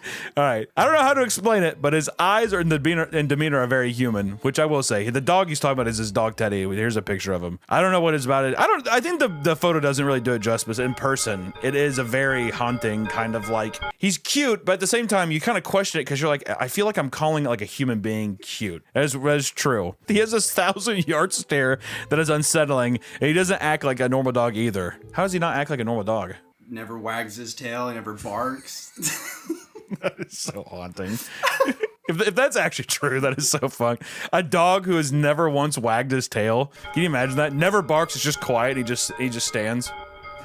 He's very calm and serious looking all the time. He never wags his tail and is stoic. The vet says that's just his personality, but I've never seen a dog like this before. Sometimes I'll catch him staring at me and I get chills down my spine. I love my dog, but sometimes something is off about him. A few times I've caught him watching TV on my bed and he gets upset when I turn the TV off. He also doesn't like pictures being taken and gets angry when I point the phone at him. One time he snapped at me for taking this picture. See below. Can anyone help? You've really painted a fucking evil picture for this dog, dude. You painted a really... Look at that fucking. Which luckily, people, these pet psychics on the internet, you're lucky that people were able to respond. Which we have a user by Book of Black Dreams. That's a good psychic name. Which he said a long time ago when I was a kid, my former stepfamily was deeply into traditional witchcraft. That is a crazy first sentence. All right. I was told that familiars are animal bodies possessed by the spirit of a demon or a human. My stepbrother told me this story about going to another witch's house and her dog was sitting at the table eating human food and appeared to understand every word. In which you responded, do you think my dog could be a familiar? I got him from Craigslist ads, so maybe his previous owners dabbled into witchcraft as well. He's not dangerous, do you think? You motherfucker, you threw the fishing pole out there, didn't you? The look in his eyes is so intense. I don't feel like his spirit is malicious at all. I'm getting that he's been through a lot and he just wants to have a low-key, relaxing life and he appreciates you. As a medium, I definitely believe it's possible that our soul can incarnate into a human or animals, even fractions of our souls. I think his soul is very masculine and it actually gives me chills to see how human-like his eyes are. Whole girl's getting fucking bricked up over here, huh? It's like you're looking into the eyes of another person, so I totally understand what you mean. I do not think this is anyone related to you that has passed on to the other side, but a wise spirit that is reincarnating on a different path than before. Ooh. That's kind of fun. A very serious one at that. You guys were meant to cross paths. You have been through some shit and will continue to experience life together. You've been through some shit. What have you been through, Nick? You've been through some stuff? What is she right on that? Have you is her psychic abilities? Is it really spot on. Oh yeah? Oh, I've been through some stuff. I like how someone just said no. Here's another one that says, I just found this injured moth. I'm trying to help it. Would anyone be able to help me with asking it what it needs once right now? It very much has a will to live. It wants to fly. It's like the moth actually does not want to die. Perhaps let it rest safely and comfortably and provide appropriate accommodations for it to be able to leave again when it wants to. Thank you so much. Is it possible to ask if it would want to take it back where I found it? I could also bring it to a nice park and plenty of flowers. God, dude, Jesus. I would take it to the most beautiful park and I'd put it on the prettiest little flower. If I was a pet psychic, I'd be like, dude, I already put it outside. It'll be fine. I urgently need help with this person. I want to know why he does what he does and how to stop it. The fuck? Can someone please help? He is walking on extremely thin ice and this is my last resort. I've tried everyone else. The picture of the cat just like, it feels like the person's like taking the photo and they're like, okay, God, fine. Could you please share more? What do you mean he's walking on thin ice? That's pretty good. Even the mediums on that one, even like the fucking tarot card readers and shit, they're just like, what do you mean he's walking on thin ice? He is extremely aggressive. 98% of the time he's okay. 98, but that 2%. I'm desperate to find out why and to get through to him that this is not okay. If he carries on like this, he'll be euthanized. God! Holy shit! If he carries on like this, I'm going to kill. He'll be put. I'm going to throw him in little cat gas chamber and he'll die. Never in my life would I think I would consider this, but it is out of control. He lacks for nothing. I like how the medium's like, I'd like to help, but a behavioral change this extreme sounds like it calls for a thorough medical checkup. Even the like pet psychic's just like, you probably need to like actually get some fucking real help for your cat here. If you're so like he's got to be euthanized. I like it's like instead of just being like I can't anymore, please just take him. Maybe someone else will adopt him. They're like he has to be put down. This beast is just too evil to be left alive. Feeling a unique connection with this stray. Was this cat meant for me? Like I was just a cat behind a fucking trash can. The cat's like, I've been out here for days. Please let me inside. Hi, everyone. This stray was annoying to me at first, but yeah, I like how like looks outside. There's like, goddamn cat. But something told me to give him another chance. I saw him laying down in the leaves and something told me to sit down and try to befriend him. With some catnip and food, it worked. That's strange. That's strange that catnip and food helped. There must be some kind of weird spiritual connection between us. Last night he came again and we spent about 30 minutes just sitting near each other, sometimes exchanging stares. Okay, I feel like we're getting kind of okay, we're getting into some like weird rom-com territory. She's like sitting next to him. She's just like, I decided to name him Hades. If that helps to connect a little better. Black cat named Hades. You know what? I don't like the name. What I got almost instantly was an image of flames and fire. Wow. I'm not sure how to interpret this. If I should be interpreting it at all. It's like flames reflecting in her eyes. Not sure if it's a metaphoric fire within or that he witnessed a literal fire. I know this sounds crazy, but I think my cat is sending me his symptoms. What? My cat has a mystery illness that the doctor has yet to figure out. I have been having pain in the areas he is supposed to be sick in. I don't know if it's all in my head, aka sympathy pain, but I wonder if it's possibly that someone it's him telling me what's wrong. Okay, first off, not crazy at all. Psychic. I often feel psychic pain in my body when communicating with a pet. I call it psychic empath. Hell yeah. It's such a great skill to have. Congratulations. You're dying because your cat has stomach issues. Have fun with that. You're so lucky. Congrats. Thanks. I just wonder, how am I supposed to explain to the vet how I know what he's feeling? Lol. Lol. Right? I felt like people are talking, they're being vulnerable, they're putting their dogs out there, so I wanted to put my dog out there, Tugboat. I have a basset hound named Tugboat. I have a couple of dogs, but we're just gonna focus on my biggest piece of shit dog. His name's Tugboat. I love him, but I hate him at the same time. Hopefully people can sympathize with that. This is the picture we This is a picture we used of my dog sleeping. He was extremely comfortable and he was snoring so fucking loud. It was obnoxious. We had a full-blown flashlight in his face. His eyes were like open and he still wouldn't wake up. He was like, he was so, you think it was a night we gave him like some bacon or something too. He was just like knocked the fuck out. And then also we have, these are two beautiful stages. You have Tug and you have Tug. It is passed out, cathartic state, and then you have Tug when he's contemplative. How nice. His shaman state. The Tug, he has some problems, he's a dick, essentially. So yeah, we sit here, I said, hello, pet psychics. I want to know if anyone could get a read on my beautiful boy. Beautiful ornery boy, Tugboat. We call him Tug for short.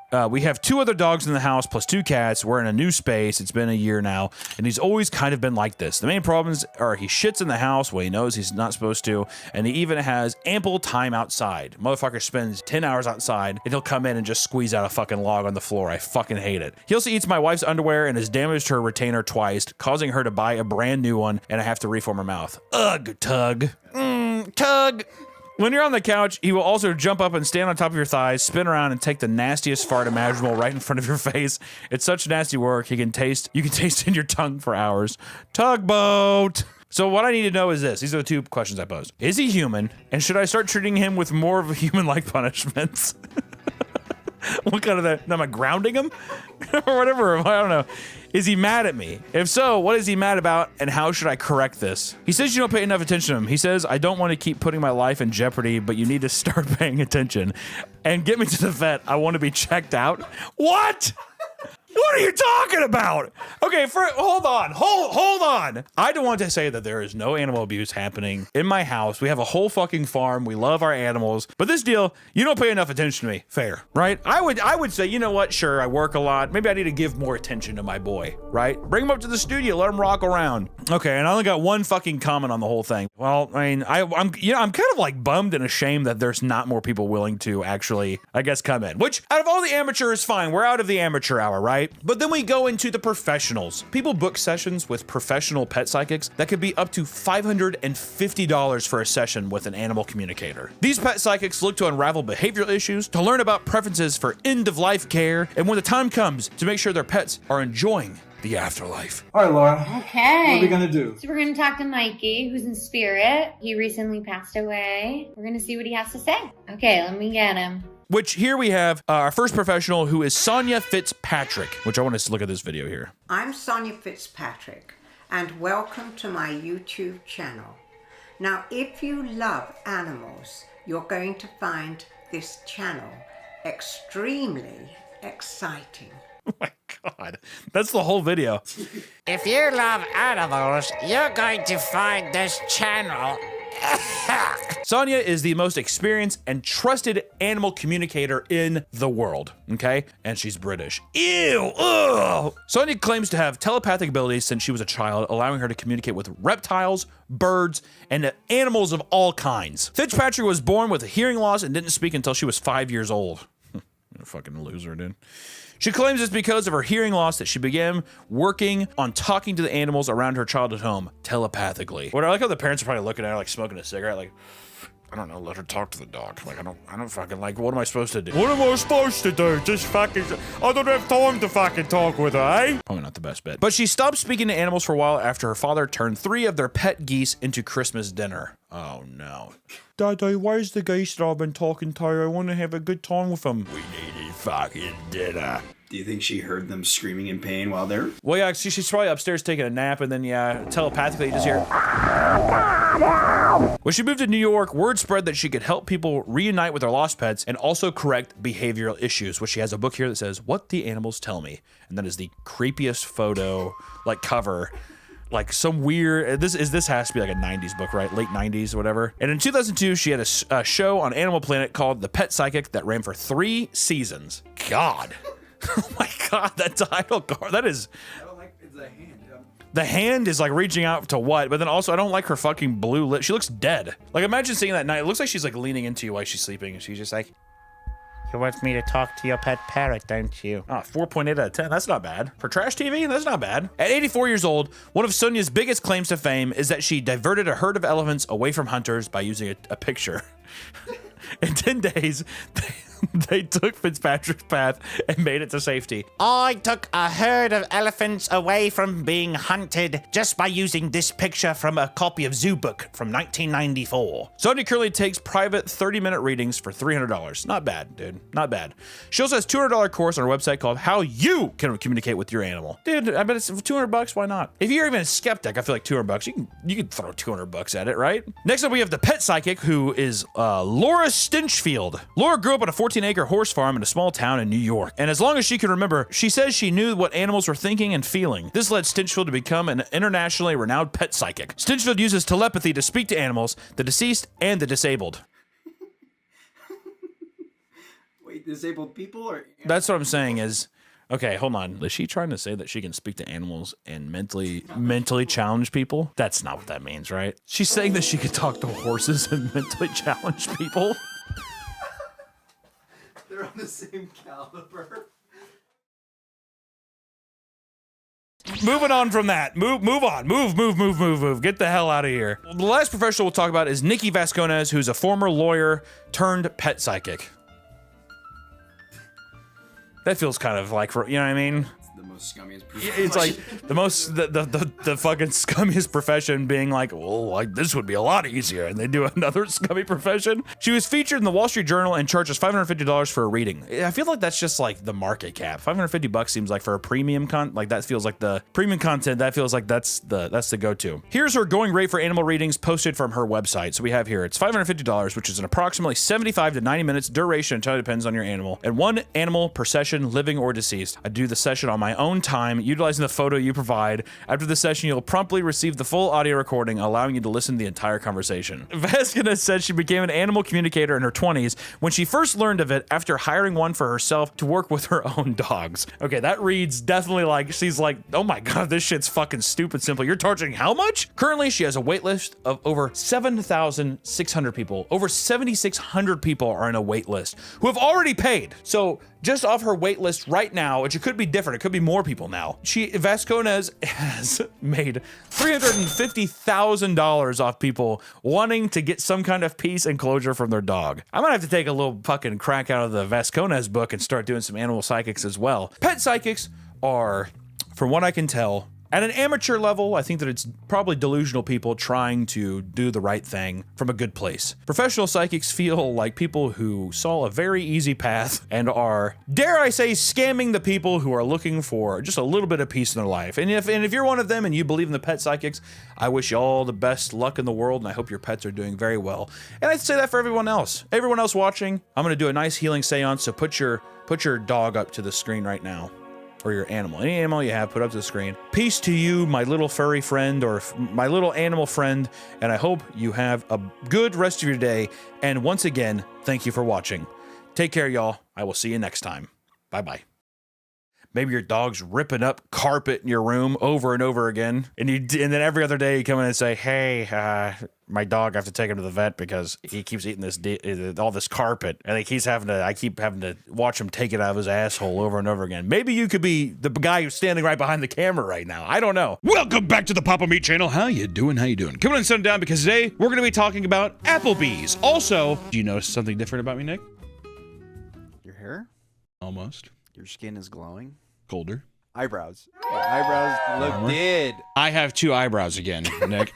The unibrow sadly is gone. I was trying to see how thick I could possibly get it, but someone in my house, I'm not going to say who, woke me up with prying needles in hand. My earbrow's gone. Well, it looks good. Today, we're going to be talking about Applebee's. When it's time to hit the road and grab a bite to eat with the family, there's a lot of options to choose from. You can go to a cheap fast food establishment or maybe a sit-down restaurant for those who want a more elevated experience, a more traditional experience, right? But between those two is a magical third option, a place that claims to offer that high-tier sit-down service while still serving food for budget-conscious customers. This is where Applebee's thrives. At one point, it even became a very well-known restaurant chain that could hold its own against the other heavy hitters in the industry. But like any long-standing restaurant in these turbulent times, there are heaps and hurdles and challenges. And today, we're going to talk about the controversies, crimes, and crazy stories that come out from one of the most well-known American restaurant chains to ever exist. And I will say, we are doing this again because for people who don't know, we did a ranking of all of the sit-down chain restaurants, and Applebee's was dead last. It was dead last, and then there's been a lot of people that have been commenting, it was a bad location, Applebee's is better. And I wanted to figure out, is this a thing? Did we just go to a bad restaurant? Are we gonna have to go back again and reassess to see, is it as bad as we actually thought it was? Are you Meat Canyon? Yes. Okay, yeah. She said that she took care of you guys last time. Oh, shit. Okay, cool. Right on. Yeah, so we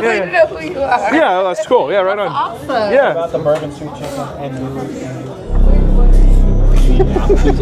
Hope they didn't hear what we said. But after doing more research, the amount of shit that has happened at Applebee's, it's fascinating. And we had to dive back into Applebee's. We need to go back, and then we also need to explain some of the odd stuff. It's an abnormal amount. I imagine that's everywhere, though. But Applebee's, for some reason, I don't know. It just has a certain twang to it, doesn't it? You want to tell how we almost got hit by a car? Yeah, we were on our way here after recording the Applebee's video, and we were like, let's go get Applebee's again to see how it holds up. And while we were driving here, this car almost being plowed on the side of Nick. He was maybe going like, what, 80 and like a 40? Coming down that road, right? This guy, I'm not even joking, comes here. He got this close to Nick's car. Boom, comes around here, goes around the front. He does like that. Yeah. He does that, yeah. He did that, and then we're driving, he's talking to me, and I'm like trying to process what's happening. And I look to my right, and there's a full apartment complex that just burnt down. And I was like, and I was like, where am I? And then I got out of my car, and I'm like, and then I'm here. and then it's all accumulating to this. Yeah. Applebee's is a franchise that has had many ups, my friends, many ups, and probably far too many downs. For our time, it was the family restaurant, one that sold medium-tier food in an environment that made people feel like they were at home. Something supported by their slogans, eating good in the neighborhood. Now, come on. Yeah, it's good. I will say, you know what, that eating good in the neighborhood makes it feel like it's a family neighborhood establishment, right? I'm hopping over to a small business. It's on levels. It isn't as good, but it's on levels of you can't out Pizza the Hut. I mean, arguably the greatest food slogan of all time. I like, what was it? Buy that chicken from Popeyes? Love that chicken from Popeyes. Yeah. One of the laziest slogans. Love that chicken from Popeyes. That's subliminal messaging terrorism is what that is. Because in your head, you're like, well, I did say I love it. You know, when you hear the thing? Yeah, I don't know. I don't f with it. They even theme their locations based on culture in the area they reside in. Whether that's the local landmarks or college sports teams, some of their food can even be altered to cater to those local cuisines, which I will say, once again, subliminal messaging terrorism. You walk into Applebee's, like, yo, look at I love this team. This place, like, they like this community. They're tricking you. It's all a little bit of a trickery. That's why I like going into these restaurants, and they need to be the 54th Street Grill, just clutter culture. I love that. You have like boxing gloves up, you have posters of movies. As a child, it's amazing. It's the best game of I Spy you've ever played in your life, right? I don't know. There's something about Applebee's. It's just a little bit deceptive. I don't know. Applebee's focused heavily on finding local, loyal customers who didn't want to break the bank to have a sit-down meal. They opened in 1980 and saw quick success, and by the year 2000, the revenue hit over $2 billion with around 1,000 locations. They eventually expanded into locations all across the globe. No way that works. This has to be an American thing. I was gonna say. Can you imagine going to Japan? There's a Japan Applebee's. There's no way. What would they have to offer? Things continued to improve all the way up until around 2015, when they started to realize that they were failing to impress one of the most important demographics, one of the most insufferable demographics. They failed to impress millennials. Locations started closing down, and they knew that the drop in revenue meant something had to be done to make themselves attractive in their eyes. The new CEO at the time, Steve Joyce, brought a bunch of ideas to the table, including the creation of one of the most dangerous concoctions to hit the American public, which was the Dollaritas. my friends. Hey, we want to give a quick shout out to our favorite sponsor, Gamer Subs, which we have amazing energy drink called Raw Meat. You need to pick that shit up right now. It is summer in a shaker, or hopefully one day a can, because they're starting to do cans in places, and it's delicious. Raw Meat, my flavor is a beautiful cantaloupe watermelon mix that's just, oh, it's absolutely beautiful. We drink the caffeine-free version all the time. When it gets too late, because Gamer Subs gives you a little pep in your step. Pep, pep, pep. Also, if you like big tittied anime women, they have little tub shakers that have big, beautiful tittied anime women on it. So if you like that, they have shakers. Pick up a big tittied anime shaker thing. They like that. You like that? I know I do. If you head over to Gamer Subs right now, you can get signed up for some free samples. They're all good flavors. There's not a single bad flavor. They're all muy caliente. They're beautiful. They're so tasty. So please head over to Gamer Subs and use promo code PAPAMeat at checkout, and tell them that we sent you. All right? You're gonna get a little goodie with it. I think you'll like it. Back to the video. Dollaritas, depending on where you go, it's a whole different nightly experience. Sometimes it's basically just margarita mix in a glass, right? No tequila in there. I have seen some dangerous interactions with Dollaritas. For you don't know if Dollaritas, I think they might just literally be $1 margarita. There's no way they're $1. It might just be $1. They're probably like $5 or something. I don't know. They're a very cheap margarita drink that you can just get smashed on at some locations. Once again, it varies. Depends on how loose is the bartender's wrist. During Neighborhood Appreciation Month, Applebee's started selling an assortment of margaritas for only $1, specifically to capture the demographic and emphasize their bar while upselling customers on their other food items. They were a massive success, despite being nothing more than a bottom shelf tequila mixed with cheap margarita mix, heavily watered down with tap water. For $1 though, you can't complain. I'm telling you, for $1 though, I'm telling you, I have seen some bartenders' wrists be a little loose. All right, and I tell you what, it makes a very rowdy Applebee's neighborhood experience. Many employees dreaded the Dollarita craze, as it brought all sorts of chaos to what were often understaffed locations. But despite some efforts like the Dollaritas being a hit, it didn't keep the millennials around for too long. It also started to turn off their local core audience, scaring them into fully giving up on this initiative entirely. I like how that scared their core audience. Which, don't get me wrong, Applebee's would occasionally get their viral moments every once in a while, right? Plebes? Man, we got some mariscos going on right here, shit. Like one that began in 2021 after a country artist, Walker Hayes, talked about Applebee's in a mega viral song called Fancy Like. Dare I say, it's the worst song ever made. I'm gonna get a Bourbon Street steak and an Oreo shake. Oreo shake? For people that don't remember, this is the lyric.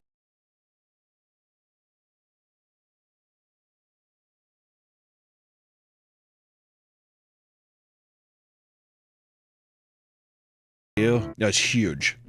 The biggest song in every trailer park across America. In it, he talks about splurging on his low-maintenance country girlfriend by taking her to an Applebee's to get a dog shit meal and an Oreo shake. That's essentially what the song is, all right? Those are the cowboy boots clicking in, walking, little spurs on it. I was gonna say, as a woman, that's the perfect. An Oreo shake, you got me wet. The phlegm in your voice there. Oh my God, clear. What the hell? The Oreo shake, you got me wet. Good fucking Lord. Would I take someone here on a date night and then also be like, let's get 2 straws and suck on this together? No, I probably What would wouldn't. Allison say if you told her you wanted to do that? She'd get pissed and she'd be like, I want my own.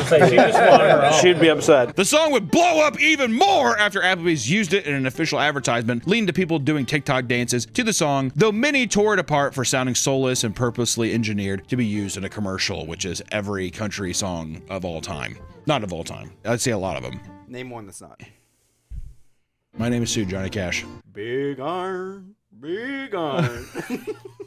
The comments under the song are filled with Applebee's employees furious at Walker for being responsible for the song being played non-stop in their stores and being sang aloud by customers, which I already know there's some big old boys and some big old girls there doing it. Guys at Applebee's on a day. Shut up! You guys are getting salads! No! You know, Applebee's had, the one in my town had beer pong competitions. What? Yeah, like every Wednesday we'd go. One time I trolled and the guy was very adamant of being like, you gotta go under the troll table. There's a troll table? What do you mean you troll? Oh, it's like, what the fuck are you talking about? What do you mean? When you don't make any cups, you become a troll. So you have to go under the table. And the guy was very adamant. He was like, you gotta get under there. I've never heard of that. Really? Oh, yeah. How do I know that he was like, you gotta get under there and you gotta pay me back? Yes, sir. I'm a troll. It's like this guy's dick while he's taking out a Dollarita.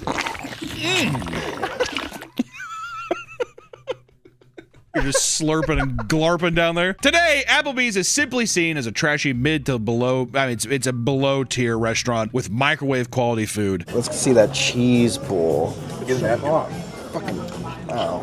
That was lackluster. Many people report getting intense food poisoning from their food with websites like iwaspoisoned.com, which is a great website. I think that's a great service. Where were you food poisoned at? Mark it down. Being flooded with harrowing tales of diarrhea and projectile vomit that I could only assume happened at the Applebee's bathroom.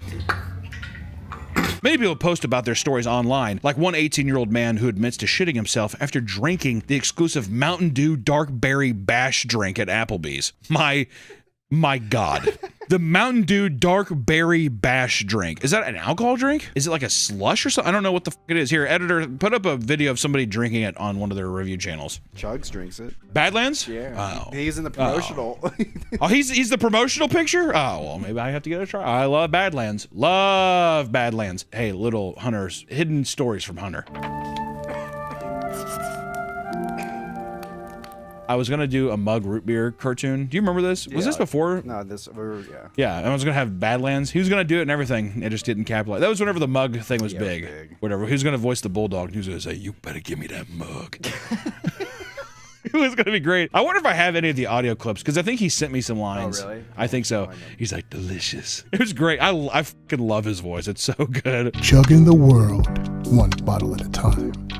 Badlands Chugs is back. Badlands, I love you. Before he could sit down on the toilet and fully pull down his pants, a loose fart led to him covering his pants in wet shit. Also, sorry, Badlands, that you had to be followed up with that. How do we know also that? I mean, I would say that a clientele going into an Applebee's, today's day and age, Applebee's has got to have some gutty work biome that's not healthy. That's some nasty gutty work. So to blame it on the Mountain Dew Dark Berry Bunch Crisp, whatever the fuck it was called, seems a bit disingenuous. I think you should have maybe just had a tap water. Do you think that they have filtered, or do you think it's just straight tap? Oh, it's just straight tap. They can't afford the filter. Filter's pretty cheap now. A woman named Carissa Inget posted a video admitting that after the restaurant of choice was overpacked, they went to Applebee's to eat chicken tenders and mac and cheese. Wow. After 1 hour, she broke out into a cold sweat and began projectile vomiting. Then she proceeded to throw up 10 more times once every hour. I threw up every hour on the hour for the next 10 hours. I could not even keep water down. Yeah, the place we're going to go to is pretty packed, so yeah, we decided to go to Applebee's to get chicken tendies and some mac and cheese. Do you know what's the thing, though, that they don't show? The Applebee's CEO eating the food, kind of like the McDonald's guy. That motherfucker would scarf it down. Did you see his excuse? The McDonald's guy? He like blamed it on his mom or something. The McDonald's CEO blamed it on his mom? Something like that. He blamed on like why he took a really tiny bite.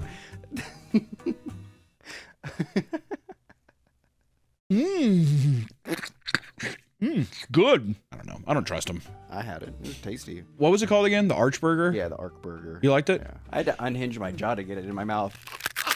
It was that big? Yeah. That's a big bite for a big arch. What do you think of an Applebee's regular? What do you think they look like? Slightly overweight, a little thinning. Hair thinning a little bit? Thinning, yeah. He's got thick hands. He's got some calloused fingers. What kind of attire is he wearing when he's walking in? Jeans and button shirt, the long sleeve. A long sleeve button shirt? But it's like a work shirt. Oh, okay. Yeah. Is he going on a date or is he by himself? He's got his wifey. What does his wife look like? She thick. She misses a couple teeth. So when you, in your mind, a man going to Applebee's is just a thinning, regular, I mean, it sounds like a regular middle-aged man, but a female going to Applebee's is a fat woman with missing teeth. I said thick, not fat. You said what you needed to say. Yeah, and then it's her 3 kids, not his. You know what? I'm glad they're happy, Nick. Despite the kind of disparaging acts you're trying to throw on them. I think they're happy. While Applebee's markets itself as a welcoming family restaurant, some of their past controversies are less than savory, to say the least. Perhaps one of their most innovative ideas turned out to be one of their biggest missteps. Around 2012, they introduced Club Applebee's, a limited time promotion held mostly through Florida and the South. Essentially, regular Applebee's restaurants would turn into a nightclub after 10 p.m. Why? At specified locations, the restaurant would turn down the lights, set up karaoke, and even bring in DJs to create a full-on club aesthetic. Once the party was bumping, they would roll out special drinks and appetizers to keep people going into late hours of the night. It turns out that Applebee's corporate didn't intend for their restaurant to become nightclubs, and instead just wanted to get more people into their Bees Late Night, so more people would stay past regular dinner spots. Bees Late Night? I guess that's what they call it. They called it the Bees Late Night. Oh, Applebee's Late Night. Jesus Christ. But at the few locations where Club Applebee's operated, they saw massive boosts in profits and their stock prices, so they let it continue, even going so far as to set up full-on black light parties. Some of the images showcase women spraying whipped cream over their bodies and having it licked off by friends and strangers. I mean, why does fucking Club Applebee's actually sound like it's insane? I tell you what, those black lights though, after a while I'd be like, how do we know that ain't blood, semen, or piss? Oh, yeah. Like, it's ketchup. It's Sweet Ranch. It's Sweet Ranch. It's fine. It comes right out. Some people, unaware that this is a thing, tried going to Applebee's for a quick drink with their buddy, only to walk in and see 3 women engaged in a twerk-off in the middle of the restaurant. When they were sitting at a booth by a window, they looked out in the parking lot to see more women twerking in front of their headlights while some of their toddlers were in the car. Former employees claimed it was miserable working during that time, though sometimes as little as 10 people would show up, making it a weirdly depressing experience. Applebee's, are you ready? I'm about to black the fuck out! One worker said that around 2 a.m., a family of 5 came in with 2 of their babies to witness a group of people hammered off Coronaritas, screaming into a karaoke mic. I'm going to say this. Who in their right mind is bringing their children at 2 a.m. to an Applebee's? A strong family. A loving family.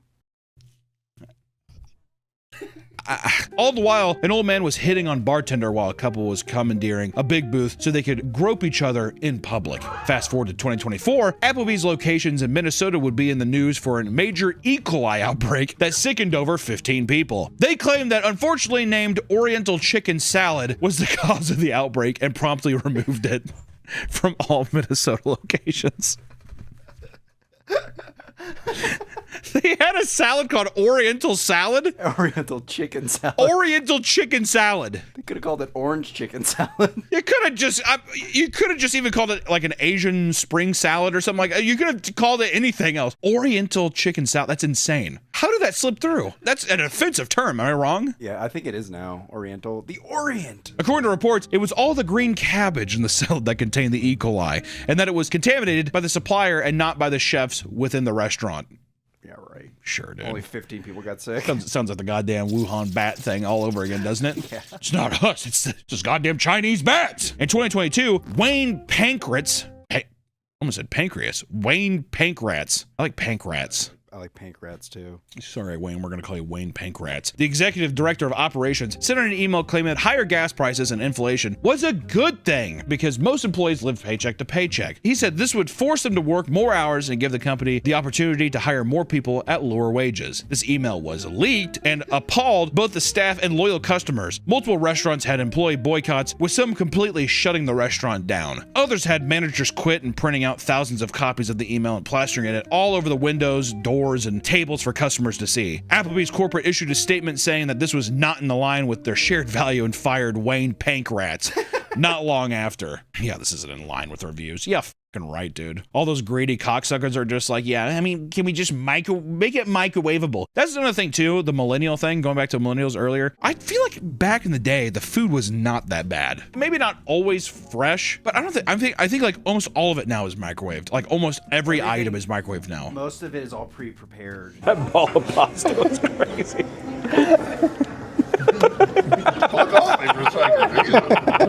That's how they make it cheap. That's how they cut costs, where they're just like... Well, that's what I'm saying is I don't think that it's a certain demographic of appealing to people. I think that it's just the food has just gotten progressively worse. Is it good?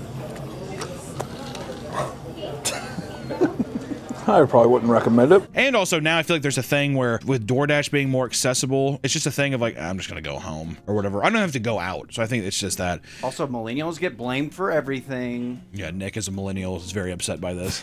Yeah, you're welcome, by the way. We were the test rats for the internet, by the way. You're welcome, Gen Z and Alpha. Yeah. Now we're going to blame you on everything. Yeah, well, that is true. That's just what it happens. It's going to be what happens every go around. That same year, Applebee's would air a commercial of people joyfully dancing and eating food right next to CNN coverage of the Ukraine war, which showed Kiev being bombed alongside the sounds of air sirens. and a little bit of chicken fried. The company had to pause all ads on CNN and admitted that the advertisement shouldn't have aired. You know what? Actually, that was our bad. Where's this going, CNN? Give them the dancing one. They're going to be seeing all that sad footage. They'll want fajitas if they see that. They'll want barbecue shrimp and fajitas. Just put it up. As one would expect, Applebee's, like any restaurant, also had its fair share of crazy lawsuits. In 2010, a man from New Jersey went to an Applebee's with his brother to enjoy a steak fajita skillet. When the food was served, the brothers decided to pray before eating, but as they bowed their heads, one of the brothers knocked the scalding hot skillet into his face and on his lap, causing intense burns. Listen.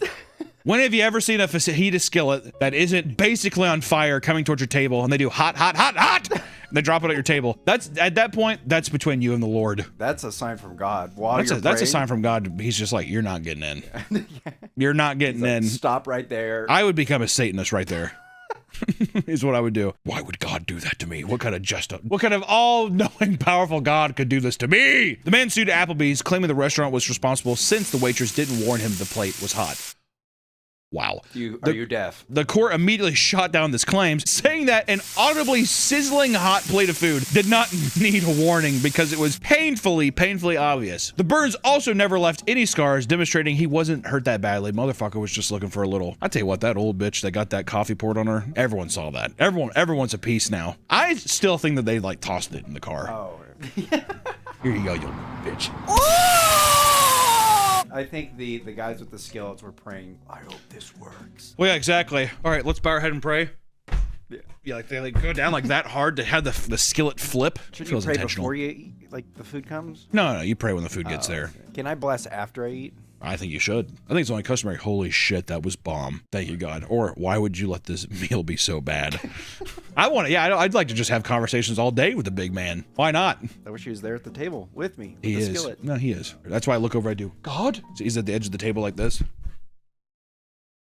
He looks maxing at you. He's mogging. I like to think that God, he's like deaf and he's mute. If you don't know sign language, you can't talk to him. So you're like,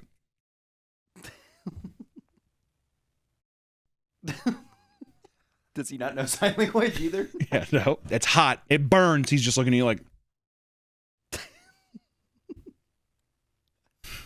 He looks like he's about to cry.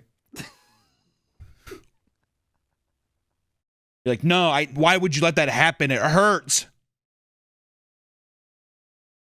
At a different location in Michigan, a 15-month-old boy was served margarita mix containing alcohol after the staff mislabeled the mixer. Oh my God. Once it was served, the parents noticed their child started acting weird and was taken to the hospital. After running some tests, the baby's blood alcohol level was over the adult legal drinking limit of 0.10%. For people that don't, that's a lot. I mean, it was trash. The parents sued the restaurant, seeking $25,000 for medical bills and emotional distress. That doesn't feel too crazy to me. I would have asked for way more. Yeah, oh yeah. Get my kid fucking drunk. Are you kidding me? 0.10? All right. It turns out that Applebee's is home to all sorts of wild stories. We've covered all sorts of stories involving people at restaurants finding insane things inside of their food. Applebee's is simply no different. One party was enjoying their meal from Applebee's when out of nowhere, a rat fell from the ceiling and landed directly on their table. It started bathing in water glasses and cleaning itself as they all watched in horror. I felt bad for the rat, honestly. Oh, I'm so dirty. Oh, help me. They won't let me leave. Over in Albuquerque, a woman bit into a slider only to find a large metal bolt was hiding inside. What? You got the Ratchet and Clank burger. It's a bolt. Come on. Eat it. Though their meal was comped, they were surprised to see that they began serving the same sliders to other people right after without checking to make sure there weren't any loose pieces. Also, how lucky are you to not bite into it and just break your goddamn jaw or chip your teeth or something? That's happened with people. Oh my God. Fuck that. Someone ate a chip. Like it was like a screw or something.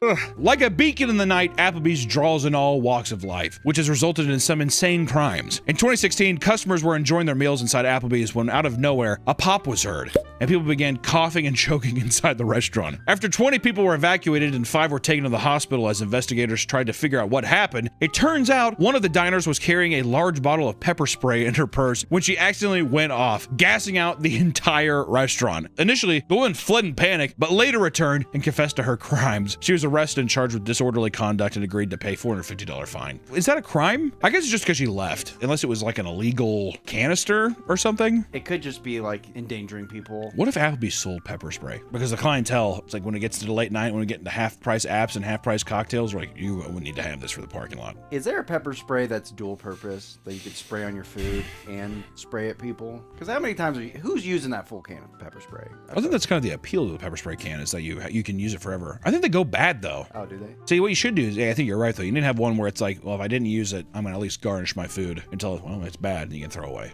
Have you ever been pepper sprayed? Never. I've accidentally pepper sprayed myself a little bit, a little spritz. One of the coworkers at Papa Murphy's, she had pepper spray on her keychain, and I was messing with the keychain, and I twisted it and it gave a little spicy. I like how almost all these stories are you like trying to like playfully flirt with a woman is like how you're like, and then I don't know, that's why my testicles got cut off. I don't know why it happened. It did. Just a little bit of my testicle. Just a little bit of my testicle got cut off. Over in Wisconsin, a man brought something into the restaurant that was so dangerous it could have leveled the entire building. God damn. Matthew Arnst brought his bike into a local Applebee's and began yelling slurs and cursing at children out of nowhere. When a cook told him to leave, Matthew heaved his bike over the counter and struck the chef in the stomach before running out of the building. The manager locked all the doors and called the police to alert them of what just happened. Matthew didn't make it far and was spotted drunk carrying his bicycle when police spotted him and found a quarter stick of dynamite inside of his backpack. What the fuck? After his arrest, police reported that he began threatening police investigators, also discovered he was responsible for throwing a rock at a grocery store window weeks prior. Motherfucker, he was just begging to get caught. Today, Applebee's is still going strong, though a sizable amount of them have closed down in recent years. It's likely never going to be held in high regard again. I mean, I don't think it really ever was, but it remains a staple for people who want cheap, mediocre food at a spot they find comfortable and familiar, which I will say, it's just the fucking worst out of all of them. Even Chili's is like, there's so many other sit-down restaurants where you're like, this is garbage food, but it's convenient, it has like a big open space. I mean, I don't know, it's like close to me, right? I don't know. I mean, last time we ranked it, I mean, it was the worst. I think we got to go back and see how it is again. How was it? I don't know. It's forgettable. I don't think the needle has moved at all on it. The appetizers are good. And my burger... It was good. Also, it helps whenever we didn't do 9 in a row, or it wasn't our third one. So, you know, all in all, like, I would not willingly be like, oh, Applebee's, let's stop. It wouldn't happen. But to be fair, I wouldn't do that with any of them, really, if I'm being completely honest. We almost risked our lives to eat Applebee's today. We almost died. I'm legitimately still shaken up about that, so I don't really care. I'm just happy to be alive right now. If anything, that's probably what made the quesadillas taste better, too. I was going to say, yeah. I will being say alive. The shake came out the same way it came in.